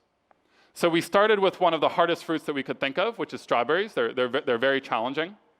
And the gripper we developed for strawberries tends to work really well for other fruits and vegetables. because it can handle lots of different shapes and sizes of objects. And so we've tried that. So basically, as we expand from strawberries to other fruits and vegetables, we'll be able to reuse like 80% of our gripper technology. We'll also be able to quickly retrain our vision system to operate on different fruits and vegetables. So we can reuse like 75% of our tech there. And then finally, we'll develop 2 new form factors of robotic platform. So I'll have one for the ground, one for vines, and then one for tree fruit. And so even that reuses some technology, but we'll basically end up with 3 form factors. And that will allow us to operate in all of these fields. I like that you're working in a novel area and an application for robotics. I guess I'd like to understand, you started at one point during your pitch about talking about the fact that there's about 20% of strawberries that die on the plant. What does your comprehensiveness statistic look like? Because I can see that you can pick the fruit without damaging it, but I'm wondering, are there more berries or less berries left relative to human pickers? So the way we think about that is that, and this is highly informed by conversations we've had with the commercial growers we're working with, is basically we will start out by harvesting half to 2/3 of the berries in a particular section of field. And they'll have people go through afterwards and pick the remaining berries. So basically we'll be able to augment their existing workforce, which allows the growers to harvest more acres of strawberries with the same workforce. So it'll allow them to get those remaining berries out of the field and expand their operations. And for your market sizing, are you using the current market that involves human labor as your market sizing, or are you accounting for the fact that by having automated labor, it's going to change the size of the market? The $3 billion for strawberries is roughly what they're paying for human labor today. Okay. Can you just talk about your sales cycle with your growers and farmers? Yeah, so we've been working closely with the largest commercial growers in the world for the past 3 years. So we're doing a whole bunch of testing in their fields with their tractors and their drivers and getting continuous feedback from them. And what we've seen is that when we begin interacting with a new grower, they typically want to talk to us for a few months and kind of maybe see a demo and then try it out after about that amount of time. So a proof of concept and then followed by a sale? That's what we expect, yes. We are pre-revenue, so yeah.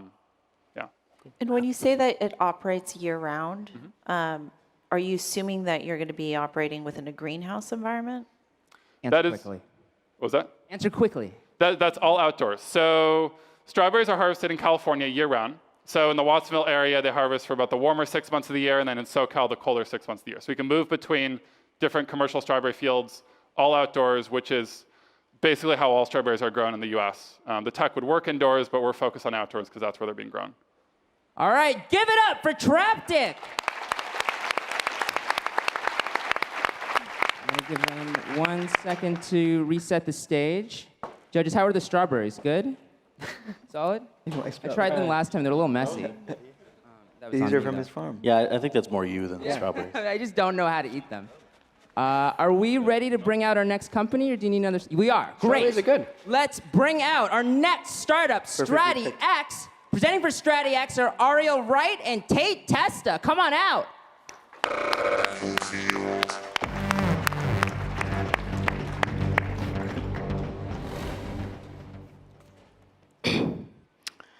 Good afternoon, everyone. My name is Ariel Wright.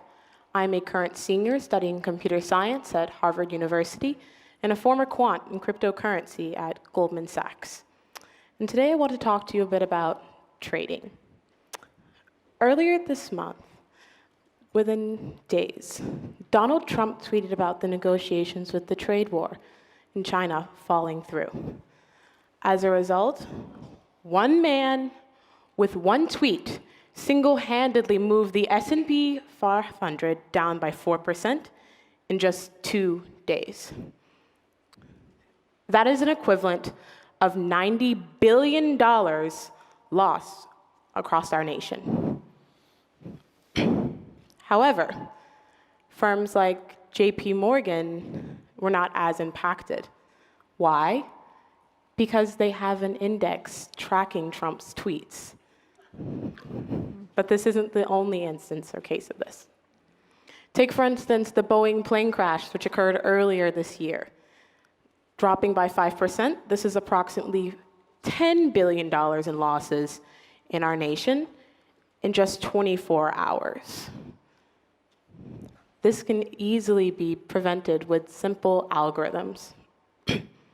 However, only 7% of our world can code, but 85% of our market is led by machines.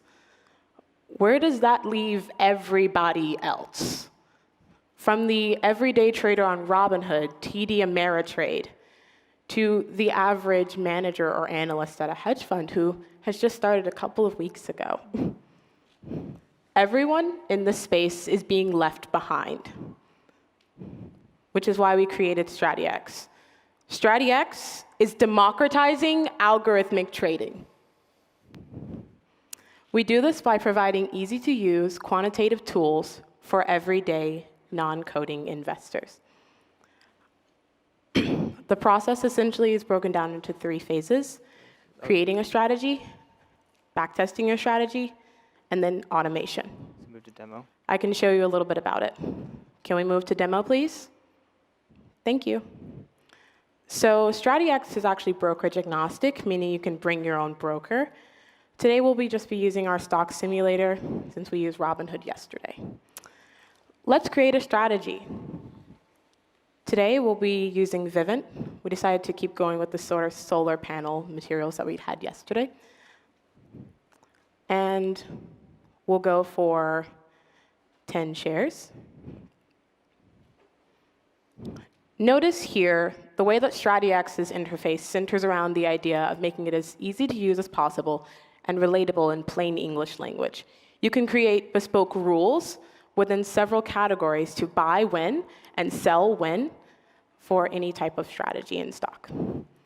For instance, you can do things in Forex, Twitter, news, and combine them into bespoke materials that they can extrapolate from. Today, we've decided that we wanted to buy with indicators mentioning positive things related to the Democratic election, climate change, as well as clean energy ends up being mentioned in the news.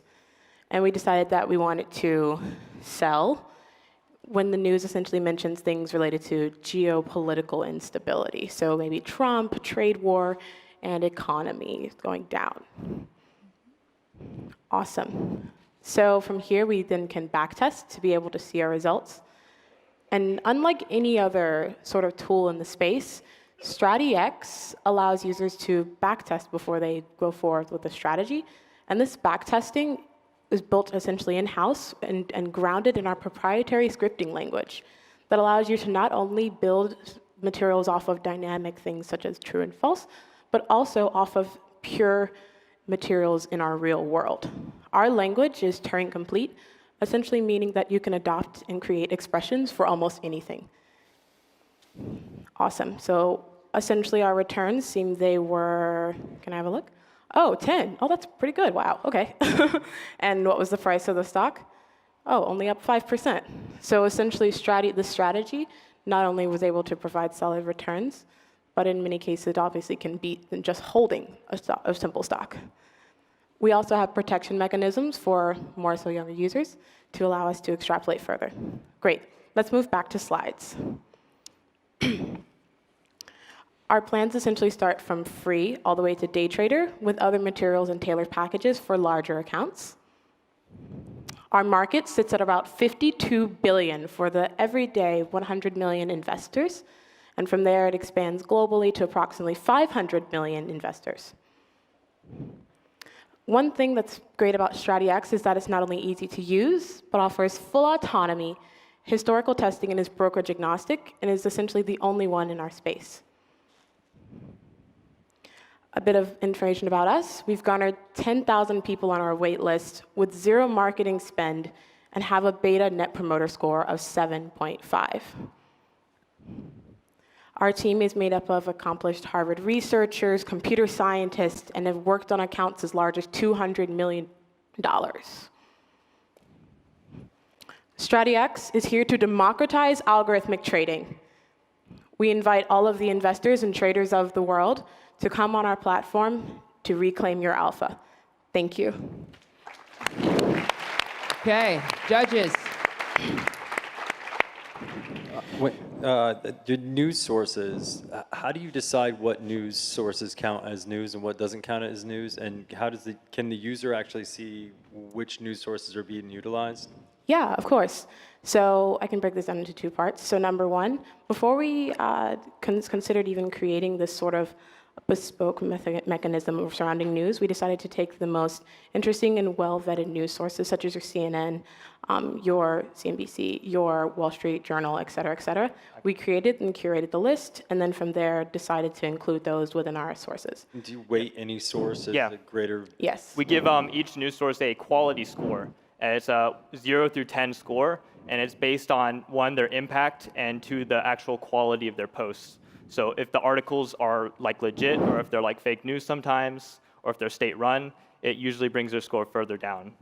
And then we also allow you to categorize it. So if it's left-wing media, TV news, cable news, much more granular news sources, if you would like. I like that you're attacking a big market and that you're taking things that the institutions have had for a long time and democratizing them. I think that one of the things that strikes me is sentiment analysis is notoriously difficult. It's not, you can tell, for example, that a trade war is being talked about or that a particular company is being talked about, but you can't tell if it's positive or negative. So, for example, what have you done on sentiment analysis? And in particular, on the Trump example you threw out in the beginning, how would a person go about capturing that that's actually negative sentiment? Because he's also made tweets that have moved the market positively. I can take this one. So essentially, we thought really long and hard about this concept as well. And we decided that we think that historical sentiment analysis is essentially terrible. And so we decided to come up with our own solution that centers around being able to use our economy of scale, or essentially our users, to be able to actually get accurate, forward-looking sentiment analysis, as historical is terrible, as I noted earlier. So with that, the way that sort of looks is being able to literally let users give their sentiment analysis on different articles and tweets. This is essentially something that's in alpha and users can check out, especially on the application. And the more that users contribute to this sort of model that we have, it's a federated learning model, not only does the better the model get to provide for the community, obviously the better the results get for the whole space. But you're going to learn a model. You're not going to wait, for example, for a feedback loop, because I'm assuming that won't be fast enough. By feedback loop, do you mean? I mean, if you're waiting for the users to actually categorize whether this article is going to move things positively or negatively, it's going to be really slow So if to respond in the trades. If we have manually approving your strategy, right? So if you would like to, if you click the link, then it's a good link for you, right? We can use that info as well. And if you have to click the link to buy the stock, then. For instance, I mentioned earlier about how before users can actually make a trade that's automated, they can instead choose to review it or have a manual trigger, if you will. We also use the data from that to be able to extrapolate for our models, essentially. Why now? Oh, that's easy. Essentially, with the sort of wave and push of not only the Robinhood, like they literally pushed $2 billion in trades per year. Schwab made trading free, TD Ameritrade made trading free, but people normally lose at about negative 7.4%. So what is that saying? And 85% of the market is made by bots, and they normally perform better. Being able to put tools that allow people to not only test and sort of automate into their hands should essentially help this large wave of people that have been sort of searching for a solution, as noted by like our wait list and other groups of people that have been approaching us with will essentially allow a more forward-looking future for better trading in general, right? So I agree with you. There are some trends in your favor, but aren't you fighting a bunch of trends against your favor? So active management has been going down. The hedge fund industry has been shrinking. Most people are putting money in ETFs and indexing versus actively trading. So I don't think that that data is accurate anymore, considering number one, bonds are worthless now. So being able to actually trust and put your materials and money in what many would consider a passive account is becoming a less of a norm, especially for people around our age group, where about 74% of them use like forward fintech solutions instead. Particularly, we've actually even had private wealth managers approach us because they only do passive, and they want to be able to provide a fintech solution for their active clients to be able to extrapolate further. Also, if the market's volatile, which is a lot of what people are concerned of, that's actually good for us because there's more movement, more potential gains. And how do you plan on acquiring customers? So we have a few different pathways. Currently, we have sort of a community that follows us in places like Reddit and Discord. They've sort of guarded and championed us to be able to even get to where we are today. We also have different groups and communities within college campuses, as well as like large pools and groups of people that were kind of wave of Robin Hoods, if you will, and they pushed us for the sort of Robin Hood after tool. So being able to sort of harbor and push that community further by continuing to grow it, referrals, using the sort of similar growth model as Robinhood and partnering with our brokers to be able to expand it further, essentially is what we're looking for. In terms of the B2B side, they've been coming to us a lot, so we actually don't even have enough resources currently to even take on all of them, so we're having to be picky about even giving and taking on clients. And from there, we think that probably a mixture of referrals, as well as spending time perfecting product market fit for those clients will be enough. What risks do you expose yourself to if you fail to execute on a strategy, maybe at the wrong time or at the wrong price? Are there any risks if you're automatically trading on behalf of your customers? So currently in the eyes of the SEC, we're considered to be what many would consider like an Excel or like a software, if you will. You can extrapolate and throw an API into Bloomberg and literally call it the same thing if you could code, but you can't. So you use us instead, right? That is exactly where we sort of sit. Your broker is still the main one in charge. You are also still the main one in charge, and you're extrapolating and pushing forward automated rules. But in the eyes of the SEC, these rules are considered to be your responsibility. But isn't there ambiguity? I had an IFTT set up for like my smart home, and every time I opened my garage door, my bathroom light would come on, right? Because I just did it wrong. Aren't there liabilities in the ambiguity of the news? Like if you as an entity read that news without the nuance of the bias of the article, and then it triggers a trade, you suddenly now are liable because your technology misread that headline. So isn't there liability in that?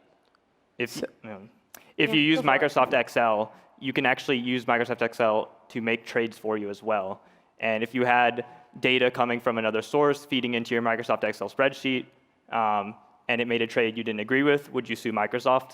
But it doesn't interpret the data, though. That's right. You're interpreting. Essentially, no. It uses a formal word to vec, where it literally picks out the ones that you literally noted, and then from there it does a mixture key string or keyword matching, and then from there it extrapolates, which is how we sit in Are the you grade. doing sentiment analysis or not then? No. Currently, no. Yeah. Currently, no. So it's just keywords. Right. It's not. For now, we're doing core features in the app right now, and then the rest of it we plan to have with extensions. And then also formally with partnering with PWMs, which will allow us to formally have advisor and broker-dealer materials. This will also allow us to offer further materials within the ML space. All right, one more round of applause for StrattyX.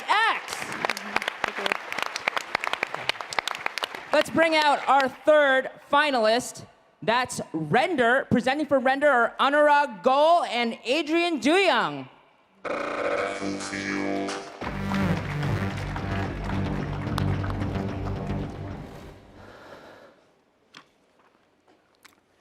Large public clouds like AWS are worth over $500 billion. But using them is like pulling teeth. Businesses are forced to spend billions of dollars in engineering salaries just to manage servers on AWS. I saw this firsthand at Stripe, where I was employee number 8, and I helped launch the company and grow it to a $5 billion valuation, but not without a massive DevOps team. After Stripe, I built a lot of my own apps to figure out what I wanted to do next. Building these apps was easy, but hosting them was agonizing. I had to spin up VMs, install dependencies, set up networking, SSL, load balancers, just a ton of things for every single app.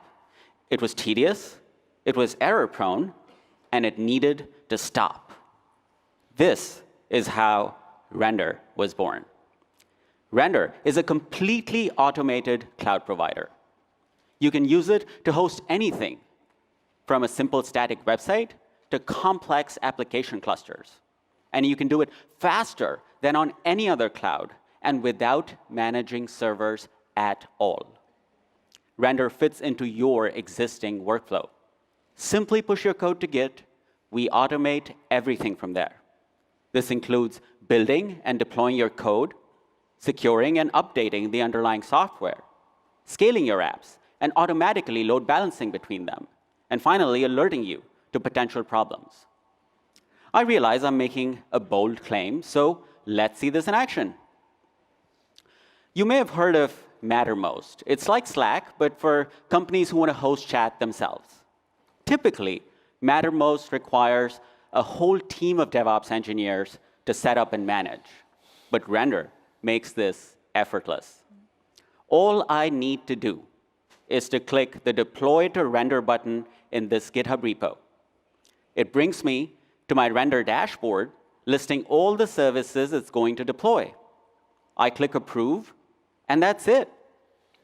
Render is now deploying my Mattermost cluster, which includes a database, object storage, a search engine, and multiple web servers. Render is also provisioning load balancers and SSL behind the scenes, and I don't have to lift a finger for any of it. Now, these services can take a few minutes to spin up, so we're going to switch to an existing Mattermost instance running on Render. It's up at rendermost.com, and you can all go there right now and sign up. It's ready to scale to thousands of users. Let's talk about what we just saw. Installing Mattermost on Render requires just minutes, but it takes days of setup and constant ongoing maintenance on AWS. And it isn't even possible to do this on something like Heroku. But Render makes it instant through 3 major innovations. 1, every Render service gets built-in private networking, service discovery, and load balancing. 2, Render is the first fully managed cloud to offer SSDs with automatic backups and one-click restores. And 3, Render lets you define all your services in just one file. You can update your infrastructure by simply pushing this file to Git. How cool is that? Now let's look at the competition. Clouds like AWS claim to be developer-friendly, but any developer will tell you just how frustrating they can be. On the other end, managed clouds like Heroku have stagnated under Salesforce and are missing essential features like SSDs and private networking. They're also much more expensive. Just 2 gigabytes of RAM costs $250 a month on Heroku versus $25 a month on Render. We truly give you the best of both worlds. Incredible ease of use combined with tremendous flexibility. And we're doing it in a market that is massive and growing quickly. Right now, we're focused on the platform as a service market, worth $20 billion. Longer term, we're looking at the entire cloud infrastructure as a service market, estimated at $100 billion just 3 years from now. But let's talk real numbers. Render's revenue has grown by over 50% month over month for the last 6 months straight. And this growth has been entirely organic. Our platform is now serving over 100 million HTTP requests every week. Leading open source projects like React, Vue, and Gatsby have all selected Render as an official hosting option. And we're also one of just 4 official cloud partners for GitLab. We have thousands of amazing users, including a leading presidential campaign that moved all their infrastructure over from GCP to Render recently. So, if you're a developer or founder who's frustrated with AWS or Heroku, and you're looking to save big on time and engineering costs, automate your cloud hosting today by signing up on render.com. Thank you. Judges? Can you describe as succinctly as possible the IP-protected components of your system? There is a lot of work that we've done to build scalable, distributed, proxies and routers on top of underlying virtual machines. There's also a lot of work we do in terms of bundling application code automatically into containers, which is all IP protected as well. And finally, there's a bunch of behind the scenes work to make sure everything is up and running at all times. So even if our database goes down, for example, our user websites are still going to be functional. What's your underlying infrastructure? Right now, we're using both GCP and AWS. Longer term, we're most likely going to switch to our own bare metal clusters. Can you talk a little bit about the trade-off between ease and performance? Because while it might be easy for it to overall be managed, one of the reasons a lot of teams choose to do this type of load balancing, parallelizing, all the different things that you might do in a public cloud for yourself, it helps you actually get a more performant application. So what kinds of trade-offs do you see people making as they move from, say, AWS to render in terms of speed of application and just how efficient and optimal the code is? Sure.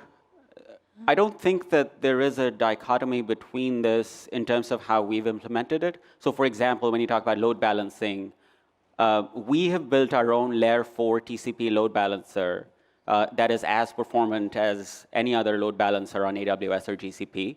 And our backend is written in one of the most highly scalable languages, like specifically Go. And we're making sure that the extra overhead that render adds is always less than 10 milliseconds or less than 5 milliseconds per request. And then behind the scenes, I mean, the load balancing itself doesn't really add any additional performance issues. Yes, I understand that. I think that I guess what I'm really getting at is you can do all that without knowing what the underlying tasks are.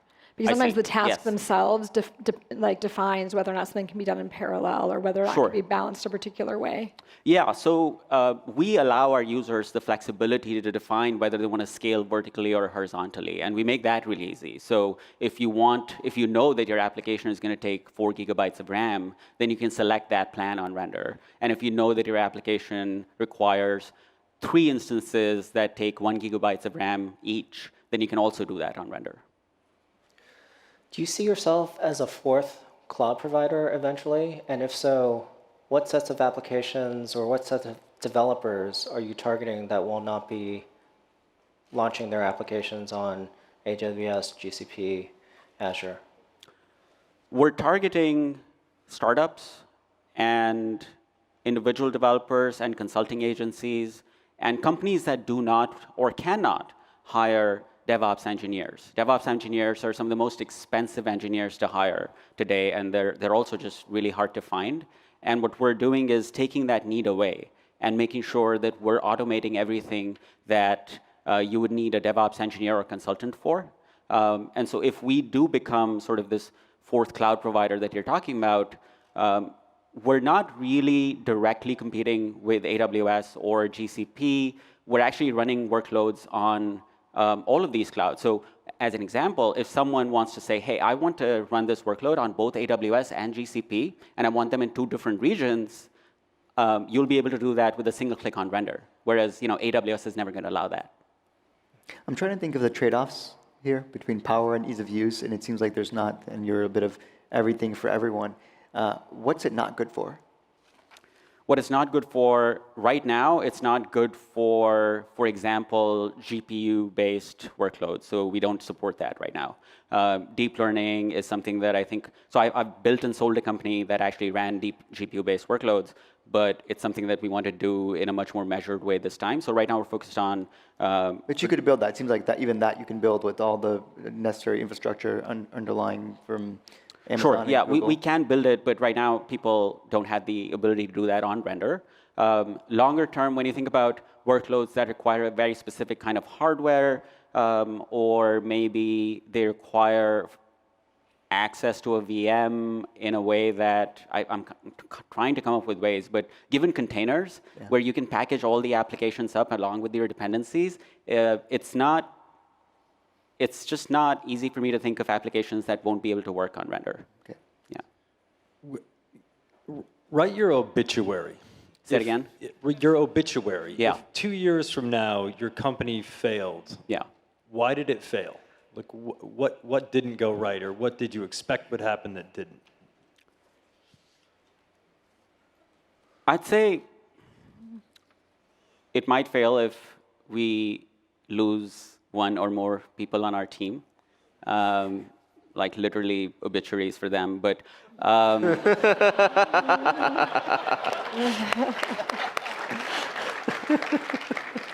but I think that we'll fail if we lose sight of what developers want. And that is something that we have to be very careful about. And I used to work at Stripe and made sure that we were always working to please developers. Now, as we grow, if it's hard for me to scale out that culture, that's something I'm very conscious of, and making sure that, otherwise nothing differentiates us from AWS. They don't care about developers, we do, and we understand them much better than anyone else does. And then if we fail, I think it's going to be because we lost sight of that. Platform as a service is something that people have talked about for over 10 years. Yeah. And I'm just wondering, what is it about the market today that makes Render uniquely possible? Yeah. So I think the biggest two things that have made this possible are the rise of container orchestration, Kubernetes, and obviously application packaging like Docker. Now, these are the two technologies that have only now become really viable and have been deployed at scale. And there's a lot of ancillary infrastructure built around them to manage all of this at scale. So that's why Render is possible now. Whereas, back in 2010 when Heroku launched, they had to build all of this from scratch, and they still had this thing called Dynos, which is like a poor man's version of a Docker container. Final questions? All right, give it up for Render. We have two more finalists to bring onto the stage. The next one is Orbit Fab. Presenting for Orbit Fab are Daniel Faber and Jeremy Scheel.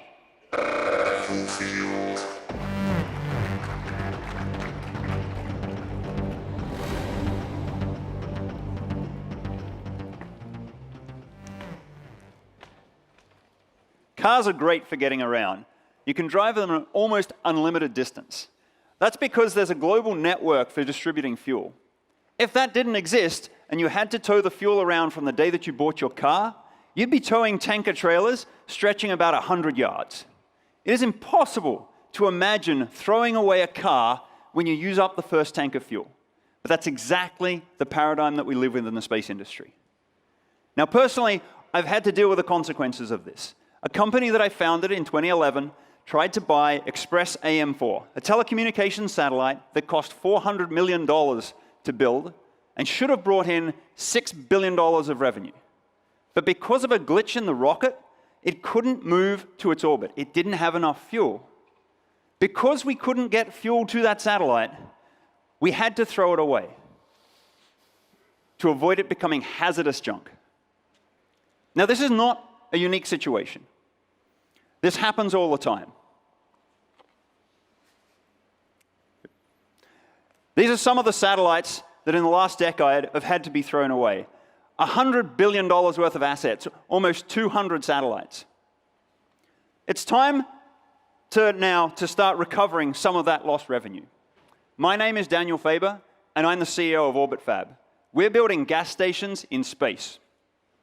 I spent 20 years in the space industry, built a dozen satellites, several successful products. And I've been frustrated for too long by having a single tank of gas in my satellites. So we're solving this problem in a very simple way. We build these satellite gas tanks. We put them on any available rocket, which gives us the best deal across the industry. When they're in orbit, we manage the logistics and the orbital mechanics. We make the right fuel available to satellites where they need it. They come and get that fuel, and they realize capital expenditure savings over 50%. We take home gross margins over 90%. Now, this might sound obvious, but there's a reason why this hasn't happened yet. That's because there's no secure and safe way to transfer fuel in orbit. So we set about solving that problem first. Now, it's once been said, once you get to orbit, you're halfway to anywhere in the solar system. So we like to think that we've built the key to the solar system. This is the gas cap. This small fueling port for satellites allows for safe and reliable transfer of fuel. But it's not quite as simple as it might seem. In space, there's no gravity to help fuel drain. So surface tension and other effects really complicate how the fluids behave. We solved that problem. We solved several other problems as well. And for the first time this week on the TechCrunch stage, we're going to show how it works. My co-founder Jeremy here is holding the active side of this system. You can see that it has 4 fingers, which can close securely around the fueling port. Now, we looked at all the work that NASA had done working on fueling valves in space, and they assume that there are complex and expensive robots that can bring things together and align them carefully. But we see a future in which satellites are coming and going as part of a bustling economy. And therefore, they should be able to dock and undock without the need for complex and expensive robotic servicing assistance. So as you can see, the 4 fingers close around the fueling port, securely holding them together to transfer high-pressure propellants. When it's done, the satellite is released. It can go off into orbit and continue making revenue. Thank you very much, Jeremy. Back to the presentation. We've tested these fueling ports, and we built them specifically in this size and volume and low price so that they can be a drop-in replacement for the valves that are currently used to fill a satellite before it's launched. That means that we can get very rapid market adoption. Now, we've already tested a lot of our equipment. What you can see here are 2 test beds inside the International Space Station that we tested earlier this year. We transferred fuel between the 2. We tested the feed systems and the tanks. We actually used water in this case. We were able to hook it up to the International Space Station and supply the space station with water. As announced in TechCrunch, we became the first private company to resupply the space station with water. That equipment that you see launched full of water to the space station. After its mission, we got it back here on Earth. This is actually the exact hardware that was in orbit just a couple of months ago. Now, this is not a science experiment. We worked with 20 companies to standardize this fueling port. They were looking for a fueling port standard. We have 2 contracts signed to deliver the first 10 units. We have contracts with the Air Force. We're collaborating with IHI, the Japanese conglomerate. We have a partnership with Lockheed.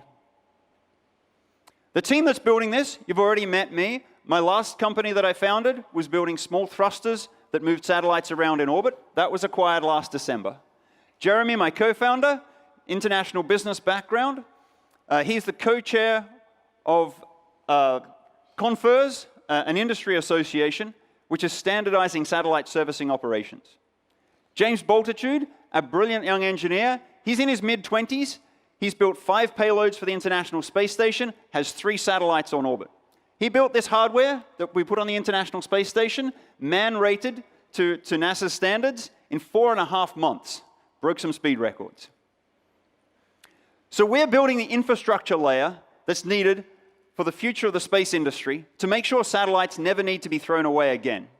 If your companies are building satellites, come and talk to us about the future.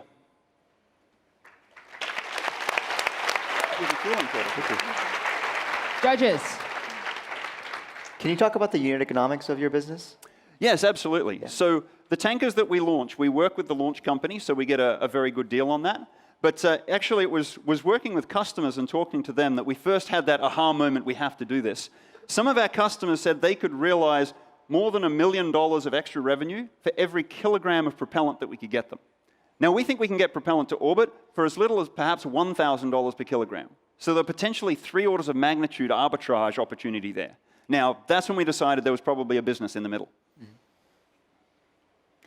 I like that you're working on a really hard problem, and it seems like you've made concrete progress. I think, well, I can see how over the long run it can reduce waste. Do you have a way right now that you can retrofit existing satellites, or is it going to be a matter of launching all new satellites that have the proper receptors? Yeah, that's a really good question. We're not designing our systems to be backward compatible, but there are now 30 companies that are working on satellite servicing, effectively tow trucks in space.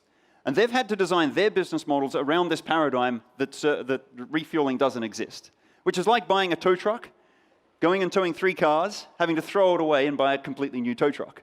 So they're our natural customers, and they have all the complex robotics and the ability to go and service satellites that weren't designed to be serviced or upgraded. So through them, we're able then to address the legacy systems. As we go forward, because we're equipping the whole industry with a fuel import standard, then we'll be able to go direct to customers. I'm curious if this is such a pain point for companies that have launched satellites into space, why this hasn't been done before. Yeah, that's a really good question. Because there hasn't been a standard fueling port, that problem hadn't been solved. Because the rendezvous and docking technologies hadn't been solved, they have been solved now, and that's why the timing is right here. But also because the industry is extremely conservative. So they've had business models that have worked very well before. They're now feeling that those business models are threatened by the new constellations that are going up, by the changes in the industry. So they're much more open to innovation and embracing this type of idea. So it's become more of a problem that's front of mind, and the perceptions in the industry have shifted to needing this kind of capability. So like they're scared by SpaceX and Blue Origin? Pardon? They're scared by SpaceX and Blue Origin? That is one of the effects that's going on in the industry, yeah. OneWeb also, mega constellations, those types of things. There are several trends that have pushed bigger companies to really think a lot more innovatively and be looking for solutions like this. Are you still beholden to your launch partner? Could they jack up your prices at some point because you're doing well and they see that you're making good gross margins, so they extract that by saying, hey, we're going to charge you more? Yeah, sure, we considered that, and we do see the potential of competition from launch companies, but it just in the way that, that United doesn't sell fuel to Delta and to the other companies. Swissport is that layer. Similarly, the companies that are making those fuels don't sell directly to the airlines. Swissport is that layer, that infrastructure for airline industry. We don't expect that there'll be competition from the launch vehicles because we can buy from any of the vehicles, and that then lets us benefit from the economies of scale on the supply side and similarly on the demand side. Can you talk about the lifetime of a satellite today and how that coincides with the amount of fuel that's on that satellite? And yeah, absolutely. So because they've had to design satellites with all the fuel that they've needed, they've put up satellites traditionally into the geostationary orbit, where most of the big communication satellites are, with 15 years worth of fuel. So that means that most of the satellite, when it launched, was fuel. Now, because of these new challenges to the business models, there's no flexibility if you launch with 15 years worth of fuel. If the market shifts, if the technology shifts, you get stuck. You're with an asset that's no longer as valuable as you thought. So they're searching for that flexibility, which is why they're looking now for these types of solutions. So the drive now is to make satellites that have shorter lifetimes, but then build them with the option to be able to extend that lifetime. And you can't do that unless you've got a supply of fuel. I love the authenticity of the idea to you guys as founders. It sounds like, though, that this isn't a problem that has been a huge industry secret for a long time. So are there other competitive offerings out there or potential solutions that will emerge over time that you're worried about or that you've heard of? Yeah, there definitely are thoughts that have gone into this for the last few decades. But all of those business models, they haven't had, to be honest, somebody who's had a depth of experience in both entrepreneurship and the space industry. So they don't have an MVP. One of the companies that is in this space is trying to raise a Series A of $500 million. We don't think businesses should be designed like that. So we're very much trying to get this off the ground with a small amount of capital. And we brought down the capital requirements from hundreds of millions or billions of dollars to only $20 million. It seems that the assumed lockout is the coupling nature between the valve and the distribution device. Couldn't a competitor come in once you actually build a market and you have this, call it the male or the female fitting? Couldn't they just come in and retrofit the other side of fitting in some way, shape, or form, and then basically take all of your long tail over time? Yeah, that's a very good point. So the patents that we have around the fueling port and the agreements we have around its use and how it's deployed are one part of our defensive strategy. But also, once we have propellant in orbit and we've built out that inventory, that's another defensive, another part of the moat that we have. So there's several different layers that we have to being able to defend this business. It's not just reliant on that fueling port standard. However, once it's a de facto standard in the industry, it's very hard then for somebody to try and replicate all of that and build a completely new ecosystem with which they can then compete with us. My next question is, space is very big. So where do you put a fueling station, or how do you actually just work with people that are launching things into an orbit that you're going to be operating in? Yeah, really good question. So there are a few main orbits where people put satellites. The geostationary orbit is one of them, so we'll have a tanker very close to that. Also in low Earth orbit, there are different inclinations. So most of the Earth observation satellites are at 98 degrees inclination, and the communications constellations are at 90 or 70 degrees. The International Space Station is at 55 degrees, which means there's a lot of activity there. So those are the orbits that we're going to start with tankers in, and then we'll respond to demand as people want us to put tankers in different places. But those are really the main places we start. You are moving around several $100 million satellites. Who's ensuring this? Yeah, very good question. At the moment, there's a robust industry around insuring satellites and assets. I mentioned before the 30 companies that are looking to stand up satellite servicing and building those tow trucks. They include Northrop Grumman, prime contractors, Maxar, all the way down to new startups. Those companies are having to confront those issues head on. And so we can ride a little bit behind those. But then Jeremy's also vice chair at Confers, helping to standardize those operations. And a lot of that work is with the insurance and financial industries to understand that risk, to understand how to mitigate it, both from a financial perspective, an insurance perspective, but also a technical perspective. So a lot of efforts are going on in that direction. We're in the middle of those conversations. Final question? All right, one more round of applause for Orbit Fab.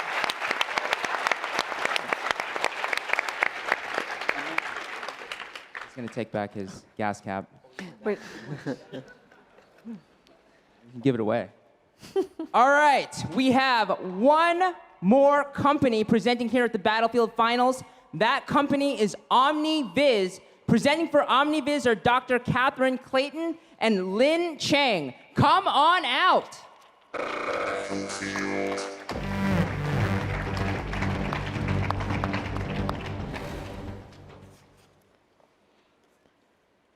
Cholera has no borders.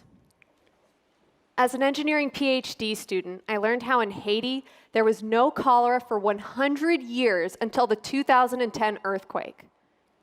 After the disaster, cholera spread through the country, causing outbreaks and deaths to this day. But Haiti's not alone.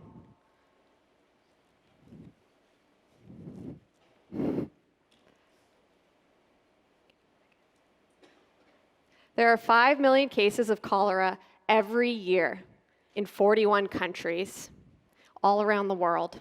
And this causes over $3 billion in treatments, in lost productivity, and in human cost.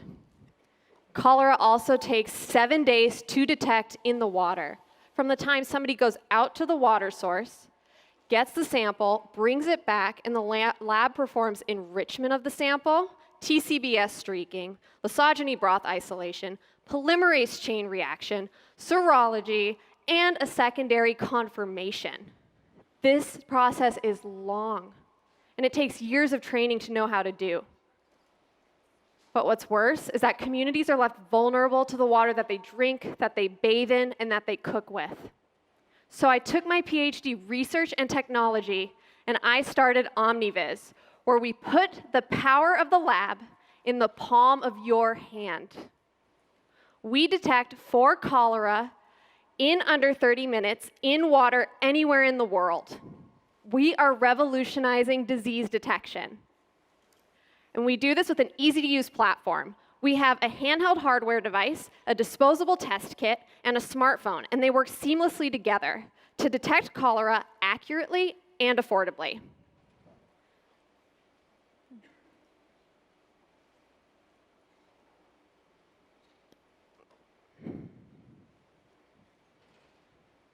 The hardware acts like the portable laboratory. And inside we have heating units to start DNA amplification, and we have a series of lenses that miniaturize a microscope to see down to the nanoparticle level. We also have the test kit, where inside we have reagents that are embedded to perform DNA amplification. And when the test kit and the hardware come together, what happens is we amplify the cholera toxin gene. And in amplification, DNA strands grow longer, making the solution more viscous in nature. And that viscosity change is exactly what we're measuring. We have 2 pending patents on this technology, and we are more sensitive than the status quo. We also have the smartphone that's able to track with the proprietary algorithms of viscosity and send alert notifications. Move to phone demo.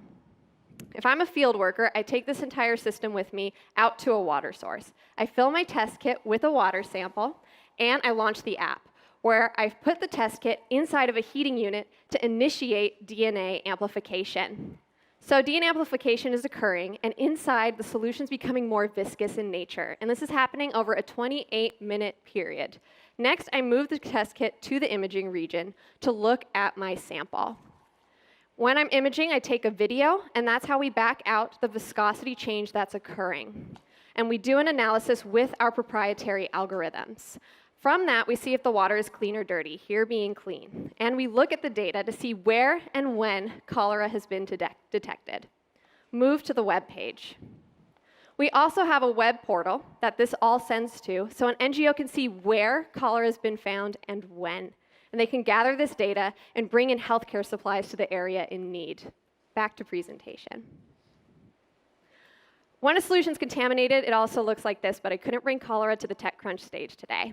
Solutions that move really, really slow are viscous in nature and therefore contaminated, whereas clean solutions move very, very fast because there is no viscosity change. I inspired my PhD advisors to join me as founders of OmniViz, and our team brings expertise in biotechnology, consumer electronics, global health to come together. Rapid tests are very, very easy to use, but they are highly inaccurate, whereas cell culture is expensive to use, but highly accurate. We do a B2B sales, where our hardware is a single-time sale, and our disposable test kit creates our recurring revenue because it is single-time use. And to date, we have 5 letters of intent from some of the biggest players in cholera, like Doctors Without Borders. But we're not stopping there. Cholera is a $2 billion market for water detection and surveillance, but OmniViz means to see everything. And by changing the chemistry in our disposable test kit and using our IP, we can detect for many different pathogens in many different markets. We are mobilizing the lab. We ask today for NGOs, water quality experts, and research hospitals to visit omniviztech.com because we are rapidly detecting pathogens and we are saving lives. Thank you. Judges.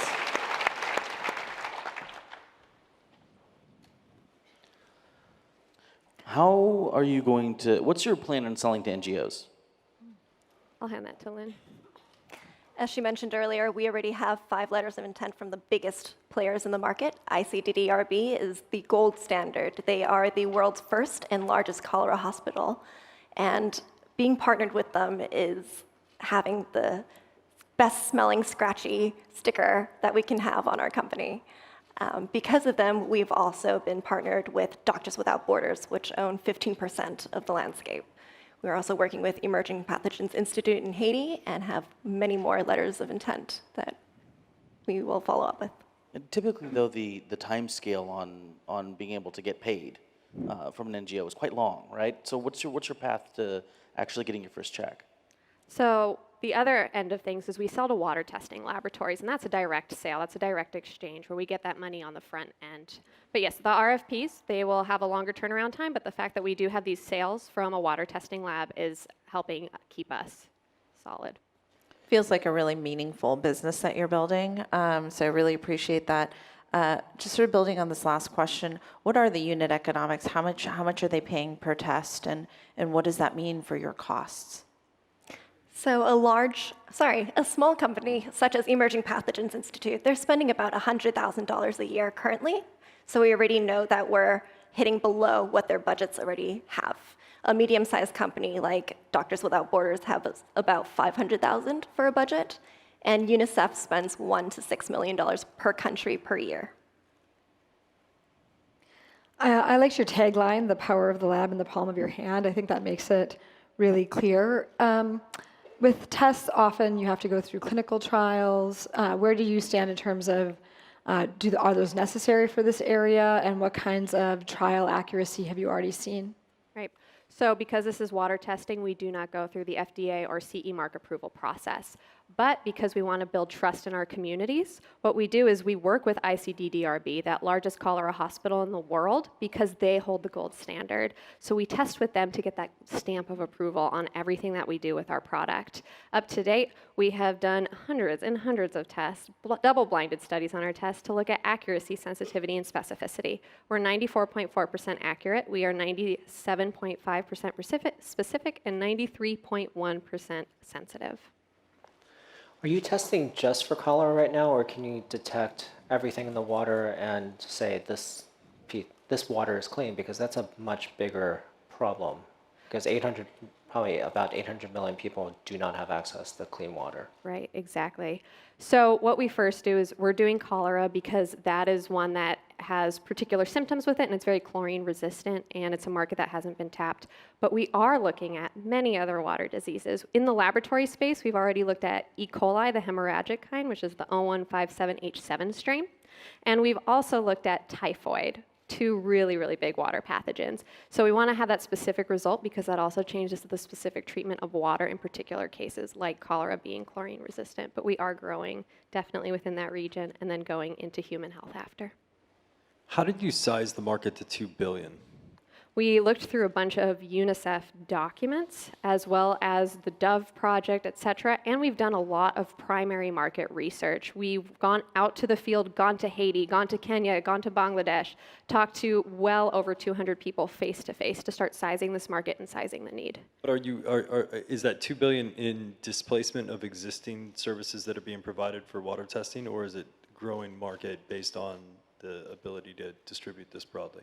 The market itself is the $2 billion that's currently being used for water detection and surveillance of cholera alone. Is there a dominant player in that market today? Right now, it'd be that laboratory testing, that 7-day turnaround time, and a lot of countries only have maybe 2 water testing facilities. So that means that there are a lot of people that are not even getting served, where a water NGO could serve those people because they can go out into the field. Our mechanism, it takes 47 minutes of training time, beginning to end, and we have done this study very thoroughly in Bangladesh. So if that 2 billion is, how much is actually services as opposed to actual hardware and equipment? So the surveillance portion is the smaller portion, and the actual testing probably takes up about 80% of that cost. So that, yeah, the disposables and the tests. I gotta imagine distribution is relatively difficult for this product. Like even if you get it to the NGO then getting it to the site actually using it, and then getting the replaceable tests over time into that market are really difficult. How are you overcoming that? Yeah, sure. So what we do is that's why our partners are so important to us. Doctors Without Borders has a distribution network. They are the experts in that. They know how to get that out to the field. What we do is we respond to those RFPs. We're the one that gives them the 1 million test kits or the 1,000 hardware devices. They go through their distribution channels to get it to the right player, the right field worker, the right scientist, the right doctor. And so that is where our partners and our customers are incredibly important. You talked about porting the IP to blood, so that this change in viscosity that you measure. Mm-hmm. How difficult is that? So far, we've done HIV and malaria in blood and seen great low levels of detection and not seeing issues. There will be more sample processing in the chip itself, but we know if we need to look at the white blood cell side, if we need to look at the plasma side, if we need to look at the red blood cell side. But we have a paper coming out in the next few months on doing blood testing in the system with malaria. Exciting. Other questions? And do you have units currently deployed? We're actually wrapping up our last pilot study in Bangladesh at the end of this month. And how is utilization on the existing units that are out? I'm sorry, can you repeat that? What does utilization look like? Like how frequently are these being used? Like how many tests per unit are you rolling through the site? So the tests themselves are disposable, so they're one-time use. Depending on the size of our partner, we're expecting like a small partner will do, low-end thousands of tests a month, and then it scales up. And that really changes depending on how large the country is and the complexity of getting to those locations. Final question? All right, give it up for OmniViz. And that concludes the finals of the Startup Battlefield. The judges are going to follow me backstage. They're going to choose a winner. Before they go, though, let's hear it one more time for our awesome judges. Ooh. What technology do you think will help us best deal with natural disasters? Go to the IBM booth number BF1 to pick your favorite from the Call for Code finalists. Over 5,000 people have already voted.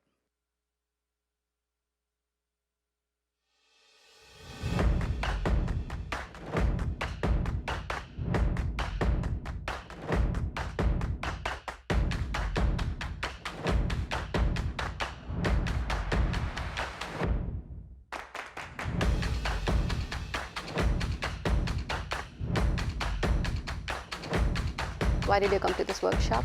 To learn.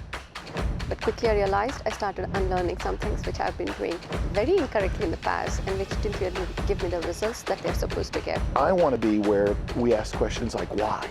And the big question I ask is what if? You know, it's a different way of thinking at Stanford than it is at any other university in the world. I realized I was getting stale, so I said, you know what, it's time for me to move on and look for greater things and have more impact.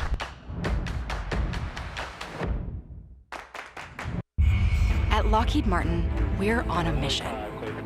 Your mission. When millions of people are counting on you, you can count on us. To build the impossible, to invent the inconceivable, and solve every problem with speed and reliability. Every mission is an expedition of the greatest importance, both to you and to us.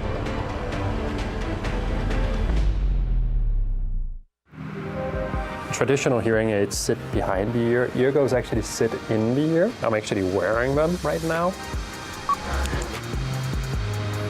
Eargo sells directly to consumer. So as opposed to selling via clinics, Eargo advertises and is basically presented digitally or online. There's not a distribution in the middle of it, meaning that we can actually offer products at a lower price and also have a much more seamless experience from product to wearing to rehabilitating your hearing and so on. So traditionally, you would need to book an appointment, wait a couple of weeks, you would get in, you would have your hearing assessed, and then you would sort of get into the whole counseling account. What kind of solutions exist? How do you get it? You don't need a prescription per se.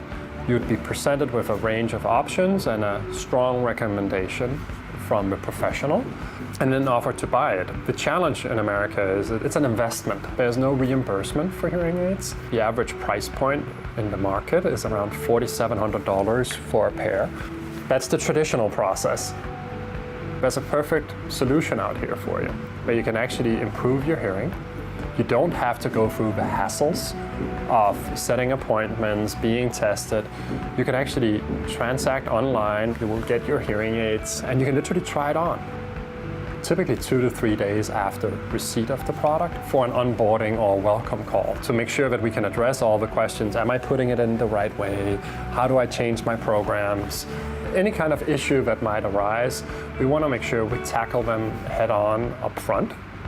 Our very first product, Eargo Plus, Eargo Max, and now also Eargo Neo, are all FDA approved. So the Eargo Plus hearing aid and Eargo Max hearing aid look like this. And you see what I was talking about earlier in terms of the genesis of the design, which is really this flexi fiber tip, right? Which is a medical grade silicone. And you can see that the miniaturization is really about taking the electronics and essentially shrink wrapping it with a small plastic shell. And most importantly, when inserted in your ear, it essentially completely disappears. Neo product, which is our latest product offering, you'll note a few design changes. So a lot cleaner look in terms of the charger design, the charger pockets, taking feedback from our end users. Right, we redesigned these pockets so it's virtually impossible to get them in incorrectly. And then finally, the hearing aid itself has gone through quite a few changes. What you'll notice immediately is a much more organic, smaller form factor. So we've moved the microphone to the back of the hearing aid, and then we have stainless steel contacts that are flush with the surface, in contrast to the first generation, where the gold contacts are recessed a little bit, right? So, and the design intent here was really threefold: improving retention in the ear canal, improving comfort, and improving the acoustical performance, right? So by moving to a palm design rather than the FlexiFiber design, we were able to achieve all three of those in one design. So you get a little bit more gain in the overall system, so we can fit more people with this device, and it in fact is more comfortable and better retention.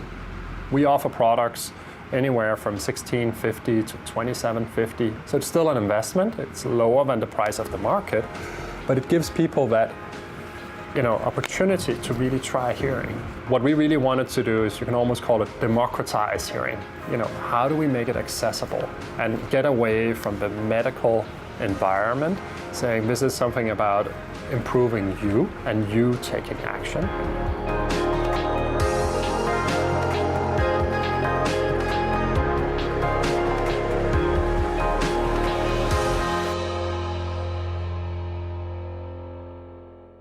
Ladies and gentlemen, please welcome back TechCrunch Managing Editor and Disrupt MC, Jordan Crook. What's up, squad? Yeah, thank you. There's like 6 or 7 people clapping. Progress. Appreciate it. Okay, I know you guys are anxious to hear who the winner of the Battlefield Finals is, but our judges are busy deliberating, and we are about to hear from some of the most exciting names in smartphones. So with that, I'd like to welcome our next guest. Please welcome to the stage from OnePlus, the co-founder, Carl Pei, and your moderator, Brian Heater. Warm welcome, please.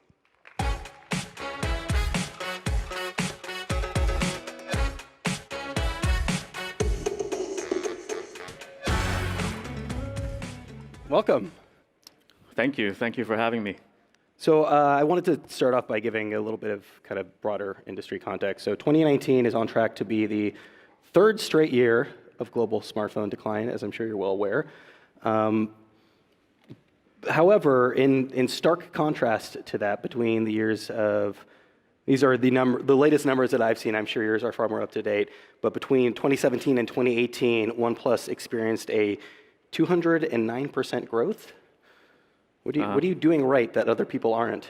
I think we're just really focused on the product.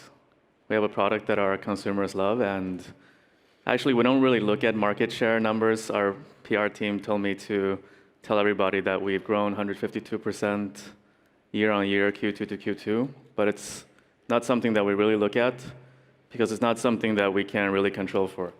We really believe in putting all our effort into creating the best possible product. And if the product is good enough, I think it's just a matter of time for growth to happen. So it sounds like what you're getting at is that you're kind of competing against yourself in that respect. I mean, the point is to continue to grow year over year. However, I assume you must be pretty in tune with what is happening in the industry. You must see the fact that people generally are buying fewer smartphones than they were a year or two ago, and trying to figure out how to contrast that. Well, to be honest, we haven't had many conversations internally about this. It's mainly been very, very inward-looking, and in a way, there's not really much we can do about market dynamics. The world is changing, and if you can't really do anything about it, then why would you spend time thinking about it?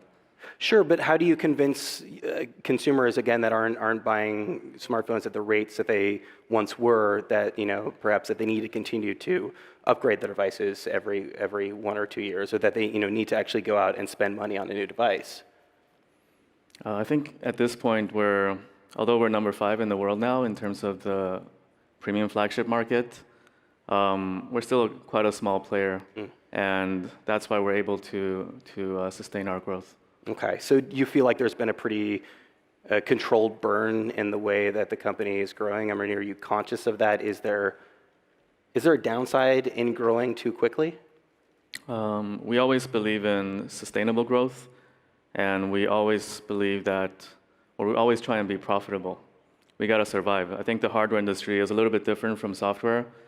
When you have a software product with network effects, you kind of can justify overspending to get more users to kind of build that network effect. But in hardware, if you overspend, you're not guaranteed to be around. So if you look at the hardware landscape, most hardware companies have disappeared, not because of the fact that their competitors are really strong, but rather because they've kind of overinvested in their inventory and they broke their cash flow. So how many OnePlus 7s did you sell? It's in the millions. In the millions? And how does that compare to the 6 or the 6T, for example? So every new product iteration we have, we sell a little bit more than before. And if we think we have a demand of, say, 100 units, we would rather make 90 units, just to be totally sure that we can sell everything we create without needing to overly discount and thus losing money. So for us, slow and sustainable growth is much more important than maximizing every opportunity that we have. Did the math in that change at all when you moved from a phone a year to 2 phones a year?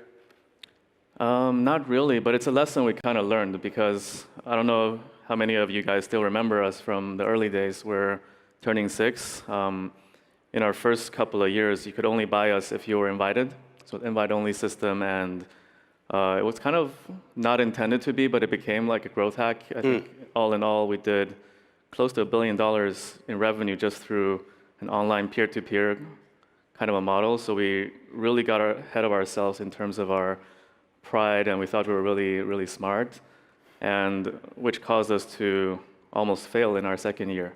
So ever since then, we reverted back to this slow and steady growth model. What is it what happens? Why did that cause you to almost fail in the following year?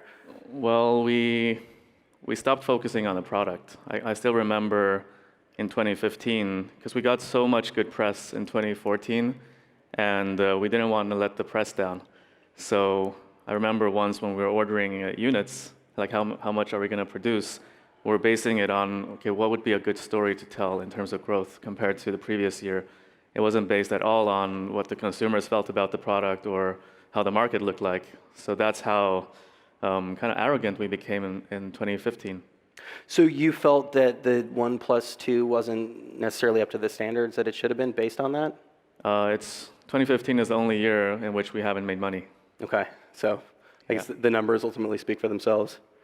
Early on, the community was the thing for you guys. I mean, that's how you were able to grow as quickly as you were. And it seems crazy to talk about when we're talking about these large-scale hardware devices, but it really was. It was word of mouth, and it was the fact that you were a small new company and you were able to talk to people directly. It's granted it's only been 6 years, but do you feel that you've lost a little bit of touch with the community? Today, our products are built together with our community. So in the very beginning, it was an invite system, people sharing the product with each other. But as we grew, we started a 3-pronged software strategy. So we have a closed beta program, we have an open beta program, and a mass production build. And we have a very small group of core users who are always giving us feedback on the closed beta program, so that when consumers who are enrolled in the larger open beta program see it, it's already vetted. And then when mass market consumers see it, it's already been through 2 layers of this kind of testing. So this program has stopped us from releasing things that could have gone not that great. Like what, for example? We had this, we wanted to infuse more humanity into the product because the smartphone is very cold. What does that mean? We wanted to do something fun with the boot screen animation, and luckily our community stopped that. I gotta ask, what was it? What was it that was just so wrong with the boot screen that the intention was good, but basically it was somebody drawing our logo by hand, and you could see somebody's hand, and it just felt really off, Yeah, like Uncanny Valley. Yeah, so we killed it. So you think that in spite of growing at the rate that you've grown, that you've been able to maintain that the relationship with the community that you'd like? We definitely still have the relationship. However, I feel like the relationship hasn't evolved. It's still what it was 2 years ago.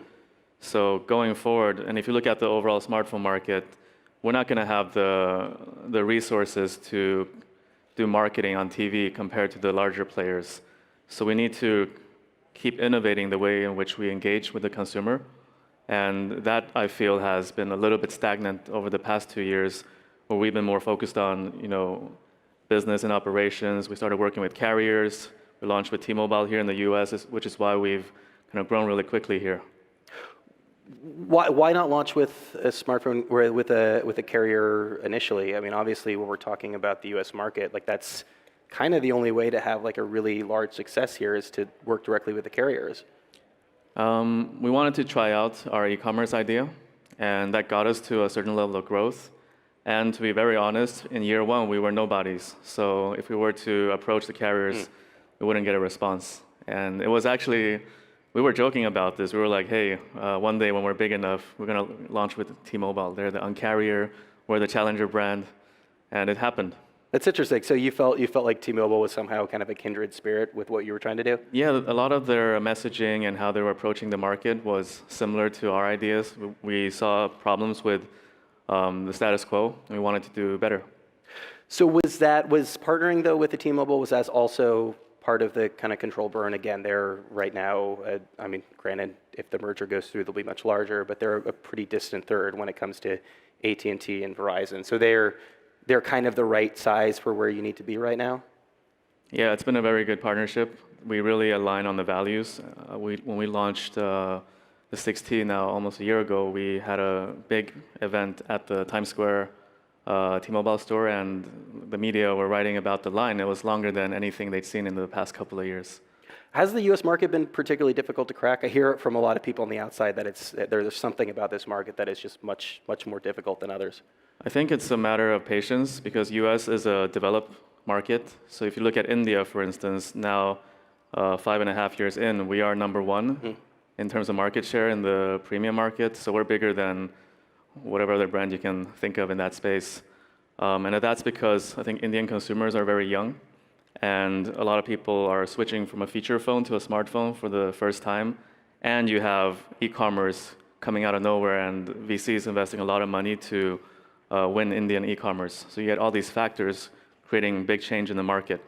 Whereas here, the carriers are very strong. 90% of phones are sold via carriers. And people have already this ingrained habit of, I don't really buy a phone when there's a new phone. I buy a new phone when my contract ends. So I think as long as you have a good product, you offer your customers good service, sooner or later, people are going to get it. In some markets, faster than others. I'm not sure if you necessarily would agree with the presence, but from where I sit, pricing is a really important part of OnePlus's success. Part of the reason why people are buying fewer smartphones generally is because routinely they're priced at over $1,000. You're able to keep these at $600, $700 for these pretty premium devices. Is that price point, is that a huge key to your success? Is that something that you're really taking into account when you develop a device? Yeah, our original idea, one of the problems we saw in the market was that phones were just too expensive. And they weren't too expensive because the components were too expensive. It was because the business model wasn't really set up in consumers' favor. There were too many in-betweens. That's why when we started, we wanted to create this really awesome product and then sell through e-commerce so consumers could get a more reasonable price. And now that we've started working with carriers, some people are asking us, hey, are you still being true to that original idea? And the answer is yes, because carriers, most carriers in the world, they don't really make money on selling hardware. Their business model lies in selling their subscription and their plans. So we can still bring our product at a reasonable price to consumers. Now, on the other hand, if you work with brick and mortar stores, that's a different story. And that's why we haven't really expanded over there. Are you able to compete with other Chinese companies when it comes to pricing? The Huawei or Xiaomi, I mean, they're able to produce very good handsets at really low prices. I think the smartphone industry is so mature now that everybody has the same access to the same stuff, but it's all a matter of what your focus is. Our focus has always been in creating a premium experience, so we've never created a product, say below $400 or below $350. So it's a market that we chose not to engage in because our expertise lies in creating really good user experience and getting all the details right. So just one quick example, this is the OnePlus 7T, where we just announced this last week, and it's going on sale on the 18th of October at T-Mobile. You can't really see it, but there's this ring outside of the camera. It's got this curvature that you can see from the side, and we created a man-made diamond drill in order to just create this surface curvature that we needed. And it's typically something that's kind of reminds you of how jewelry is made. So we put a lot of emphasis in the smallest of details, both when it comes to the hardware and the software. So price is not our main concern, but if we wanted to, we could make a cheap product. It's just not our strategy. It always seemed, from my standpoint, that part of your ability to keep the pricing in check was oftentimes not necessarily being the first to introduce a new feature to the product. You know, we would see them come out on other devices. You would wait a year, and because of that, you were able to keep the price pretty low. But it does seem like that philosophy has perhaps shifted in the last couple of years. You know, you were one of the first to market with a in-display fingerprint reader. You've been pushing on 5G pretty heavily. Is that a change in the way the company is approaching features? It was never about cost saving. Like, we didn't want to be the first to implement some technologies because the user experience just wasn't there. Like, why be first just for the sake of being first? And for us, it's much more important to be better. 5G for us is a little bit of a different story because if you're a consumer, there's no real killer app for 5G yet. And the same thing happened when 4G came out. It took 2 or 3 years before app developers found new ways of leveraging more bandwidth and more speed. So we're going to see the same thing happen in 5G. The reason why 5G is so important to us is because of our users. We're probably the smartphone brand with the most tech enthusiastic users. If you walk around the software development departments here in Silicon Valley, you'll see a very high internal market share. So we know that these people are going to invent the applications for 5G. And we just wanted to be first to be able to empower them. So earlier this year, we rolled out the first commercial 5G device in the UK, for instance. We just wanted to be first to empower our community to build on top of this. So you would agree then in 2019 that owning a 5G handset doesn't make sense for the vast majority of consumers? Unless you have a very long upgrade cycle and you want to be future-proof. So, but you're able to produce this you know, granted, it's not your mainstream flagship, but you're able to produce this device that's really just targeted at the developer community? We wanted to be first because this segment of the market is so important to us. How important is it just to be first from the standpoint of like being able to like plant your flag and saying, hey, we were the first to market with this feature? That was never a discussion point. So why TVs and why now? TV? TV, yeah. You just launched a TV. We just launched a new TV. Our first foray into a new category after almost 6 years. We launched this last week in India. For now, it's an India-specific product because if you look at the market, a lot of people still have these old-school CRT TVs, and they're leapfrogging. So they're not going to buy a flat-screen TV. They're going to leapfrog immediately into a smart TV. And because we made smartphones for so long, and we have I would say we have some good observations when it comes to user experience. So we wanted to leverage that experience we have from smartphones and create a better TV. And now that we have both product categories, we can figure out ways in which these two categories can interact better.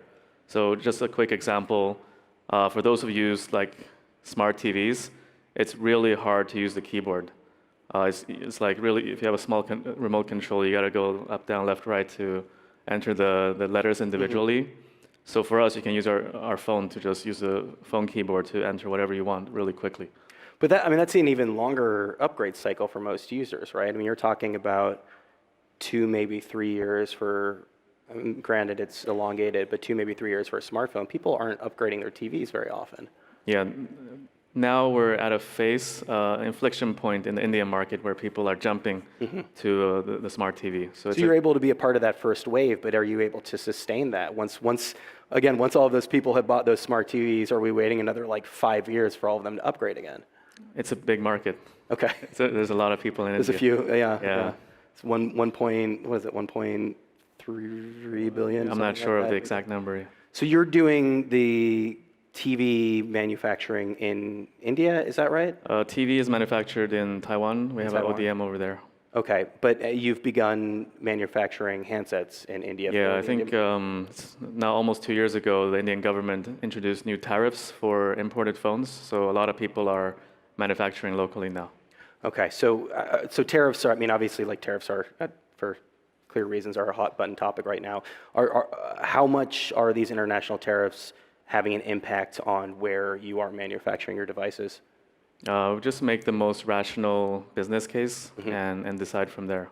Does it make sense, though, for most of these to kind of to manufacture in the local market? I mean, obviously, there's a lot to be said for being able to create jobs in the same market that you're selling these products. I think for us, it made sense to manufacture in India because we were already quite big in India. I don't think there's another market we would do that for just yet. So earlier this week, Samsung announced that they were pulling out of the Chinese market for manufacturing. They're going to continue to sell there. Obviously, they're not a huge presence in that market. They're doing the majority of their manufacturing in India and Vietnam right now. Sony, I think, made a similar jump as well. Are you expecting to maintain the manufacturing of the devices in China going forward? Yeah, we don't have any plans of changing where we manufacture. It's currently in China and India. Okay, so I actually also wanted to ask you a question about the changing approach the company has had to dealing with crises. There were a few early on, a lot of very kind of different ones you've accrued over the years. The most recent one being there was a large security breach with the site early last year. I think it was about 40,000 people. Can you talk a little bit about how your approach has changed to dealing with these wide-scale crises? I wouldn't say that our approach has changed. I just think we might have grown up over the last couple of years. When there's a problem, address it and keep the communication lines open. Tell people what you're doing about it, and once you solved it, see if you need to compensate your consumers. Is there an example in the past, as we're winding down now on time, of a instance where you didn't handle it the way perhaps you should have? I don't know. Do you remember Smash the Past? I do. Yeah. You want to explain that in 40 seconds and okay, I'll try. How you correct it? So we only had 1,000 phones, and we only wanted to seed out 100 phones. We needed to find people who were really excited about our brand, so we had this program where you signed up to smash your current smartphone on video on YouTube to be able to be one of the first 100 to buy our phone. 140,000 people signed up, much more than we expected, and the media wrote a lot of articles, both positive and negative, about that. So you would have done that differently? It was another stage in our maturity. Okay. All right, Carl, thank you so much. Thank you. Thank you.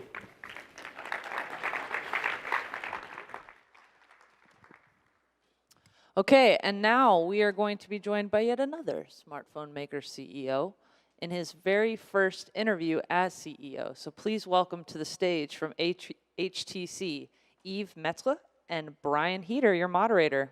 He's right back on stage.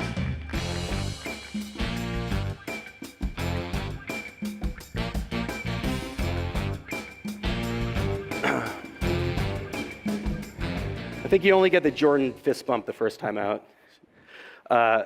Yves, thank you so much for joining us. A lot has changed since we first decided to have HTC on stage.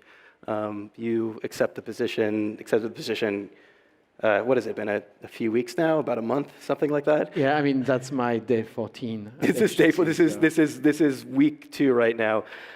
So I want to actually start by giving a little bit of context for the company. So in Q2 of this year, HTC posted its 5th consecutive quarterly loss.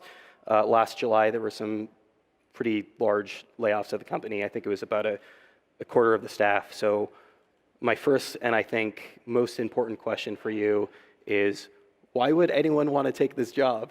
That's a good question. No, first of all, I know HTC for many years. I've been executive at Orange, and you may remember that Orange was one of the first partner of HTC when we started the SPV. It was not branded HTC, it was SPV. And we moved with HTC during 15 years now altogether. So I know this company pretty well. And we have to acknowledge that this company has a very, very strong brand. Still a little bit, to be refreshed, but still very vivid and very valid in Asia, in Europe, in the US. So it's really a global brand, and it's not so unusual to have such a global brand. And there is another one, which is Vive, according to that. Second thing, this culture of innovation is very strong as HTC. In the past few years, you saw the first blockchain phone, you saw virtual reality being led by HTC. The team is from a technology perspective, very, very strong.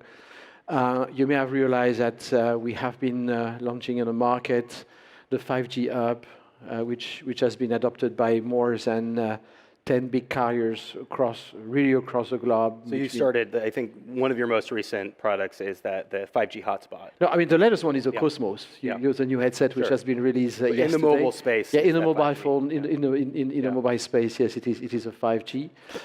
And again, you mentioned regarding the P&L, which is significantly negative. But if you look at the balance sheet of the company, it's a very strong asset. We have zero debt. We have a lot of assets aside of the brand, aside of the IP, outside of the building.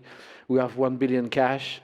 So yes, it is a challenge, but we have a lot of strengths. And I personally do believe that there is a lot to be done to refresh the company and to make the company being a leading company in the next few months and few years again. I strongly believe that there is here a fantastic challenge, and we will get there. You will see, we will get there. So again, there's a big difference between the next few years and the next few months. You feel like there's enough in the works right now that there's going to start to be a turnaround in the next few months? I mean, if we have a credo at HTC, this credo is 5G plus XR. Why do we have this credo? Because the 5G will change a lot of things in the industry. The 5G is not only 4G plus 1G. The 5G means that the latency of the network will become very, very short, or much, much shorter. But also something which is very important underneath, and that people are not used to speak about, is IPv6 standard, where all the connected objects will have their own IP address, so that we may be able to address all those objects individually. And what does it mean fundamentally? Today, if you have a smartphone or if you have something, whatever connected object on the 4G, the network is driving the object. I mean, the object is a slave, the device is a slave of the network. But it sounds like, again, you're approaching this from somebody who's spent a lot of time in telecom, which makes sense, but what is the benefit to a company that we've traditionally thought of as producing handsets? Are you talking about creating like 5G infrastructure? What role specifically is HTC going to play in 5G going forward? If you believe in XR, augmented, or whatever is the X, if you believe in XR, it's obvious that it will never work if you don't have, high boundaries, low latency. And customers, what they want is an end-to-end experience. And providers, specifically in the B2B environment, they don't have this knowledge of end-to-end experience. So if you only provide a piece of it, I think you miss parts of what customer will request. And if you listen your customers, then you see that they are struggling from the access point up to the content to have a very smooth experience. And this is requesting a lot of technology behind. And that's what HTC can provide, because we have this background of network and carrier technology up to the Vive port, which is our content platform. So, and there are not so many companies, to my knowledge, it's the only one, who can really be in a position to provide this type of end-to-end solution. So for a B2C perspective, it made not make so many sense. But if you talk about B2C, hospital, university, security, or this type of thing, it makes a lot of sense to have an integrated solution. So let's break that down then a little bit. It makes sense from the standpoint of a hotspot. It makes sense from a standpoint of an HTC device with 5G or Vive, as you mentioned before. But where does HTC come in when we're talking about dealing with like a hospital, for example? If you talk about an hospital, for instance, where you may have nurse to be trained, or when you have doctor to do their job in a chirurgy, for instance, you need to make sure that you have. If with the 5G is also coming the edge, and if you look at how far we are from a carrier perspective at providing edge solution, we are pretty far. Where we at HTC, having the entire value chain, we can provide some edge solution to the B2B companies, which are much cheaper and much easy to install compared to what they have now, which is almost nothing in terms of edge computing. So how much it sounds like you're talking mostly about the enterprise side of the Vive business, which I think is something that is becoming more and more interesting to you. What do you see the breakdown being going forward? Obviously, the Cosmos launched, yesterday here in the States at least, so clearly you're very interested in the consumer side as well. Going forward, how much of HTC's business in VR is going to be consumer versus enterprise? First, I think we should not oppose B2C and B2B, because B2B is, at the end of the day, B2B2C. So they are kind of complementary. Now, if we look at all the forecasts in terms of data consumption, in the next 6 years, the volume of data that will be consumed by everyone, B2B and B2C, will be 10 times more than the one we have today. So it's a big increase. But what's more fundamental is the way this increase will take place. Today, 70 to 80% of the consumption of data in 5G is B2C, mostly video streaming consumption. If you look at 6 to 5 years from now, it will be reverse, which means that 80% will be B2B and not B2C anymore. So, and if our customers are asking us to help them to build this type of B2B experience, we are listening to our customers. This is part of our DNA, and we have to follow what our customers are requesting. And the growth in terms of volume of data, which means that in terms of business, is toward B2B. So to re-ask the question in a more pragmatic way then, do you think you can continue to compete with a Facebook in the consumer space for VR? I don't believe that HTC is here to compete with Facebook. Facebook, HTC, Valve, Microsoft, some Chinese brand, we are here to create a new world. And we have an incredible opportunity and responsibility to create the virtual world. I think there will not be only one company. There will not be only one God of this world. Each of us will be part of this new world creation. And what is fascinating is how all together, at competing or co-working or co-competing together, we'll be able to build this world. So I think the space is huge, the space is very large, and all together we'll be able to build something. And for sure, Facebook will have its own character or specificity, and HTC will continue to have and to pursue around its own journey. From time to time, we will recover, we'll overlap. That's normal life, and it's good to have this type of overlapping. But I think on the long term, we will not compete, and we'll together participate of creating this new world opportunity. So the world of VR of XR is going to be large, but right now the number of headsets that are actually sold is pretty small right now. Is it increasing at a rapid enough rate that you think that that XR is going to be HTC's primary business in the coming years?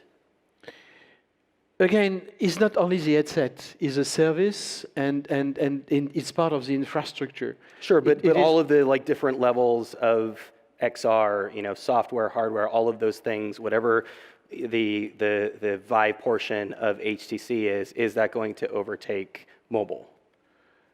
On long-term basis, yes. If I look at 5 years, yes, for sure. So you feel like 5 years is probably the point with which those two lines cross for you?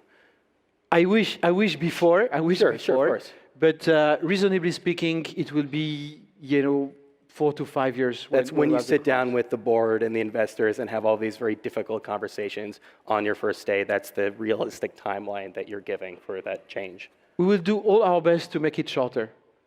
But the customer adoption is key. It's not only a question of technology, how people are adopting new technology. And we all know that it is absolutely critical. At the end of the day, we have human beings in front of us. And those human beings, they are dealing with something totally new, totally unusual, which is not in our human DNA, which is the virtual world. And the virtual world was not existing 5 years ago. And suddenly you want 8 billion people to embrace the virtual world, knowing that most of them are still not embraced the digital world. So there is a ramping curve, a side of the technology, which is a psychological, something which is inside of the human being. And we have to respect, human being being obliged to learn and to feel more comfortable. And today we have to acknowledge that the vast majority of people are not comfortable with virtual reality. That means that we are not doing a good job. And we have to listen our customer even more to provide them a better experience which fits with what they are willing to embrace in this virtual world. So I think it's a fair assessment to say that it's going to take some sort of learning and contextualization to get more consumers to understand what VR is and why it should play a role in their life. But obviously we're at a point of saturation right now where people don't need smartphones explained to them. Everyone, probably assume in this audience right now, has a smartphone. So about 8 years ago, I think HTC was somewhere in the neighborhood of about 11% of global smartphone sales. When you come in as a fresh face, as an outsider and are able to reflect upon that, where now it's at a point where it's sort of, in that other column when we see those global numbers, what went wrong? Why did the numbers drop so precipitously over the years? I mean, HTC has stopped innovating in the hardware of a smartphone, and people like Apple, like Samsung, and most recently like Huawei, they have done an incredible job at investing in the hardware. So and we simply didn't. Because we have been focusing on investing in innovation on the virtual reality. So I remember when I was young, somebody told me to be right at the wrong time is to be wrong at the right time is to be right. I think we have to be right at the wrong time. So, and now we have to try to catch up. Yes, we make a timing mistake. It is very difficult to anticipate the time and to have the time filling. Yeah. And HTC made a mistake in terms of timing, and it's a difficult mistake, and we are paying for that. But we have still so many assets in terms of innovation, in terms of team, in terms of balance sheet, that I do believe that I'm sure that we are recovering of this timing mistake. Yes. So you feel that the company diverted too much of its assets towards XR versus staying on the mobile space and innovating there? I think the company has been switching too early, yes. Yeah. Yes. Because obviously there was a market, and you just sort of you let your foot off the pedal, as it were, in that category. So how do you right that ship when it comes to these devices? I mean, how do you change that? How do you start to innovate in that way? And are you going to be able to, in this 5-year time frame or any time frame, recapture any of that market share that you've lost? I mean, in terms of smartphone, I think we have to acknowledge that HTC has to improve, and we will continue to work on the smartphone. We are working on the smartphone, and obviously, I think that there are some low-hanging fruits that we can grab, which will allow us to do better. So what's a good example of a current low-hanging fruit that you can use to start to increase again? I mean, if we look at our price positioning in terms of smartphone, we do not have the volume anymore to make smartphones. So we have to acknowledge the reality as it is. So if we want to catch up, we need to partner with some people in order to, to grab the volume and to, to restart. So I think that's what we have to assess, that's what we have to discuss internally, and eventually, to put in place. So now regarding the second part of our business, which is where we want to go, which is 5G and XR. I think in 5G we are pretty good. I think we are, if you look at, we are the only 5G company, including Samsung, who can really argue that they are in almost all countries who have started the 5G. We are in Australia, we are in Switzerland, we are in France, we are in the UK, we are here in the US with Sprint. I will say we are in China with China Mobile. In every country, we as long as started the 5G, we are here. So on the 5G, we are right on spot. We are a leading company. Regarding virtual reality, we start the Cosmos. Obviously, this is, to my view, the best, phone. I mean, the best headset experience that you can find. So we are really leading this part. And being better, improving better, we will create even more traction toward customers, and hopefully they will continue to join the VR world and helping us to build this world all together. So I don't want to leave mobile phones entirely, because obviously it's like a huge part of the company's business. What does that short-term play look like? How much of it is OEMing for other companies in different markets? How much of it is licensing out the brand and letting somebody slap, an HTC brand on these devices? Is that what you do to start getting yourself back in that game? I mean, there are today a lot of thought, a lot of discussion. Yeah. We do not have finalized them all. We will come back to you at the right time, hopefully very soon. We know our weaknesses, and we try to solve them through different options.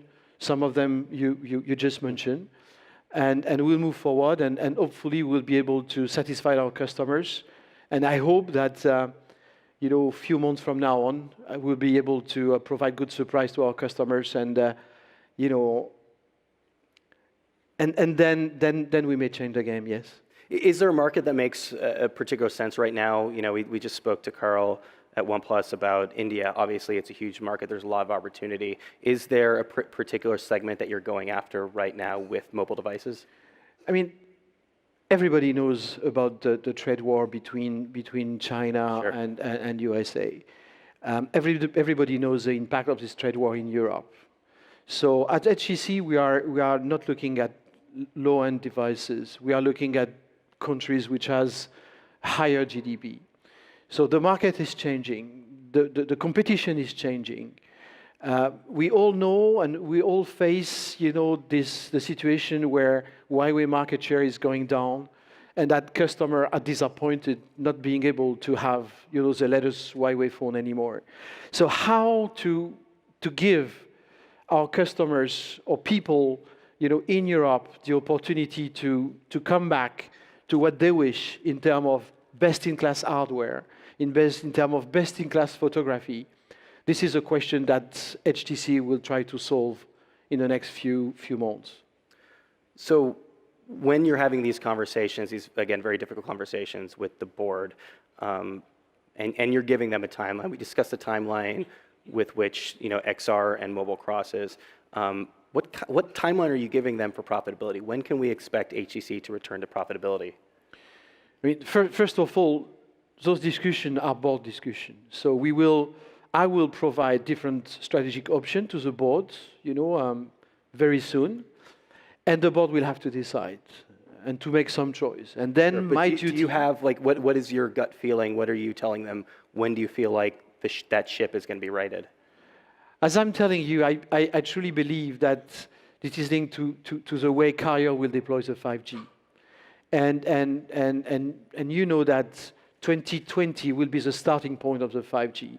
And usually it takes 2 years to deploy a network. So 2023, we will have in developed countries a significant coverage. Starting from here, you will see a ramp up. That's why I believe that 2025, for sure, probably even earlier, will be the turning point for sure. If possible, earlier. But we are dependent of the carrier network deployment speed. Okay, we'll meet back here in 2023. Unfortunately, we're out of time. Yves, thank you so much. Thank you so much. Thank you. Bye-bye. Thank you both. It's blowing my mind. He's saying 2020 so many times. Like, does it ever just like hit you? That's about to be 20. It's kind of weird, right? Because you're like, you guys are not easy to talk to. It's okay, we're almost done.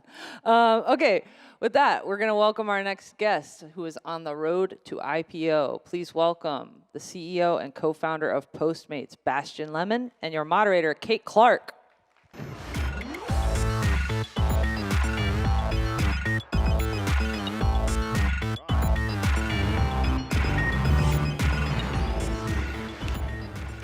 Well, welcome back. Thank you. It's been a while. Yeah, 9 years, 8 or 9 years. Yeah, so this week I learned that you were actually a Battlefield company here at TechCrunch Yep. just a short 8 years ago in 2011. It was a famous start. How was that pitch? Horrible. Why? Yeah, I had a presentation, a demo. We had a demo planned. And I remember talking the night before to the team here at TechCrunch that I insisted to do a live demo of the product. And, everybody was like, dude, that's not a good idea. This will not work. There's too many people, the Wi-Fi. And I'm like, you know what? Steve Jobs does live demos, so I will. If he can do it, you can do it, right? Why not?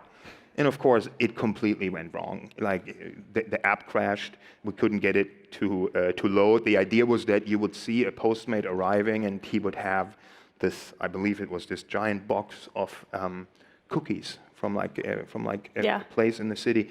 And there was a ramp that we installed on the stage. But for some reason, the ramp had been moved to the other side. So Oh, no. it all fell apart, and I think I was very close to crying. We won? No. Yes, No. it sounds like you didn't win, Yeah. but things worked out pretty well for you Right. guys. But I'm happy to announce the winner of the Battlefield competition today. The winner is... He's joking. Oh, no. So it's been a very important year for Postmates. A lot has happened. Most recently, you guys raised a $225 million round, valuing the business at $2.4 billion. But more importantly, you submitted a confidential IPO filing in February. So we expected to see this S1 filing in September. It is now October. Where is the filing? I'm asking myself the same question every day. As soon as we'll find it, I'll let you know. You lost it somewhere in the office? We lost it. No, look, the reality is that we will IPO when we believe we find the right time for the business and the right time in the markets. And if you look at the markets right now, I believe they're a little choppy.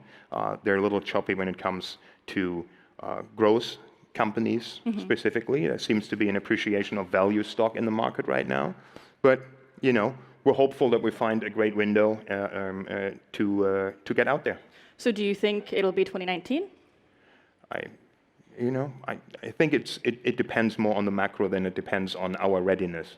And then as far as the recent fundraise, I'm just curious, was that sort of an effort to kind of downsize IPO expectations because the markets, as you said, haven't been quite as friendly toward these big unicorn companies as we kind of expected going into 2019?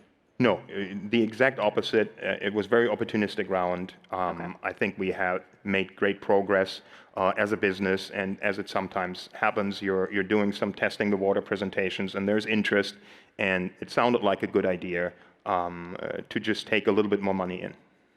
Okay, so profitability, we got to talk about that. Reports say that Postmates posted about $400 million in revenue in 2018, but the company's not profitable yet. Do you have a sense of when Postmates will be a profitable company? Internally, we do. And you can't tell us? But I can't tell you, but I think it is, people will be surprised to hear that we internally believe that profitability is a managed outcome. I'll give you an example for that. In 2018, September 2018, we were almost profitable as a company, but we weren't growing as fast as some of our competitors. So rather than continuing that path of profitability, we decided to raise some more money, and we did a great round with Tiger and BlackRock, around $400 million, and we invested that this year. But we invested that on very healthy unit economics. And, so we believe profitability is a managed outcome. Okay, and just a little more on the IPO conversation. As we said, Wall Street has not been friendly to companies like Uber and Lyft, and you've meanwhile been gearing up for an IPO all year. But I'm just curious, what has your reaction been watching this happen? What do you think of all of it? Damn. Yeah. No, I mean, you obviously, the Uber IPO was supposed to be a great event, right? A lot of people were excited about it. I believe that the people that worked at Uber, and I'm talking about the employees, not necessarily the founders or the exec team, I think they would have deserved a great performing company, right? Because I think we sometimes forget that, there's a founder and there's a CEO, but there's hundreds of thousands of people that work every day, right? So I don't think, despite some Dermot Schadenfreude from the press, that maybe the IPO didn't go as well as planned. I think it's important to understand that for us here in the Valley and for growth companies, having equity in a business, that's a huge part of our ecosystem, and it works if done right very well because it helps spread the wealth to a lot of people that take a risk early on in the startup. So I was not excited that it didn't went well, and obviously the markets were a bit more reserved than something like WeWork happens, where you have something really unprecedented, right? You have companies publicly debating their valuations, that they need to slash them multiple times. So, I'm pretty sure that neither Adam or Dara need my advice on how to run their companies, but if they had done it a little differently, maybe, it would have been better for the markets.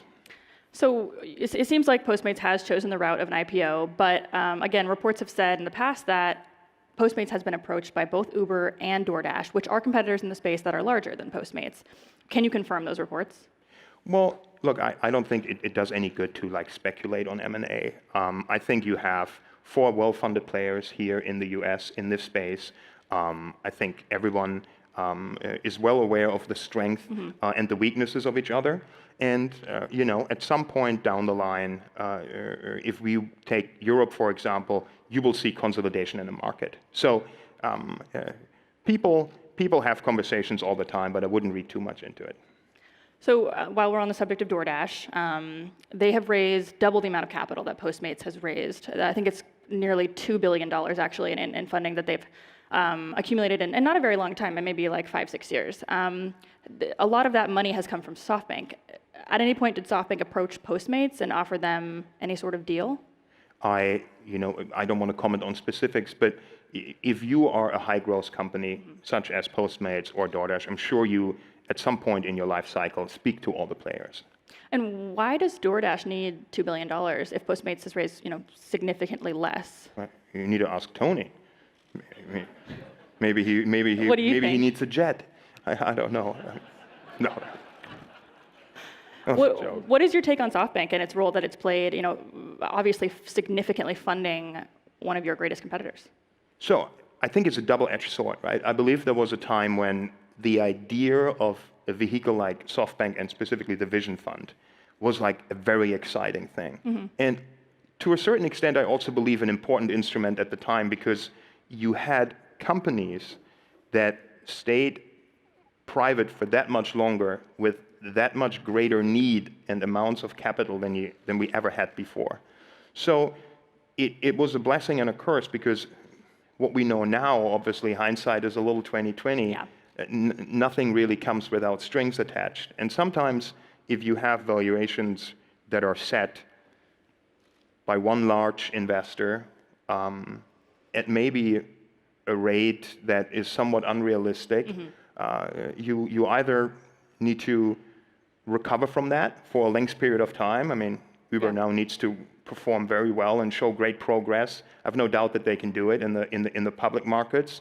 And if you're still private and you want to get out on a high valuation, you now have to convince the last money in that the valuation that has been set by this extremely successful growth vehicle is actually a realistic valuation and not something that is just built on leverage. So I think that's how I would describe it. Now, you mentioned hindsight. If we were to go back 8 years, you're launching here at Disrupt. Would you have entered the food delivery space if you know what you know now about it, which is that it is an extremely competitive business to be in? Oh, yeah, absolutely. Because there is always pros and cons, right? It is one of the most competitive consumer spaces that I can think of. We have great competition that we fight with. On the flip side, I'm very thankful that I was able to be part of that with the company that I founded. I believe that so many ideas never make it past the initial stage, and that's good if it's just a quick learning and you pivot and you figure something else out. But I believe it's an incredible feeling for a founder, and I think we're here with entrepreneurs. At least that was the original idea of Disrupt when we presented that. You find this product market fit, and then you have to figure out so many things, and you have to recruit and hire, and you have to talk people, and you can send an email to a VC that you only know from hearsay, and they have 20 minutes for you, and it's pretty great to see a company grow, despite the fact, obviously, if I could choose, I would like Postmates to have 85% market share, and and there be no competition. All right, well, why don't we talk about robotics a little bit? So Postmates has put in a lot of money and effort and time into developing their own autonomous delivery robotics within the company. So essentially just these little robots that are going to be completing last mile deliveries, Serve. right? Yeah, Serve, exactly. So could you tell us, I guess, for starters, how much money have you invested in autonomous delivery efforts? It is not as much as you would think. So rather than sharing a dollar amount, I can draw some comparisons here. When we thought about the idea that we could leverage autonomous vehicles to do certain types of deliveries, we started talking to some of the teams out there, small teams, 4, 5, 10 people. There used to be around 8 or 9 players at the time. And we just wanted to learn. We wanted to get a sense of if they would join a company like Postmates. And we had some reasons why we believe it is good to bring it in-house. And number one reason was that we had this conviction that if we have millions of deliveries and data points, and we can be our own first customer, that gives you a slight edge versus a company who doesn't have the information, the deliveries, and need to find a customer. So we try to recruit some of the companies out there, but it turned out that the valuations were around $100 million at the time. Now, keep in mind that was shortly after a lot of large players entered the autonomy space, and GM and Cruise deals happened. So I think a lot of founders thought wow, I mean, I can also get sold for $500 or $1 billion. So in total, we invested a very insignificant amount compared to $100 million into the business, and we now have it for 2 years. We have dozens and dozens of these serves. We're lucky enough to have licenses in a couple of cities, so we're testing them. Right. And I believe that they're the closest thing to an iMac that exists right now on the robot delivery segment, and we're very proud of it. So you spent less money building in-house than you would if you had potentially just acquired or teamed up with an existing. Oh yeah, we did some very smart hires. Mostly Lee Kashani, who runs the team for us. He has a computer visions background, University in Vancouver, and he has done a remarkable job pulling the rest of the people in. And we're a little ruthless of stealing them from places that we know that did great work, from Waymo, from Uber, from Google, from Apple, I wanted to say. It worked out for us. So could you just explain, I guess, how this is going to work, these little robots? Because I think in my research, it sounded like they were still going to be put in cars with Postmates delivery people and then brought out of the cars, and then they complete their deliveries. Can you explain just, I guess, the logistics and how we can expect as people on the street to see these things? Yeah. So cars are no longer needed. They can drive out of a depot.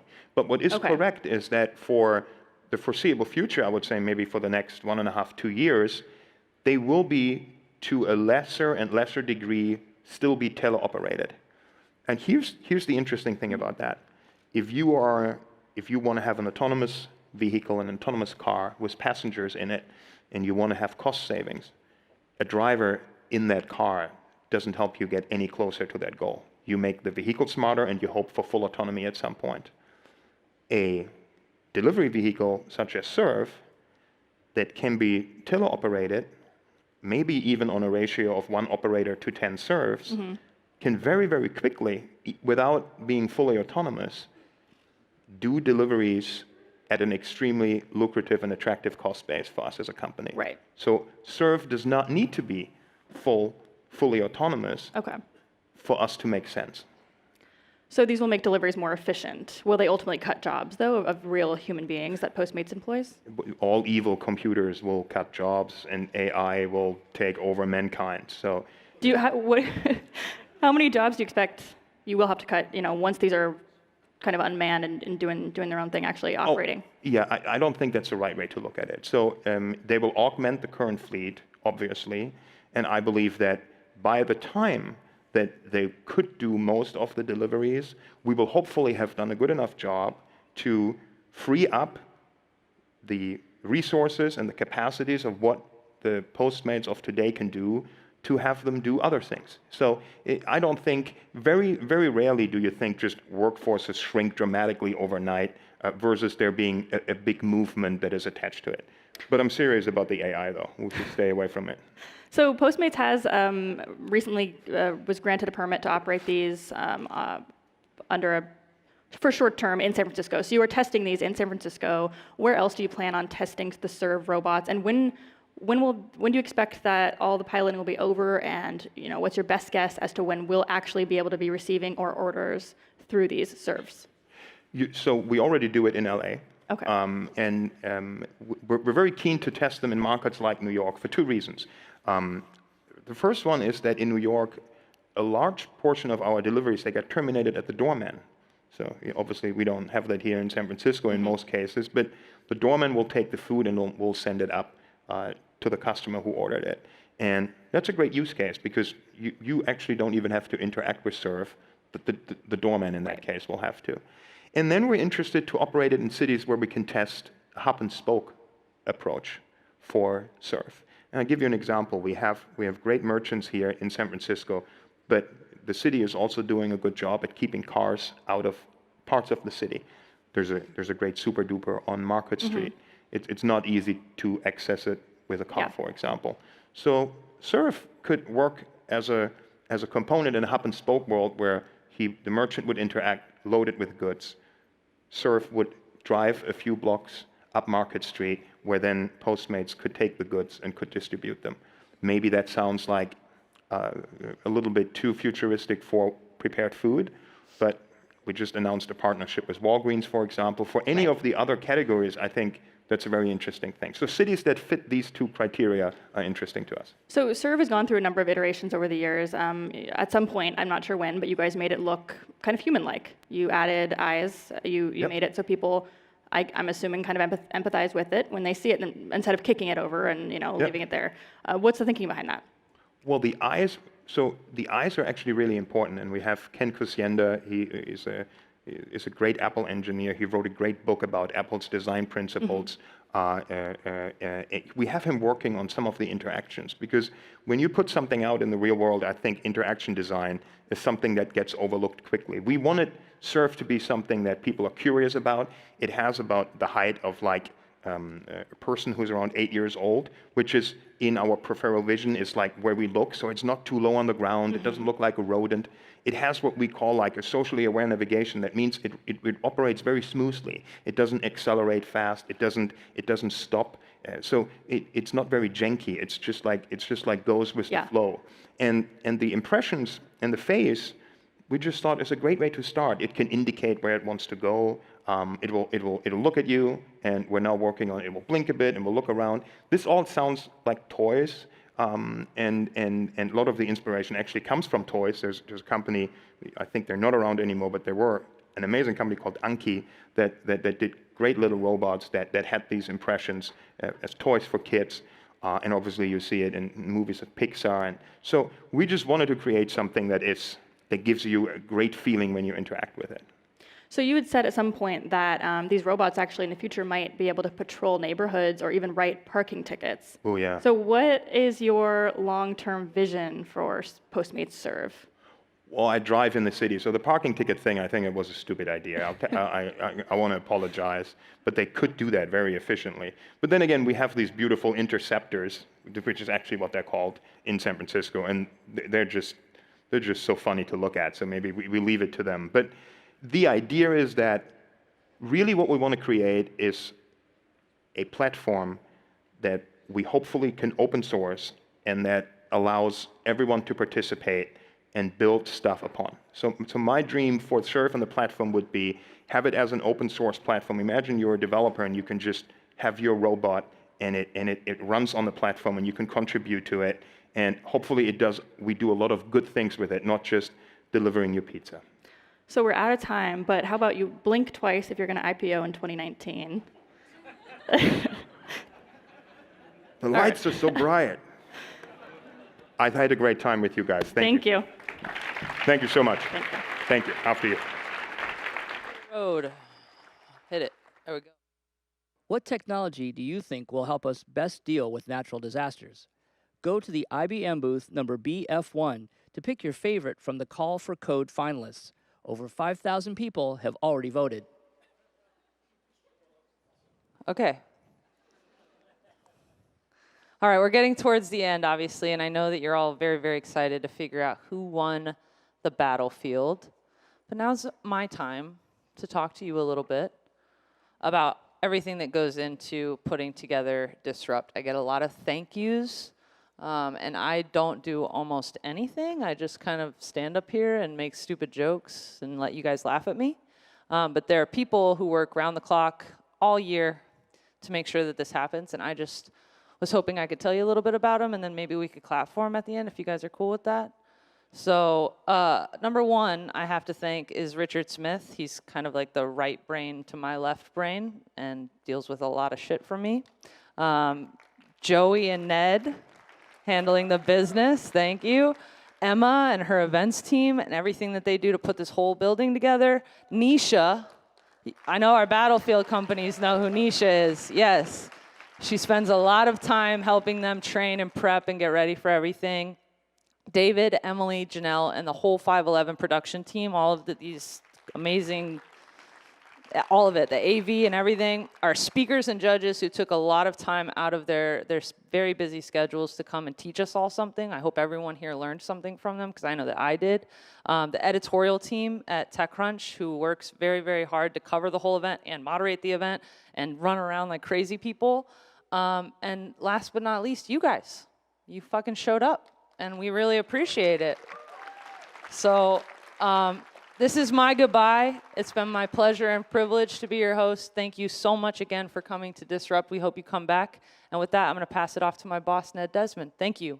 Bye-bye.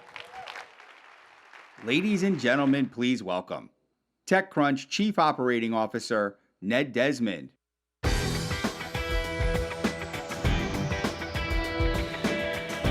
Hello, everyone. We're going to get to the prize in just a couple minutes, but before then, we have a couple of things to take care of.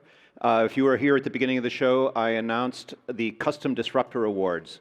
So we have two companies that sponsored Custom Disruptor Awards with some really sweet prizes, and I'm going to bring them on stage to announce who won those prizes. So first up is Magna, Josh Berg, the Director of Innovation Ventures, and Han, one of the account executives at Magna. Please welcome them to the stage. Hi, TechCrunch. My name is Josh Berg. I'm the Director of Innovation Ventures at Magna. So at Magna Innovation Ventures, we look to partner with and invest in startup companies around the globe that are looking to disrupt the future of the automobile and the future of the automotive industry. You know, any one of us can walk outside and look around, and we intuitively understand that mobility is ripe for disruption. But what you may not realize, and if you're a startup playing in this space, you probably have come to learn very quickly, it's just that the automotive industry is really difficult. It's just a tough place to break into. It's hard to sell into. There's a complex web of regulations around safety, security, privacy, and also there's immense engineering and manufacturing challenges. And that's where Magna comes to play.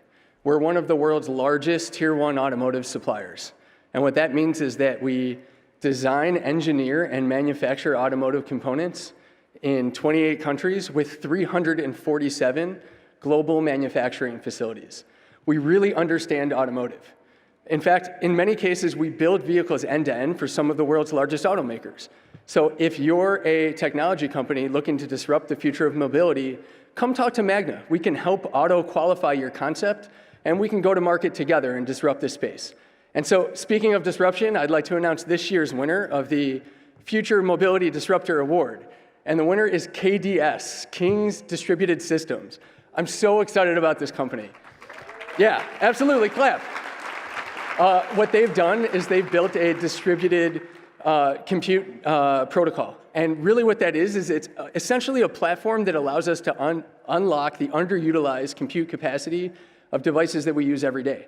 Things like our cell phones or our laptops, but also with the proliferation of smart sensors and connected vehicles on our roads, there's an immense opportunity here, and that's why we chose KDS. We're really excited about the company, and by virtue of winning this award, they also get a $10,000 check from Magna Innovation Ventures and the opportunity to collaborate with us at our global headquarters with our R&D engineers. So thanks, TechCrunch, and congrats. Great. Thanks, Josh. And please welcome to the stage ProfitCo's James Toland.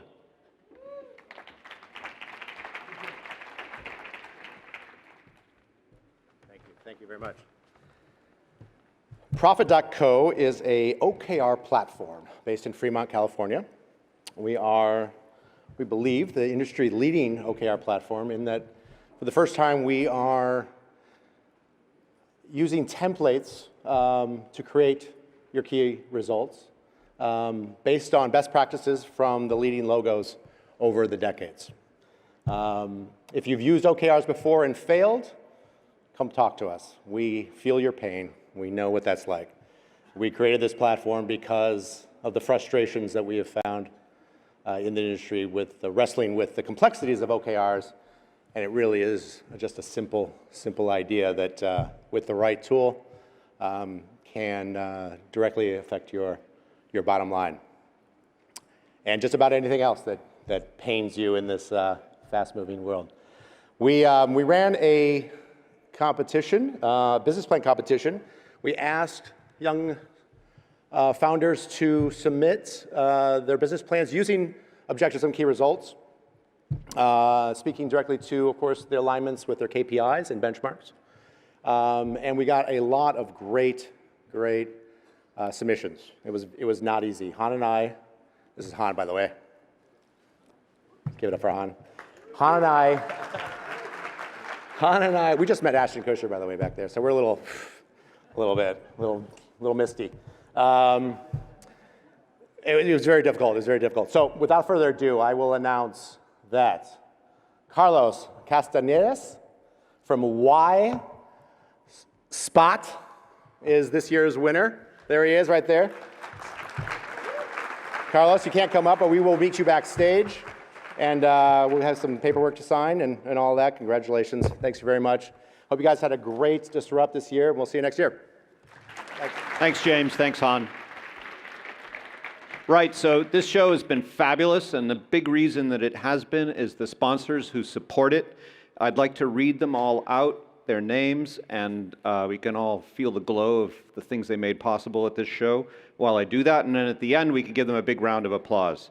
So at the platinum level, I'd like to thank AWS, and at the gold level, Bumble, Dell for Entrepreneurs, Gemini Man, IBM Developer, Kotra, Lenovo, DCG, Lenovo Technologies, Magna, NetApp, Sequoia Capital, Taiwan Tech Arena, TomTom, United Airlines, Verizon 5G, and Verizon Ventures. At the silver level, we have Brex and Hub Brussels, InterSystems, Jetro, Coca, Microsoft for Startups, MIT Enterprise Forum, Rapid AI, Starkey, Taiwan Startup Stadium, and TopTal.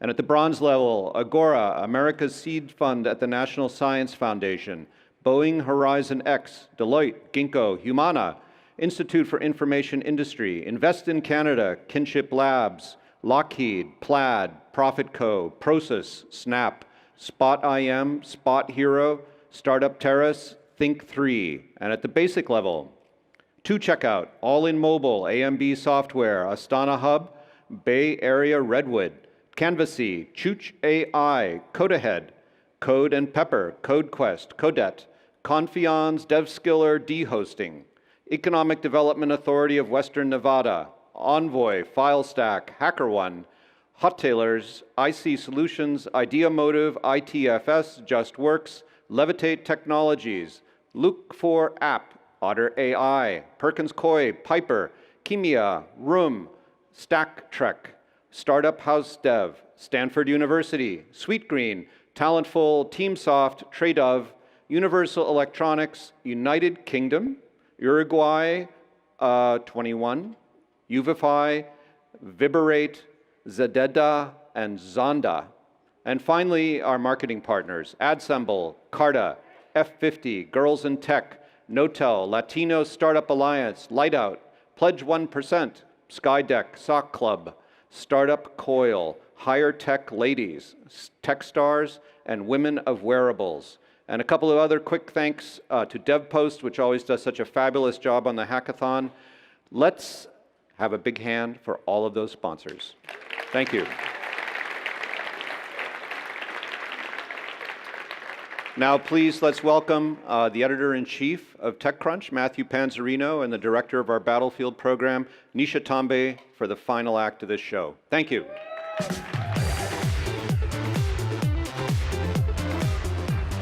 Thank you, Ned, for the amazing sponsor reads. It's a hard job. Well, you know, it's been a wonderful show. This period of the show is always interesting for us because it's been such a run-up. The adrenaline's still flowing, but we know it's about to be over. So we thank you all for being here for this particular period. We're always happy to see a full house for the announcement of the Battlefield winner. How'd you feel about the batch this year? It was incredible, from wildfire predictive models to volunteer apps to giant robots to satellite rocket launchers. It's been an incredibly diverse and very interesting Battlefield. Well, good job. I mean, I always ask you to talk about how good the batch was, but you put it together, so I'm sure that feels awkward. So give her a hand. It is really a privilege to be able to find these diamonds in the rough and polish them up, because all of these founders have put a tremendous amount of work into building their companies, and we are thrilled to be able to launch them. So let's give a big round of applause to all of the founders you saw on stage. All right, so without further ado, we're here to announce the winner and runner-up of the Startup Battlefield, for branding purposes, the TechCrunch Disrupt Startup Battlefield 2019. So the runner-up is Omniviz. Come on up, Omniviz. Come on down.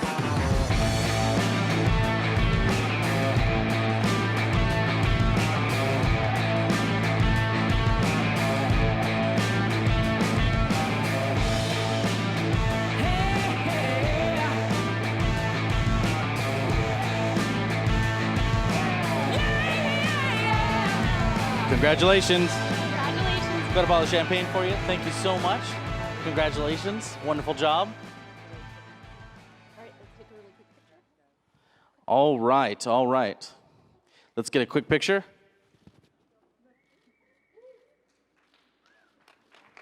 Thank you.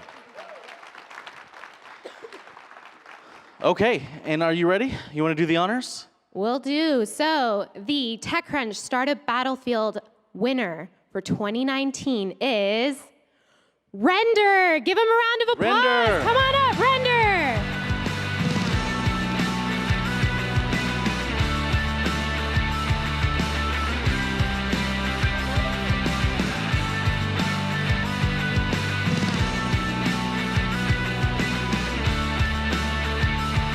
Congratulations.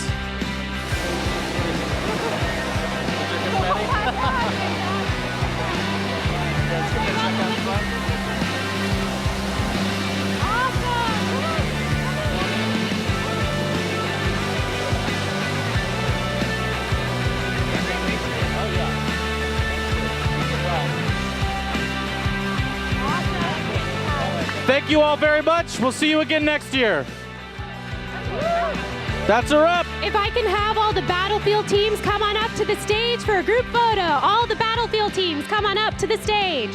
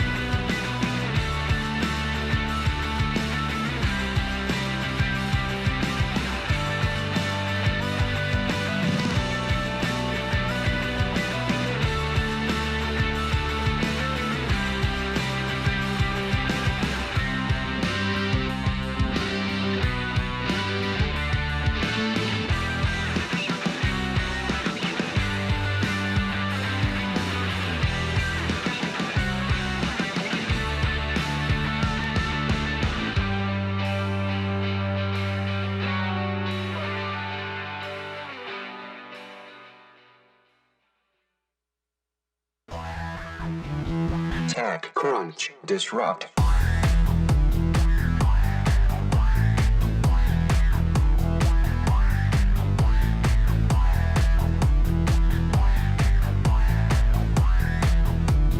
Tech Crunch Disrupt.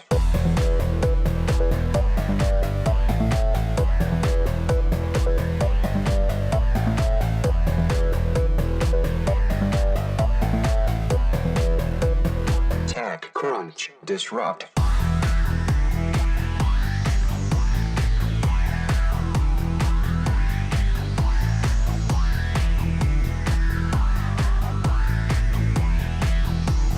Tech Crunch Disrupt.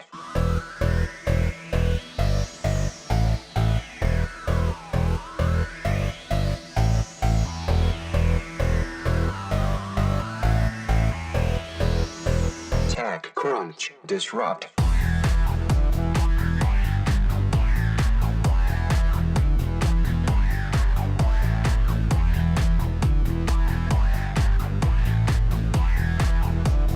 Tech Crunch Disrupt.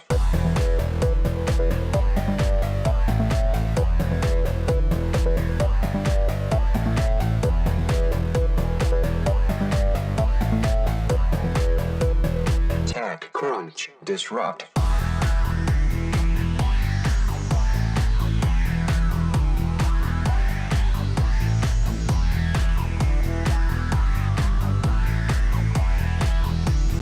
Tech Crunch Disrupt.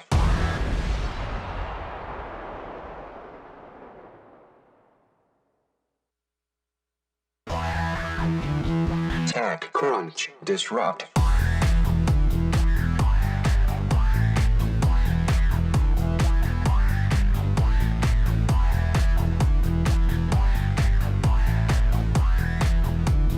Tech Crunch Disrupt.